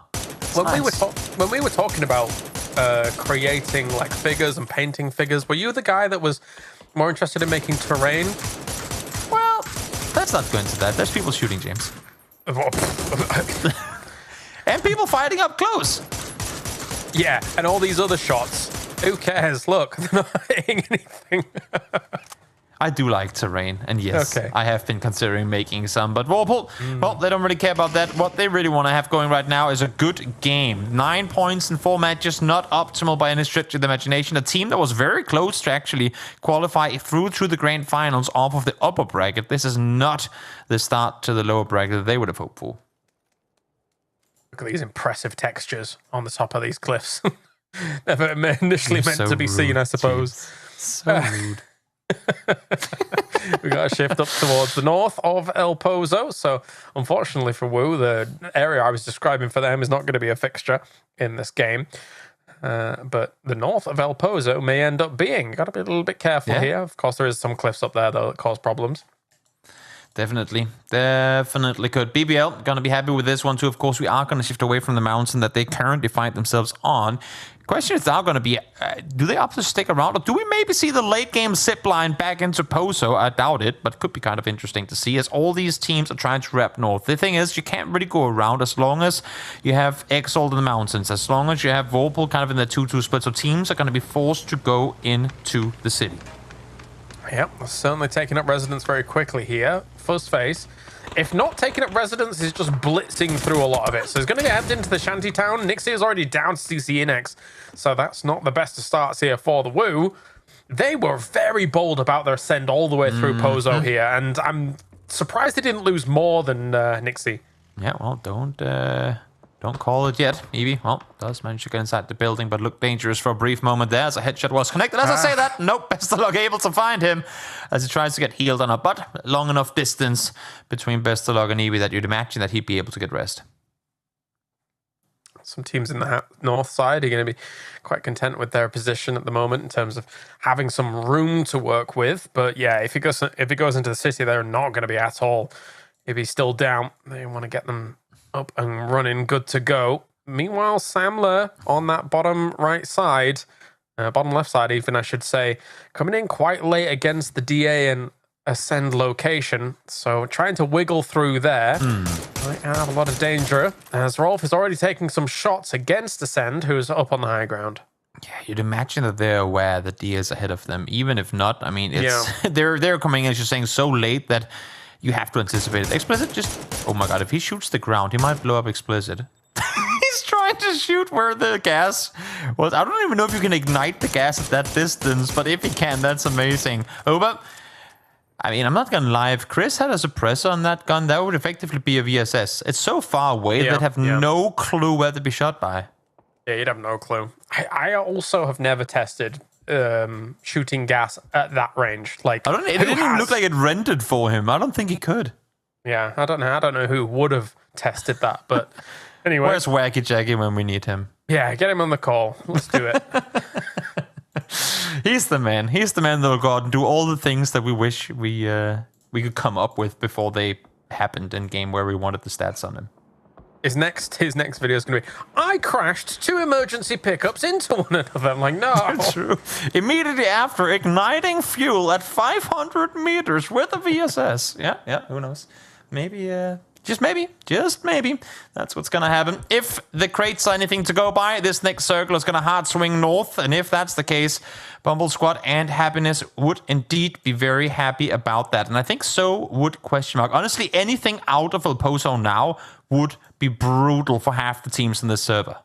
Yeah, yes, it would. I mean, if it went outside of El Pozo, it'd be brutal as well. It centers up on what is effectively kind of where BBL is to a degree. But again, in terms of what's going to be shifting in the next circles, this doesn't have many options, right? Nope. You know what it did, James? It did it for you. It centered up on the zip line. Yeah, are we going to get that? Yeah.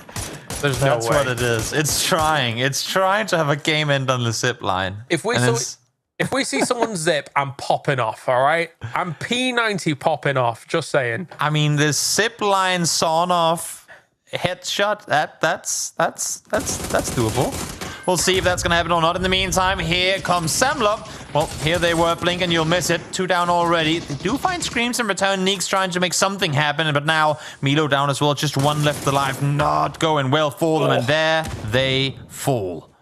A full shutdown as Bad Boys really on complete lockdown. Explicit doing huge work with that. But again, you know, when all these teams are trying to make a big mad dash through to some of these El Pozo locations, it's sometimes easier for these teams that are all hunkered down and good to go to be able to hold on to it. I hear a chopper. We're looking at the map feed saying who could be flying. That's Newgate. Where are you landing, Newgate? We see it on the map feed. They're in the bottom right corner. They were there for a moment, but left again. Oh my god, and I'm also seeing DA and Happiness go straight through one another. Maybe testing if vehicles explode if they hit each other. Now that we can't do it with emergency pickups. As Happiness send it in from the north. DA try to come in from the south, and they're going straight into Woo. And Happiness, yeah, taking a lot of damage against Sarvam. Already 2 of them knocked here. Going to be finishing those off as well. As Sarvam not only taking that fight, but also Schiller's looking elsewhere here to try and shoot at absolutely everything that's going on. So many teams now in El Pozo committing to the city. Yep, Sarvam will happily take those kills. And of course, the reason they're all going in here is because, as I said before, the mountain that DA is on is I would imagine most likely getting shifted away from come next circle. So this one is going to go west to some extent. Southwest, I think that's what everyone is hoping for. If you're not and Bumble, they would want it to go a bit further towards the north. But there's also the mountain out just north of where Matt Negative is sat. I think that shifts away too. So it's either on top of or straight into El Pozo. Yeah, you'd think so. You would think so. We've got ourselves quite the predicament here for all of these teams. So many in Pozo. Look at that. So many buildings taken here. For Happiness, they're kind of all locked into a single one. For Newgate, all kind of locked into a single one. Up against where Formulation is, but they don't really have the power to be able to flex it. Oh, Lyron goes down. That's DA eliminated. No 3-peat for the boys in blue this time around. New circle. Pup says it is Pozo ending. Yes, indeed it is. Down south we go. We have been spoiled with all of these urban endings we keep getting. What a crazy couple of days we've had. Yeah, it's been pretty wild. And it's been wild on the maps where, I mean, normally, I feel like every circle could potentially be wild on Vikendi and Tego, but it's been a Wrinkle and Miramar that's been spoon-feeding us shenanigans. Yep. It's not been easy. Looks like no one's taking the zip. Sorry, mate. Sad times. BBL, though, going to be rocketing into Pozo themselves and actually doing pretty well about it so far. Nobody been knocked. They've only taken a concrete. It's not exactly the most amazing of positions, but it is something.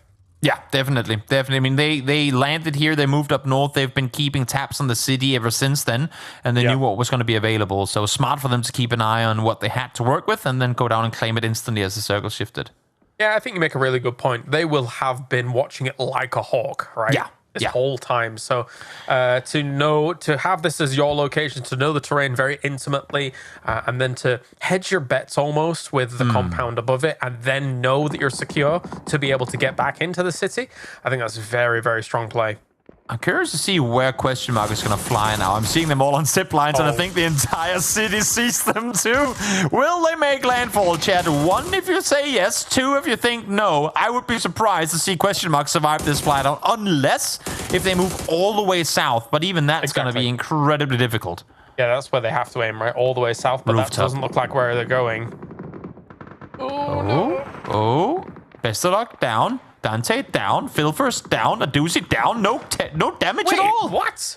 They got there completely for free. That was as questionable as some. Never mind. That was some damage coming in. I am very surprised that they didn't really take much damage at all whilst doing that. Phil first though, almost down to the 2 nades coming in. At least Sarvam has. Wait a minute, is Sarvam and question mark again right next to each other? They're magnetized. Yep, this is a pretty big fight as well happening up towards the north. If Bumbletruck can take out Putt all the other way around, that's a lot of hilltop control to play with. And should this next circle shift anywhere remotely north, they're going to have a field day just overlooking everything with literally no fear in their life of being taken out. Well, Samolet's already had a good day here so far. They should, in theory, be able to take a pretty strong fight against a team like Bumble, who are trying for a big wrap, but one would assume Samolet is expecting them to try and move on around. Yeah, I like the idea of them trying to wrap closer. Try and push in from an angle where the city can't really engage in it either. They know that the majority of teams in the city right now are just sat in buildings looking up the hillsides. But they want to play it smart, and here they come pushing up towards Pin. See what they can do. The other 2 members of Pod, Samolet, are actually quite far away. Pin, though, starts it off against Katurkan, takes him down quite rapidly. Tuster moving on up. Trying to find himself a spot. The shift goes over. Favors Diffex, but he's all alone. Still the rest of Pod Samolet waiting for Bumble to push through. Flash goes out. How are they going to be able to push this? They're actually very pinned in here. They don't really have many angles to work with. Blue being able to hold them. They're having to dip back in. At least Tuster should fall from that nade. Indeed, they both will, and that's going to be all of them down and out. The idea of wrapping a route made sense, but where the blue closed off had them completely pinned up against the wall, making it very easy for Pin to lob that nade on in. Absolutely destroyed, yeah. Very, very difficult. We are potentially previewing a replay. But anyway, we take a look now and see how they're even going to deal with this, because they're going to try and drive down from the hillside here, and they're going to be absolutely destroyed by the rest of the lobby here if they're not careful. Rox finds himself a little hill, but Yevi will take him down with the Org at range. Yeah, and even when you thought you could play the Rich line there, then you have Newgate on the roof of the 5 stack, so they can just see straight into it. Not gonna lie, should have taken the zip line. Would have made for a more cinematic ending to their lives, but nope, they did. They drove down and they died. Good points for Ironic. 3 points for Ironic here. Very, very nice for him. As Vorpal still keeping an eye on Exalt, who are split over 2-2 in some really strong buildings, to be honest with you. Phil first takes down Proddy over there on that roof. Yeah, I'm able to find the first one. Phil first does fall. Smokes are available to question mark, so they could potentially get some rests up again. I mean, if question mark takes out the players on the roof here, they have full control of high ground. No one will be able to damage him. Yes, they can throw nades up, but they won't be able to get flushes unless if they spend a whole lot of utility to try and get him down. So right now, Newgate is really their only threat. I love the pop-ups from a doozy. Remember, those shields are destructible, so eventually you'll be able to break on through here. As Clib's also popping off against Vorpal Swords as they pushed on against them, but not to be the case for Vorpal Swords in terms of a win, for Yokarim. Does smash, though. Doesn't quite get him down. Danger of the sound of the Dragunov in the city. It's like a long-range shotgun. As everyone's trying to dodge and weave as best as they can. Michael looking for an opportunity to cross further forward as Clip. A little isolated from his teammates here. Of course, that blue zone nade doesn't really do him any favors. He's just holding his angle, waiting for people to wrap towards him. They're all still inside the circle. No one is really forced to move anywhere. But, of course, people still trying to make more space for themselves. Just trying to keep an eye on as many angles as possible here. In a very, very tense situation in an urban ending like this, because it can all go south very, very easily, very quickly. Will the crate predict it? I guess so. It did.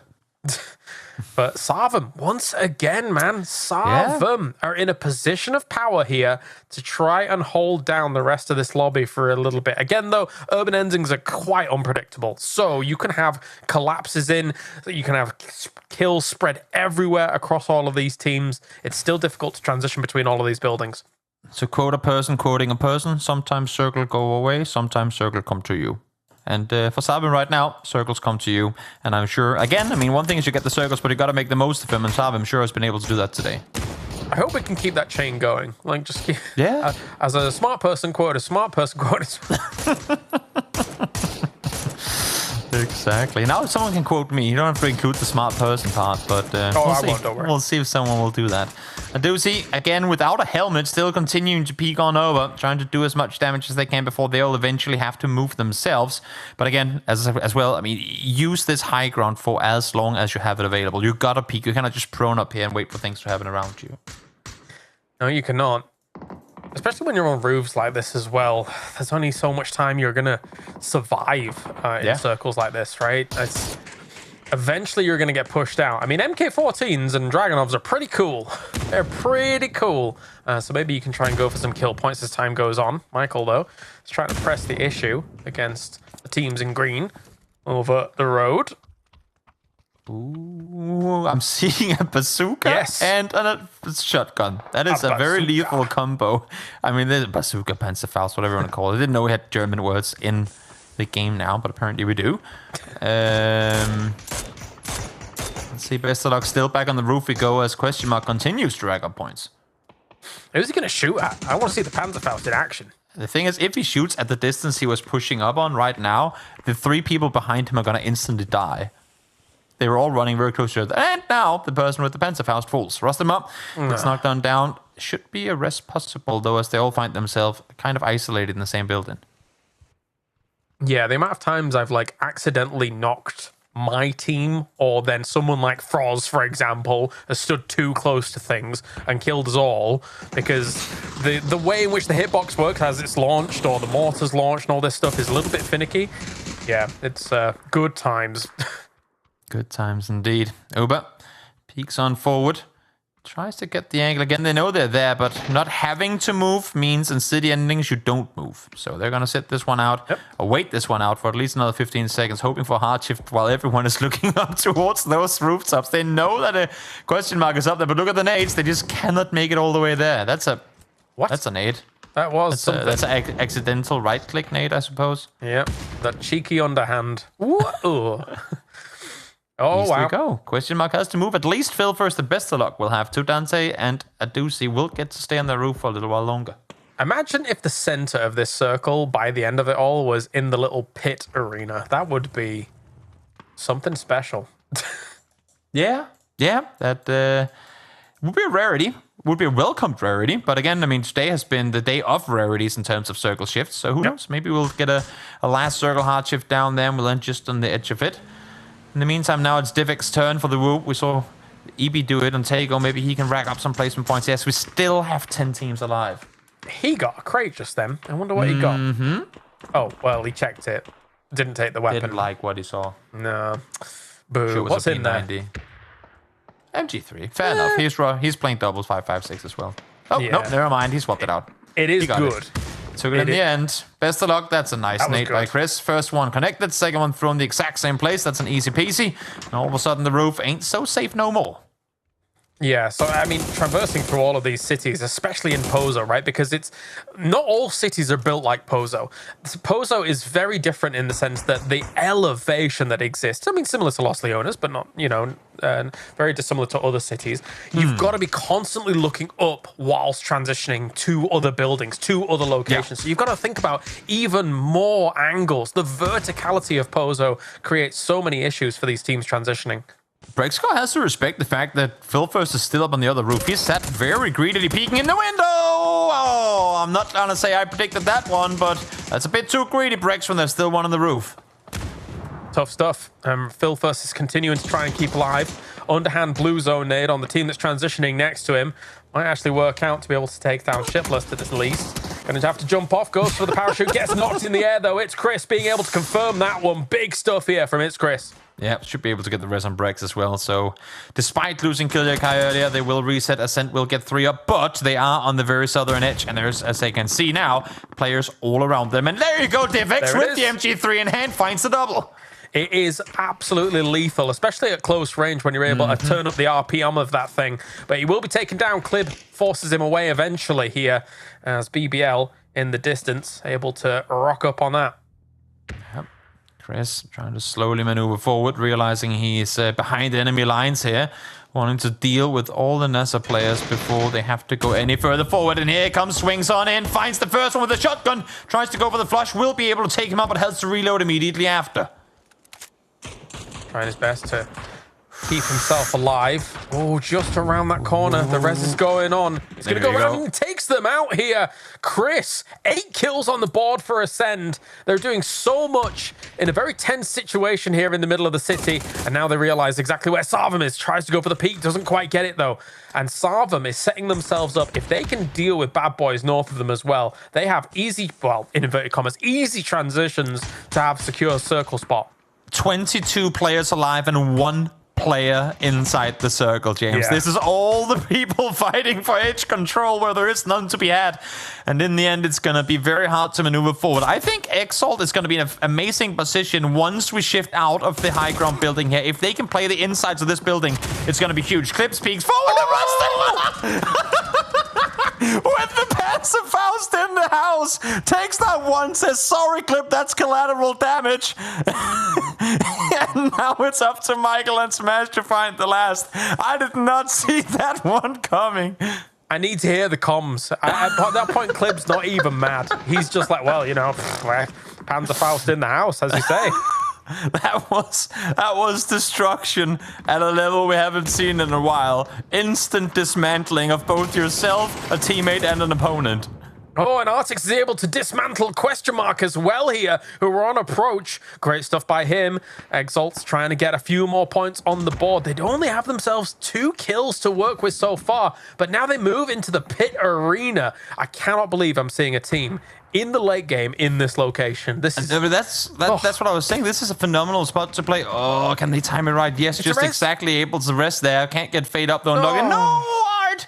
Just not in the position to get it through. I thought he was going to be able to go safe around, but a little too dangerous. Now Moldog has to be very careful. I think this final tick before he was going to die, but they have the inside of this to play from now that the building is out.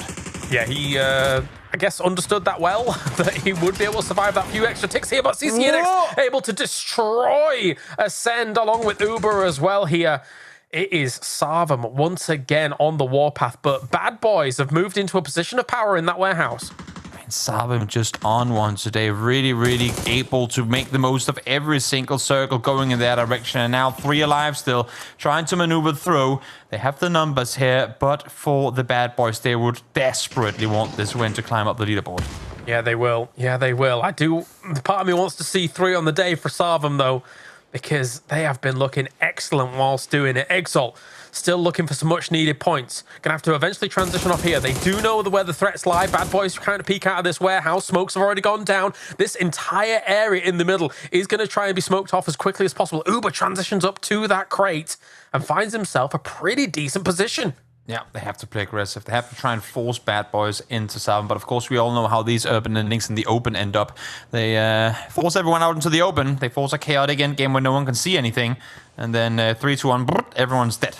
So we'll see if maybe O'Connell can change that storyline with the MG3 in hand. I was going to say I liked her impression of the MG3. That was good. But Odin is going to... Oh, great nade from Uber here to shut down Sarvam. It doesn't look like it's going to be 3 on the day here for them just yet, as Uber is shutting it down. But this might open the opportunity for Bad Boys to unleash some pain on the rest of the lobby. It's a good nade lob done forward. And yes, that is going to be Sarvam out. Exalt needed a good game. The Des talked about it coming into it. They need to turn things around. Single-digit points on the day up until this game. And now finally a day to turn it, but not going to happen in the end. O'Connell with the MG3 swings it, finds him. Bad Boys out victorious. Comes around the corner and unleashes the power of 1,000,000 guns because the MG3 just... it's ridiculous. But there you go. Bad Boys, as you say, a very much needed win here.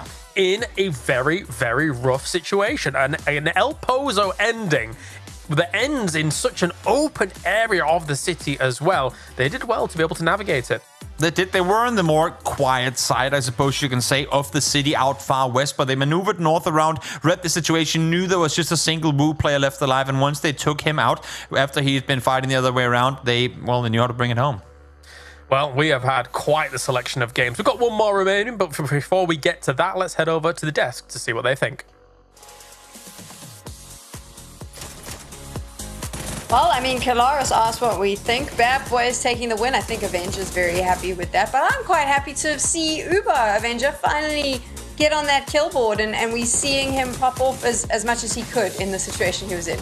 Yeah, they're able to get as many points in this game as they more actually as they have in the previous 4 games. Obviously a step up, but yeah, it has to be an El Pozo city ending, urban hardcore city ending that puts them in there, right? It was a rough one, and with a little bit more luck, they would have been 3 or even 4 alive and actually had a pretty decent spot to play from. Really good nades, really good utility usage coming in, but then you're just down to a 1 versus 3 versus Bad Boys. You can't do much as Uber there. Would you say it was down to luck with the arena there where they lost those 2 players? Yeah, like it's an unfortunate timing, plus like the circle is like a few seconds, or even if he tried to rest and he let the player crawl in, and he didn't get tagged more by the circle, then there would have been 3 and it would have been a whole different game, right? There would have been a 2 versus 1. They would have had one completely like holding down Bad Boys, pushing in then, and even with a little bit more luck, they would have been 4 guys. They actually played the game pretty well. They knew they wanted to get into the arena, then they had a lot of teams obviously focused them there. But yeah, the decent game from Exalt here, but yeah, we needed more of them. Good games today leading into this. Now they need the last game to be really good for them to actually have a pretty decent chance to jump into that top 8 when the day ends. We have to talk about the extermination of Clip Saga and PVL. Yeah, it was something. I don't know if we're gonna get a comms clip of that, but God, I really hope so. And I hope it doesn't tilt them too much. I'm sure it's the kind of thing that they can just laugh off. But the fact that not only does Rustin Mar knock himself and flush Clib, but the fact that the guy gets rezzed and then kills Rustin Mar anyway, it's very unfortunate for PBL, but you can't win them all, I suppose. One of those trades that's not worth it. I mean, is it going to be a situation where are they going to be tilted by that? Because I feel like BBL's in a position, Avenger, where having mistakes like that, it's funny when you're at the top of the leaderboard, but you are in quite a contested space right now. No, he's like, I think the comms and the whole clip is just worth it. Like, okay, because they're going to qualify. Like, I don't really see a role where they don't qualify, but it's just going to be fun, right? And as we heard T-Bone say in the interviews, like, these guys should literally just tell each other, okay, just kill who you see. And Rustamar's going to take that quite literally. Okay, I see this guy. He's going to get panzered. And unfortunately, it's a flush on clip and a self-knock. But you know what? It's a good clip. It's good content. Let's put it on Twitter, boys. I hope that we get those comps. We were all waiting for that. But overall, what were your expectations of Miramar and were they met, Saga? I don't know if I expected another urban ending, especially after we've already had one in Primorsk of all places. But to be fair, if we were going to expect one, El Pozo is probably the more likely, but the fact that Bad Boys are able to come out ahead, holding the shacks for as long as they did, the push onto Diffex, where he had the MG3, he got 2 knocks. There was a possibility that Baron Peak was going to come over and look to try and flex Sarvum's control and try and clean up on those 2 knocks, but unfortunately, he was actually taken out from long range by Ascend down on the opposite side. If that one singular knock and flush onto Baron Peak hadn't come through, maybe Bad Boys might have been caught with their pants down a little bit in the shacks, but there you can really unknowingly thank Ascend for keeping themselves nice and safe and keeping the numbers as high as they were to clutch up that very end game against Uber. We're going to take a quick break, and when we return, we will be moving into our final game of the day. And you'll get a chance to see the leaderboard. Hey!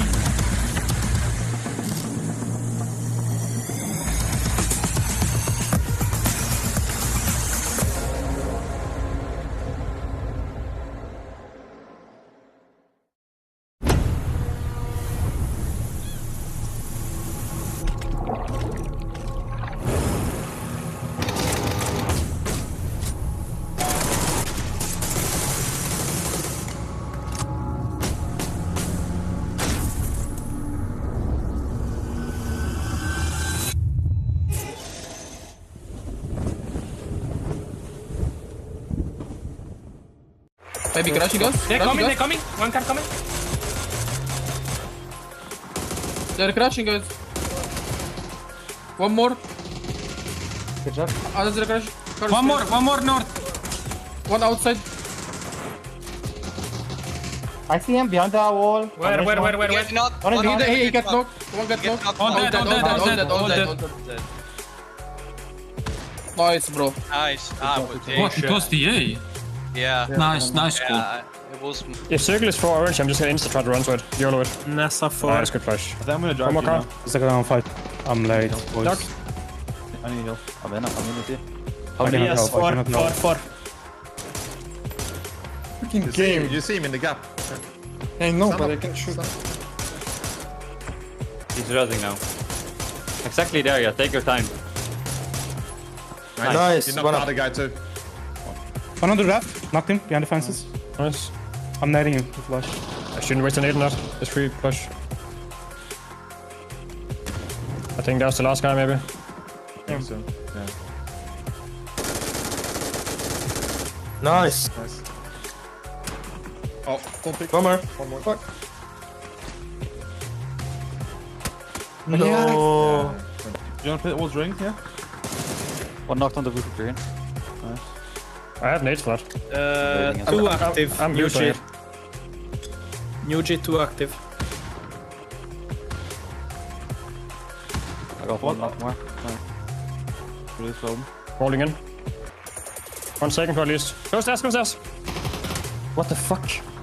Oh no. What? Why? Only two. I need to last smash. He might try to push me. Yeah, I heard him stairs. Downstairs. Flashing. By the car, new marker. One is downstairs inside yellow marker. Downstairs knock. Two outside.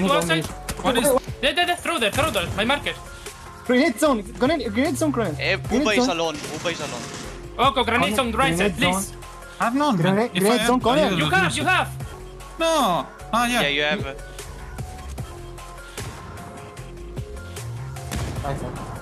Knock on It's in him. front of us. Last two. He's behind the warehouse. Go He's flash, behind the go flash, container. knock. Flash, then knock behind. I flash. Good job, guys. Push it.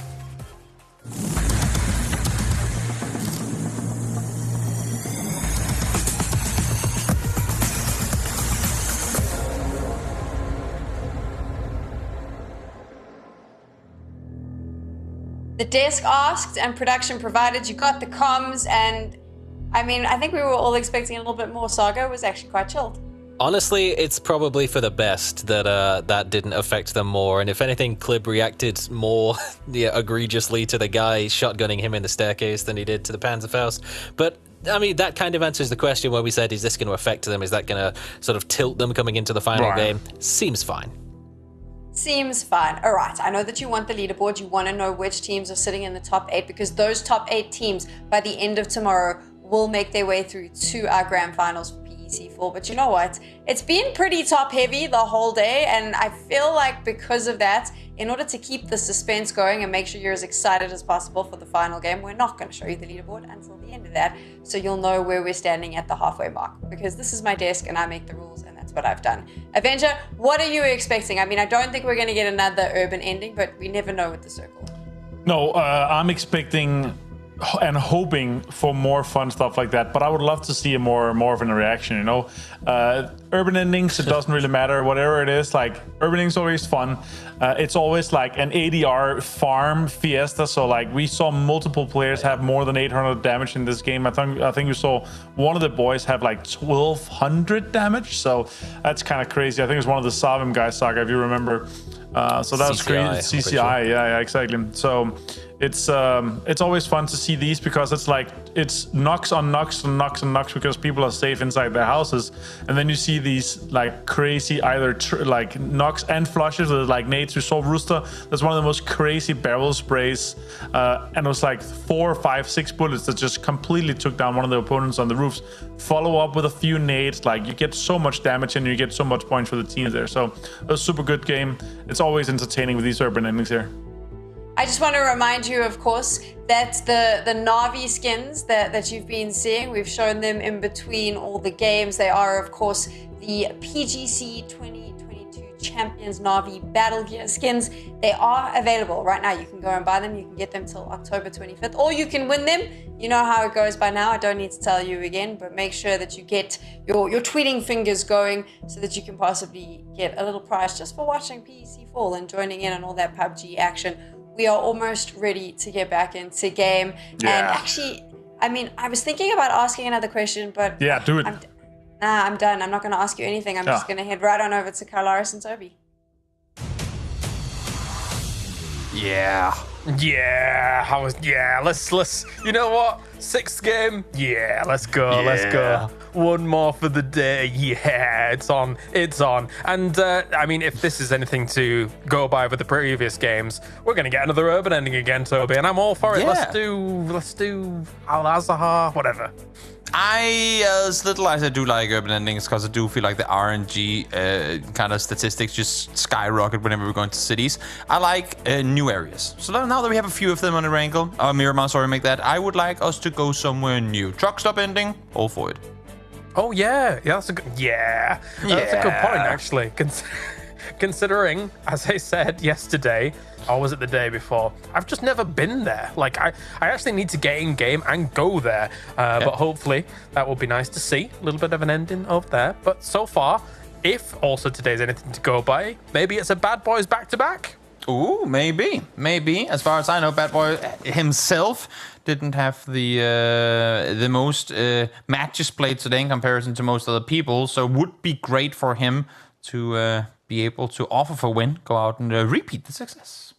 Yeah. All right. Anyway, let's get to it. I love making fun of Martin. It's great fun. It's really fun. But he likes fun games as well, does Martin? So it's all good. Let's see where we're going. Good. Let's see where we're going. 20 seconds to go until the circle pops, and until then, these teams will spread on out and get their loot game going. And Chris, he didn't get the memo. His entire team flew south. He's like, you know what? Yeah, I'm gonna go north. If you get a car, come back. That's cool. That'd be nice. Yeah. I mean, but yeah, you could do that. Good. And you guys at home as well. Make sure to check out the bundle that's currently live in-game right now, the PGC 2022 Champions Na'Vi skins. Hooray.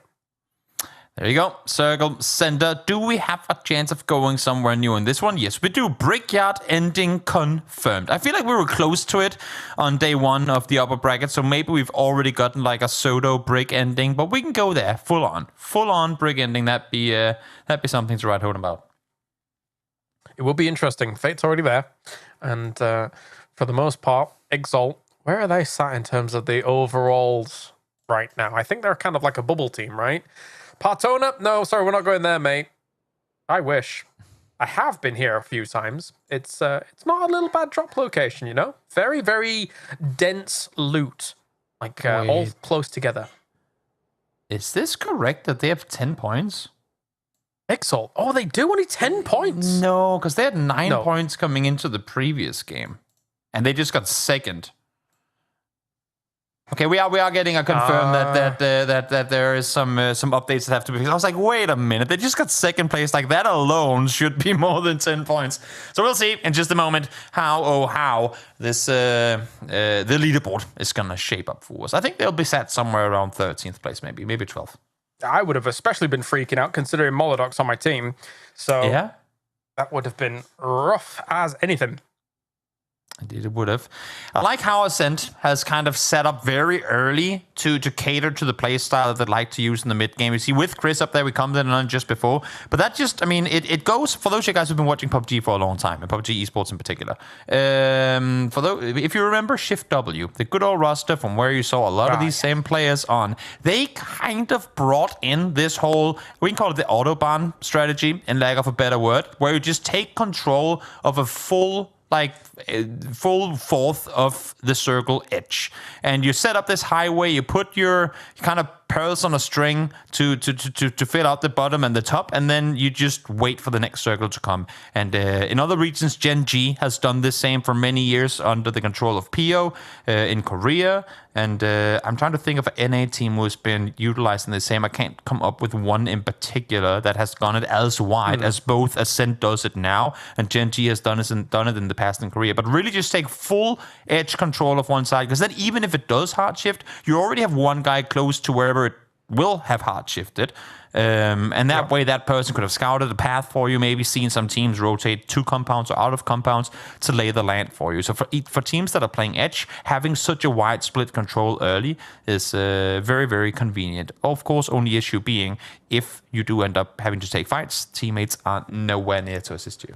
You're speaking my language, Toby. I too love the Autobahn. It's one of my favorite places. It's a great place, just in general.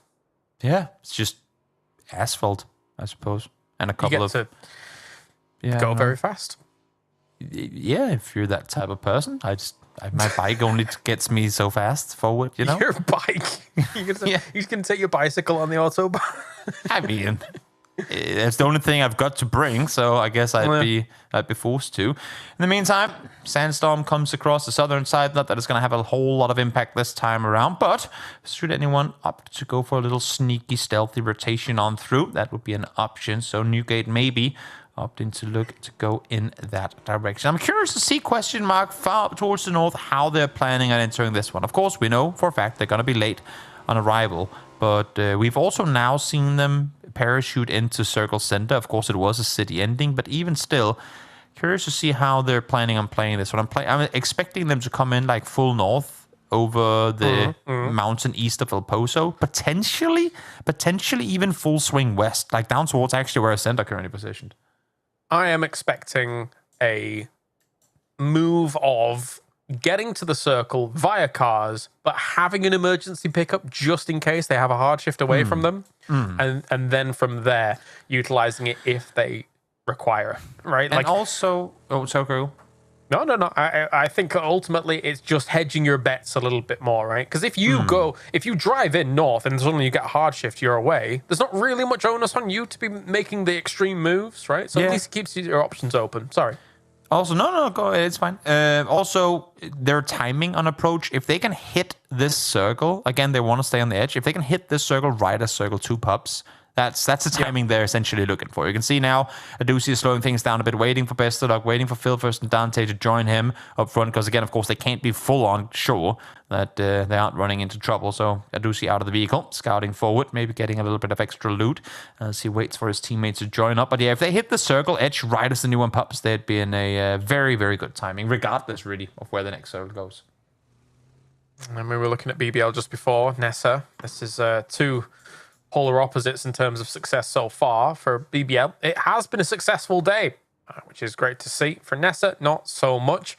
Again, though, I don't think that there's a huge amount of expectations on Nessa at the moment here. They are definitely one of the underdogs for the lobby as a whole. It's not to say that they can't make waves happen. It's just a bit more difficult against the caliber of teams that we have in this lobby right now. Yeah. But again, I mean, for maybe not all, but most of the teams have been the Nessa of the lobby at one point or other. I mean, I remember Pod being the very newcomer and struggling to get anything going. Now we see them up near the top of the leaderboard. Savim as well, for a long, long time, struggled to get anything going. We're one of the weaker teams out of the oh my, that is not good. That's impressive. Boop. And fixed. Yeah. One of the weaker teams out of the MEA region. And now, well, here you have them in the top of the leaderboard alongside the likes of Question Mark and Ascent. So, and DA as well. Amazing to see how just a couple of tournaments, a couple of opportunities of experience against the top of your region can really help improve your team. Because you only get so many options. You only get so many chances. And the teams that use this well, they're going to come back stronger. I mean, below what you would consider to be, I suppose, the top 16 of EMEA, I think Pod Samulet is right there, right? Like, they're just right on the cusp of being able to break in terms of their performance in the rotation, in terms of almost qualifying for the finals of the PGS2 EMEA qualifier, and now here again, being able to be, at this pace, qualifying for a PEC final. So, That's exciting. Sure is. Sure is. Everyone pretty much have made their way in, except for Nick, who had to dodge a sandstorm. He'll be joining up with his team in about 10 minutes' time. Outside of that, again, question mark, as I said, expecting to see them wrap over just east of El Pozo. Actually, pretty much exactly where I expected them to go. They will have gone. And they're now sat up here looking down towards the south. A little early on arrival than maybe I had thought, with still a minute to go. But we'll see. Everyone is in. So now it's up to the circle, really, to show us how brutal it's going to get. Not too much information you can garner as a question mark from that location, so they'll just have to play it slow. They're already having shots from Rustamar and BBL go their way, so yeah, you can see that compound and that hill, but beyond that, really not much else. As we're waiting for that circle to pop. Sarvim, obviously, over towards the west side of Picardo. It'd be an okay spot for rotations, and DA likewise. Big split for them across the road that they normally like to try and control. This is DA territory. They've been in this area for as long as I remember Miramar existing in PUBG Esports. It's always been the DA safe haven. And now, well, here they are once more. Let's see that circle. Are we getting our Brickyard ending, or are we headed somewhere else? We're about to find out. I think it's the time of pod. Boop. Could be. There's a very slim chance now that Hagatori literally sits on unplayable terrain that it's going to end up there. But, yeah, it's west, boys and girls. That's where we're headed. Somewhere Mountain Nuevo, somewhere BBL. I mean, honestly, BBL right now in arguably top-tier position. But they're at a point now where they have to commit to something. They cannot maintain this four-way split. You see now Rustamar going down to Smash. If teams are realizing this, which Nisa are, they're full on pulling up on Smash. He has to get out of that compound and has to get out of it now. Yeah, he's charging up nades, though, and not looking to really full retreat by the looks of things. It's going to be difficult here. Well, is he stuck with them, or are they stuck with him? I'm not sure anymore. Not sure. Got a little sawn off here available to him if he needs it. Going to be sending a nade through on this corner. Bounces around. Doesn't quite do anything with it. Smoking off the car, looking for the bailout. Trying to get out of there as fast as possible. But will they realize his exit plan, his exit strategy? Do they have any shots available to them? Just one is needed to take him out. But again, what direction does he disengage from? How did he run out? He went to the only area of this compound where his entire team could support his retreat. So kudos to you for leaving this one smart and early. In the meantime, in a blink of an eye, Sarvim on approach, torn to pieces. And here comes Wu. Perfect time for a third party on all of this. Getting Esquid straight away. Bumble did an amazing job against Sarvim by the looks of things, but now they're going to be paying the price of having a few knocks going up their way as well. Oh my lord. First phase, what can you get done? That nade just on the other side of the wall. Not going to get much with it. EB does fall, but in the end, they will claim the compound. So one casualty taken for... as I look at it now, actually, very southeastern compound. Yes, it could swing down in this direction, and if it does, because of the unplayable hills up towards Power Grid, this compound could remain in for a while. So even though it's edge right now, they're kind of gambling and hoping that that it's going to grant them even more in the end of the game. But it's dangerous. But of course, when you see a full team wipe, 2 players knocked, you got to pounce on it. I mean, at this rate, just give me the Monte Nuevo ending. I'm just... I want all chaos to break loose in this lobby, in the lower bracket. And right now, Ascend as well as Bad Boys have taken up residence in Monte Nuevo. We can see Exalt in the distance here, controlling quite the warehouse, as well as across the road as well at another location. So they've got a pretty decent split for this. In fact, now that I look at Exalt's split, it's 2-1-1. Uber's all the way on the east side, up by Pod Samolet in the warehouses up against that hillside too. Greedy boys in the center, but it's working out for them because no one else is opting to go further middle. Everyone is waiting for the next circle to pop because once phase 3 presents itself, unless if it already goes Monte Nuevo, you're pretty much guaranteed that you're going to see phase 4. I mean, or that you can predict phase 4 off of what phase 3 does. So everyone is raiding right now and don't want to overcommit to a compound that A, could potentially already have 4 players in it, but also B, could be shifted away from one circle from now. So everyone's sat tight, waiting this one out. Of course, we have already lost 12 players. That makes a little more space on the server. Yep, it definitely does. Where are we going? For question mark, I liked their decision-making quick and decisive as the previous circle popped to go where they went.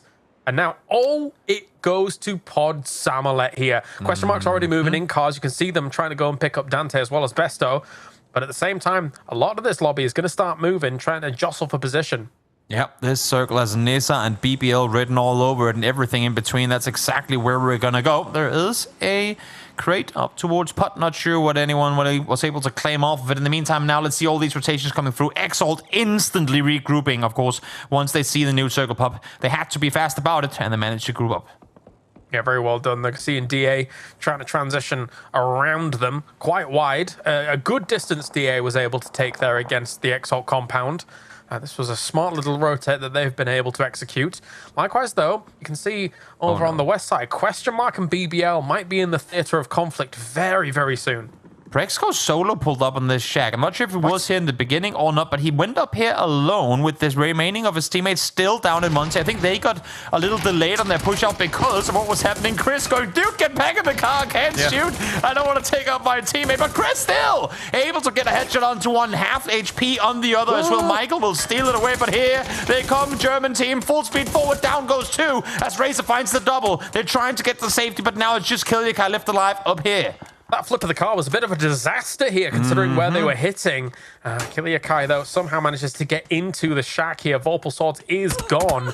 You see DA in the distance trying to shoot down some positions. Happiness Effect over in the distance as well here, trying to put on some punishment against Brexco, but he gets into another shack himself. And two ace boys still alive, but separated.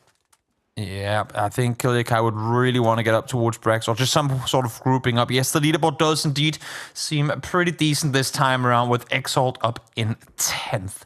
Thank you so much, production, for updating that one for us as we wait for the next circle to pop. Again, the mountain that Happiness are currently sat on, unplayable. It's going to be shifted away from, and a little bit of the edge up towards the northern mountain too. So you can pretty much make out exactly where phase 3 can pop, practically on top of DA. They'd be okay with it, and actually Ascend would be okay with it as well, let's be real, because they have gone through a war so far in this game. Seeing as BBL still with the position that they're in, hopefully they've got some vehicles available to them considering this compound, because it's very open between them and any mad dash that they would try and make towards the east, and then they would have Question Mark overlooking them anyway. We all know Question Mark still has cars. Yeah, true. I suppose there's a small chance that it could also go to formation. If we get a really big hard shift northeast, that's also technically in. So it's either going to be DA or Formulation Gaming that's going to be blessed with this one coming their way. Now, Bad Boys on the southern edge. That's one of the teams that's not going to necessarily benefit too much. They really want to make some space here, though. And taking out one gets into the car, tries to make space. And no, it is going to go up towards the northeast. So Formulation, very happy with this one. Yes, they are. So it is good old Pod Samulet. Senka Pow Pow, poor guy, man. That is total no man's land for him. He's got 2 or 3 teams shooting at him, so he's gone. Yeah, not too much he could do there, and worst position for him to be in too, because his teammates couldn't do anything to assist him either.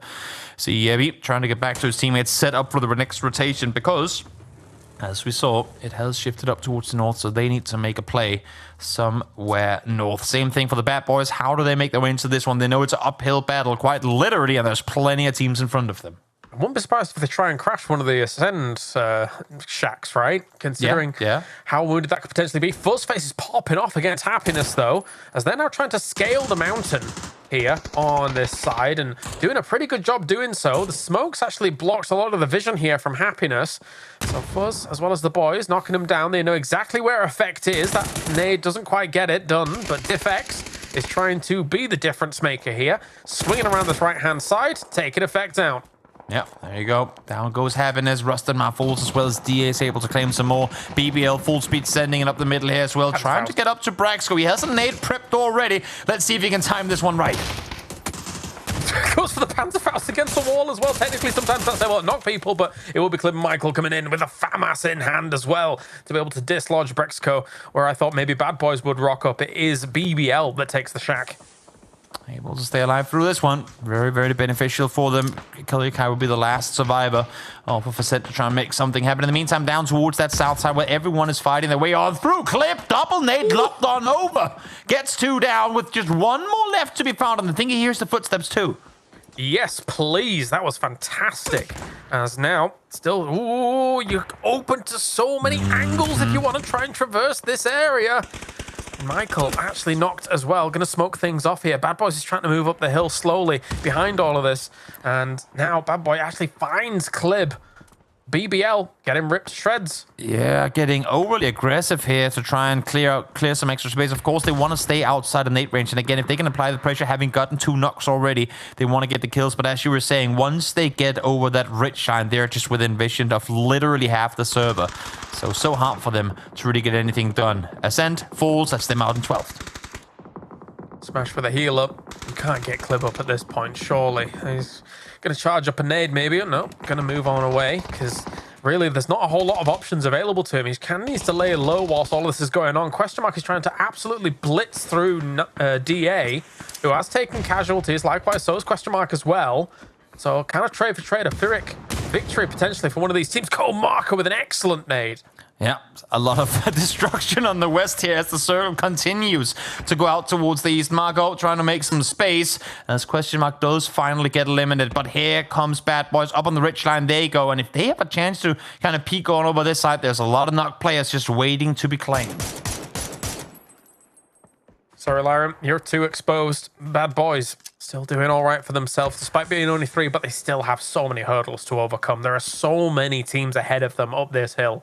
So it's going to be a case of you need to be really efficient with these fights. You need to get rolling into the Newgate fight, take some of their utility, roll into the Exalt fight, take some of their utility, but it will be difficult. Even seeing Smash in the distance, not able to hit him though. Let's see, Bad Boys trying to continue the push on forward. The thing is, they know there's so many players ahead of them. They have to play this one slow. There's no reason to just send it into it and then have all those players turn around and look at them. Might as well wait for some knocks in the kill feed, wait for a little more commotion, and then use the audio kind of muffling of the gunshots to push further forward. Godvasto hitting Techers as he's trying to move through from that north side. But whilst that's going on here, Exalt trying to hold down the western flank, which for the most part, a lot of those teams in the middle might just kind of come out of this completely unscathed whilst everybody in the west kills each other off. Because now Newgate's gone. They were trying to make that big send and it was not successful whatsoever. Nice shots coming through from Screams there as Bad Boys continue to rag up points. 6 kills already. Now that's looking over towards Divex as well. A few tags connecting, but not too much more working out. Smash is still alive from the shack. They cannot let him go unnoticed, but I think they're well aware. As I say that, maybe not that there's a player in here. Now they're checking it. Thank you. Checking it, clearing it. That's Smash down. Nicely done. As you say, now up to 7 kills with this. Bad Boys, I mean, last time I was casting them, or Bad Boys team even, I should say, they were really having a hard time of it, but they seem to be doing a lot better as of late. So really good to see progression when it comes to this team as a whole. Yeah. Nessa in the distance, taking a few hits, but will be ducking away. Haven't had a chance to talk too much about this circle after it swung east for the 3rd time in a row. Look at this. I mean, you have literally one team on the entire eastern half of everyone else brawling their way uphill. The run of the gauntlet towards Power Grid has commenced, and it's only Samler who's sat on the east side going, well, I guess we'll take top 2. They are feeling fresh. There's not really much going. They're probably listening to everything happening, being like, oh, that's kind of cool, and then just chilling. Just seeing the players alive. Tech just go ding, ding, ding, ding down by the second. There we go with 3 more, 4 more, 5 more to fall, all within a second. Bad Boys are taken out. They tried to go for a kind of slower approach there in the middle of it, but they were spotted in the end, caught out in the open, and down they fall. But it was always going to be rough for them. It was always going to be difficult, as Afrite as well will fall here at formation, who have opted to swing in on the west and try and clean up as much as possible here. There was a world where I think they could have just entered from the north and played it kind of slow themselves, but nope, they're out for blood, and they're doing really well, taking out Nessa. Yeah, 1 more goes down again. I mean, they need it. They only have 19 points in the day so far. So wanting to, of course, climb that leaderboard, sit in a solid position coming into tomorrow. And there's a bit of a jump up to that top 8 spot down from 11. Is there a world where we get a really low chicken dinner game from Samler if they're able to get this? They are sitting very pretty while everyone's still fighting on that west side. I mean, even Samler is a team that's probably just going to try and wipe out as much on the west side, show up their back, and then move in for that final fight against Samler. Uber finds the double. I should say, coming into this last game, he had no kills on the day, but over 1,000 damage. So he's definitely been out there doing damage. And then, of course, them getting that second place in the previous one. Now, that's just Uber feeling it more, getting his second this match now as well. And should be able to get Art back up alive, but of course, a little dangerous, knowing that he has Pod just over the ridge line. Yeah, they are lurking. And meanwhile, Formulation is looking to take the fight with Samler, who are actually quite split. I mean, yes, there are reinforcing angles here from the members over in Power Grid, if they so need it. However, if Formulation really pushes the issue very quickly, which Physics is doing, but he does get taken down by Umbra, really important to shut that down. Yeah, tries to sneak up on his own. The team isn't really there to help. I think he thought that maybe if you could just get a little bit closer, he could set up what could have been an ambush towards Samler, but they were already positioned, already ready for it. I like the fact that Samler pushed out early. I thought when I saw them sit in behind the walls of Power Grid that they were going to stay there for longer, which could have been to their demise, but they opted to aggress out, and now they effectively control 80% of the circle. Really well done. Really good stuff from them. Just play it patient, play it cool. As Uber and Artix have had to do anything but. But, I mean, that might come with the benefit of a few kill points here and there. Samalet is still chilling in shanty towns and looking around. Good shots by Uber. Ironic gets knocked. Not done yet. It's as if it's the same thing with Formulation every single game. When they finally get things going, finally set up a game plan and start executing it, they just get instantly backstabbed. It was the same thing with the push on Vikendi earlier, where Question Mark came around and took him out. Now, a little bit of help coming over the top, though. As Samler does take out both of the Exalt players, and now intends with a quick response that could potentially set up a push on forward. Yeah, you phrased that well. It was an extreme help to Formulation, considering Uber and Artix almost had the number there of Formulation. So Samler really helped them. Now a shift towards the south. Formulation is in a rut here. How do you get out of this position with these two teams looking your way, and a shift away from you? Yeah, this circle going down towards Pod Samlet, that's arguably the worst direction it could go. The fact that it just exactly keeps the compound in makes it pretty much impossible to try and take advantage of. Formulation, 3 alive, but very limited where they can go. Levante, I like the fact that he they kind of flexed out of the compound to take more control towards the west side too. Present, I mean, I said earlier, I was feeling it for Pod Samalet. I think that they've really gone from strength to strength throughout the day. Hakatori, as we saw coming into some of the later games, #1 on damage overall. Yeah. Really good performance from them so far. Really knocking on the door of the upper echelons of EMEA. And it's great to watch with that cool little plane logo. Definitely has been a good showing for them. Despite the plain logo, I haven't seen them utilize the emergency pickup too much. A little disappointing. But of course, it has become a helicopter, so they have to change the logo for that to make sense. Peek on over. Nice timing with the flash coming through. Umbra is able to get the first. Neeks peeks on over. Almost gets the second one down, but lots of damage done to Ironic. Umbra's trying to do as much as possible as well here. Bringing in some extra shots. Throw on forwards. Oh, that blast. And also flashed in the process as well here. Umbra still goes for another spray. Ironic's the last one alive, but he's going to go down here to Neeks as well as Umbra. And now it's Pod Samalet here to crest over the hill and probably shut Samler down considering the position that they're in. Yeah, Levante already pushed Fulham up. They do not want to give them an inch of control over that fight. They knew there was one more player taken out. They know it's a 4 versus 2. They know exactly where they have them. Now, though, you cannot get over Celis. They've been hitting good shots, but with that nade coming through, this should be down and out. Neek says, nope, not going to give it to him. Oh, no, does he? No, trying to wrap around, but 24 HP, nothing more for him to come for. If he can get a knock here, sure, but that should be instantly traded. Yeah, there's no options here for Neeks. He goes down. Pod Samalet. Damn, this is a team. This is a roster here that's looking to shake things up a little bit in EMEA, and it's exciting to watch. Again, I mentioned it before, I'm going to mention it again. Hakatori was top of damage. It felt like they were on the verge of being able to take some decent games throughout today's matches, and there it is. Winner, chicken dinner for the end one. Yeah, 3rd and 4th place to start off on 2 very wild wrangled games, then a bit of a slumber through their Vikendi and Takeoff matches, coming back here with a win, and again in good fashion too. Yes, they got the pleasure of sitting up in the mountain high for a while, seeing the action unfold, but again, they knew how to bring it home, and they did so in the end. All right, that does it for Pod Samalet. That does it for us here at the cast. Let's head over to the desk to wrap up the day for day #1 of the lower bracket. What a fantastic way to end the first day of the lower brackets. All those top teams sitting on the top of the leaderboard out early on, allowing some of our other teams to grab some points, Saga.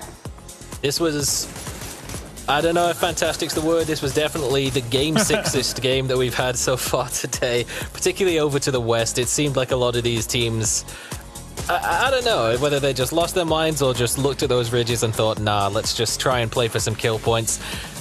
Particularly teams like Ascend and BBL just like full sending it down, having vehicle-to-vehicle combat. Clib just becoming an explosives expert rather than a gunman flying in with grenades and Panzerfaust. But whatever gets the job done, I suppose. And in the end, for Pod Summerlight, they got the job done by kind of just getting the zone. They had the power grid drop spot. They moved down to a position that gave them good vision over the whole zone and ended up copping a pretty nice feed to go along with it. So a really nice little boost for them at the end of day one. They've had a great day one. I mean, I'd say decent, Avenger. Yeah, for sure.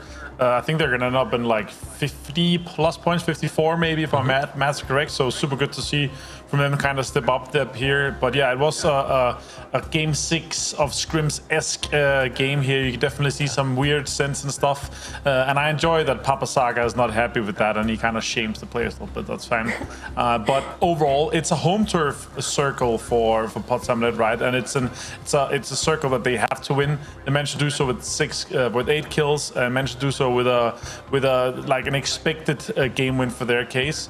Dominated a little bit. They could, you know, I feel like they could have been a little bit more greedy with some of the kills that they got, and they could potentially got like 3-4 more points on it, but they just wanted to make sure that they got the win, so respect that. Let's take a look at the scoreboard from that last game just so we can see exactly how many points our teams are taking back. And on your screen right now, there it is, double digits for 4 of those teams, Saga, which will be really nice for them to end day one with. It's actually interesting as well for Pod Summerlight. They come out of this with 18 points, and on the very opposite end of the leaderboard, all the way down in 12th, Sarvam with just a single point. Summerlight, if you look at where they were dropping in the round of 16, it's basically every single map. It's the Sarvam drop spot is where they're dropping. Pachinki, Picado, train station. They had to give up that spot and go somewhere else, and maybe they're thankful that they did, given the fact that they came out with 18 times the points of Sarvam, and that's, again, a massive boost to round out the end of the day, and it probably puts them very close to doing enough by the time we get to the end of tomorrow as well. Here is your leaderboard halfway through the upper bracket. Sarvam still sitting pretty in that top spot, question mark in second, Avenger. Yeah. Every time the Wu's playing, you have to go, ooh, every time you see a leaderboard with them, of course. And in this case here, you can definitely see that the top is shaping up. It's still very close in our mid-pack. Like, it's only really Sarvam, question mark, maybe even Pod Summerlight that's somewhat safe for tomorrow. Again, we're talking about this like 65 to 75 point cutoff. It really depends how much Sarvam, question mark, and all the other teams in the very top, they're going to end up kind of vacuuming the points, or if it's going to be like a close race for the mid-pack. But yeah, definitely some fun games coming in for towards us tomorrow. Honestly, in this case here, I think what we talked about earlier today, I think it can very much come to the case. It's going to be like 1 or 2 spots in like 7th and 8th. That's going to be up for grabs for like maybe 3-4 teams, like we saw kind of in our upper bracket game. So yeah, the question is really how good of a start do you get once the later games get started tomorrow. We didn't get to see them in the upper bracket, Saga, but question mark has had a really good day. However, not a victory for them in any of the games. Mentioning that now, Aduzi is with us. Hello, Aduzi. How are you? Hello. I'm doing good. Thank you. That's good. What did you think about the matches today? Actually, it was good to play the loser bracket when you're back from PGS2. Still a good experience for us. Games was kinda like first games was kinda easy because we actually have a lot of games in the locations which we played today, and I don't know, all games was good for us except of last one, I guess. But yeah, actually we did good, I think. You really did, yeah. 3 second place finishes on the day. Have to ask, were you watching all of the upper bracket games and maybe some of the teams that you're playing up against today, and did that make you feel confident in the way that you play, where it's heavy on the edge, taking a lot of space? Was that did that help you out when it comes to playing more confidently today? Yeah, I watched the upper bracket, and like we had the team who looked at like our spots, VLA, and actually like they had this situation, and I just put them. I mean, I just put my team on their place, and if we played instead of VLA against, we won the upper bracket. But what the question actually about the loser bracket? So just watching the games from yesterday and some of the teams you're playing against today, how confident were you coming into this? We're always confident. Like after PGS, we're always confident to play like every lobby. So for us, like top 8 in any lobby should be already like normal. So yeah, we are not thinking like we can like lose didn't qualify like to any round. So when we qualified from the opens to loser bracket, we like it was not nervous at all. Like we are confident to qualify to the grand final. Yeah, of course. Good to hear. Congrats on a good game and a good day here. Overall, no wins. Maybe we'll see that tomorrow, Doozy, but happy to see you. I mean, guys I don't care perform. about wins. I care about points. I like that attitude, the confident attitude. That's what we like. Now, I gotta ask you, what do you think about this lobby compared to the round of 16 open qualifier lobby? Because obviously it's less games, but kind of comparable. Yeah. That you obviously didn't go up a bracket, but what's your thoughts about the two lobbies compared? I feel actually loser bracket and like row 16 is the same type of lobby. We're just coming to phase 1 and it's already like 50 alive, so H is always free. So yeah, it's just the same. Actually, I watched the upper bracket. It feels like also the same. Like we have some teams already who qualified to PGC, and I feel like they are not playing for the win or something. They're just testing some new stuff, and game is kinda, I don't know. I'm not gonna say they're easier, but feels like some teams is not playing like how they can play. It's very center heavy, it looks like so far. Yeah. Cool. Thank you so much, and good luck tomorrow, buddy. Thank you. See you tomorrow. Thanks, Doozy. See you tomorrow. Goodbye.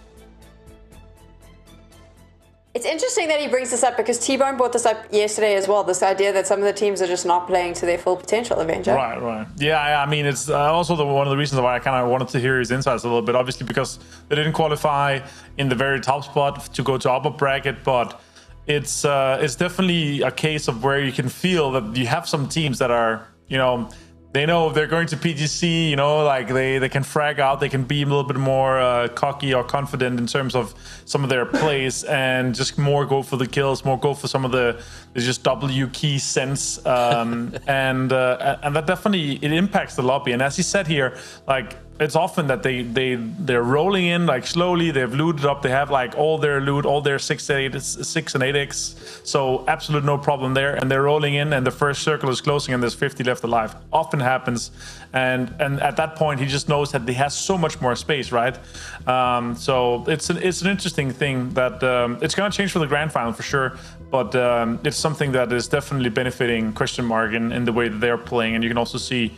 And also with his answers, of course, coming in and saying, I don't care about wins. I just want the points. And if we can end up, confidently in the top 2, top 3 here for lower bracket, then they know they can potentially go in and qualify to PGC once we get to the grand finals.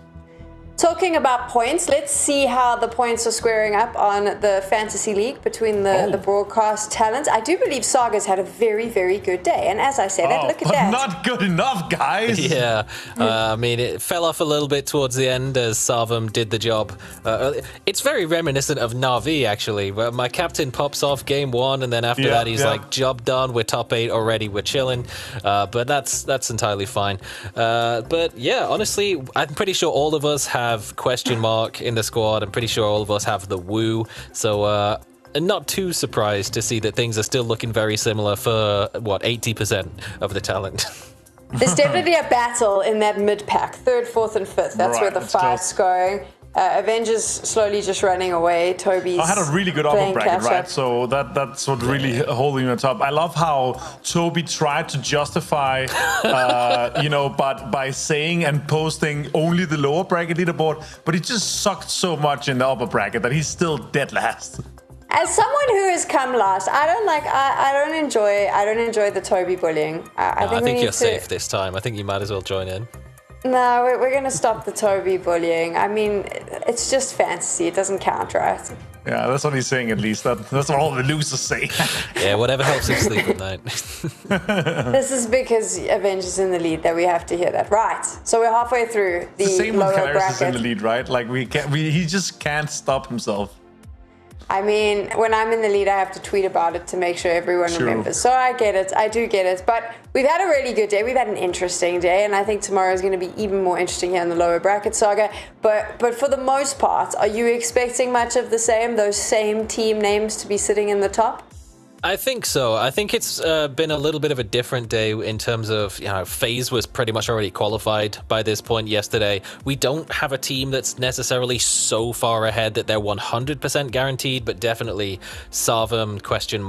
They're looking pretty solid, and if they can just continue to have decent games, then they'll easily be fine. But I think the contention, again, is similarly close. I mean, if you look at 7th, 8th, and 9th, Ascend, the Woo, Exalt, all teams that should be coming into this lobby expecting a confident push into the top 8 and just aren't quite there yet. So still a lot left to be decided in these final 6 games. Final 6 games, like Saga said, all to be decided. Which 8 teams will be joining us at the grand finals? We are going to find out at the exact same time tomorrow. So we'll see you then. Good night. You can't go more.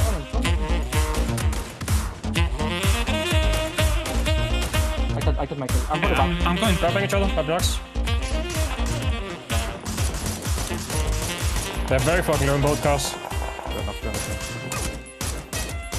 Nice. Open for you. What is It's open for you guys. Let me go. Anyone face compound? Anyone face compound? His company is taken. They knocked him, guys. You can crash me. Crash me. I can pull it back. Push from right. Yeah, go right. I see the guy in your arc. He knocked me above you. Move together now. Yeah. No rest. I'm flashing up. Should be right side. Smokes. Side by him.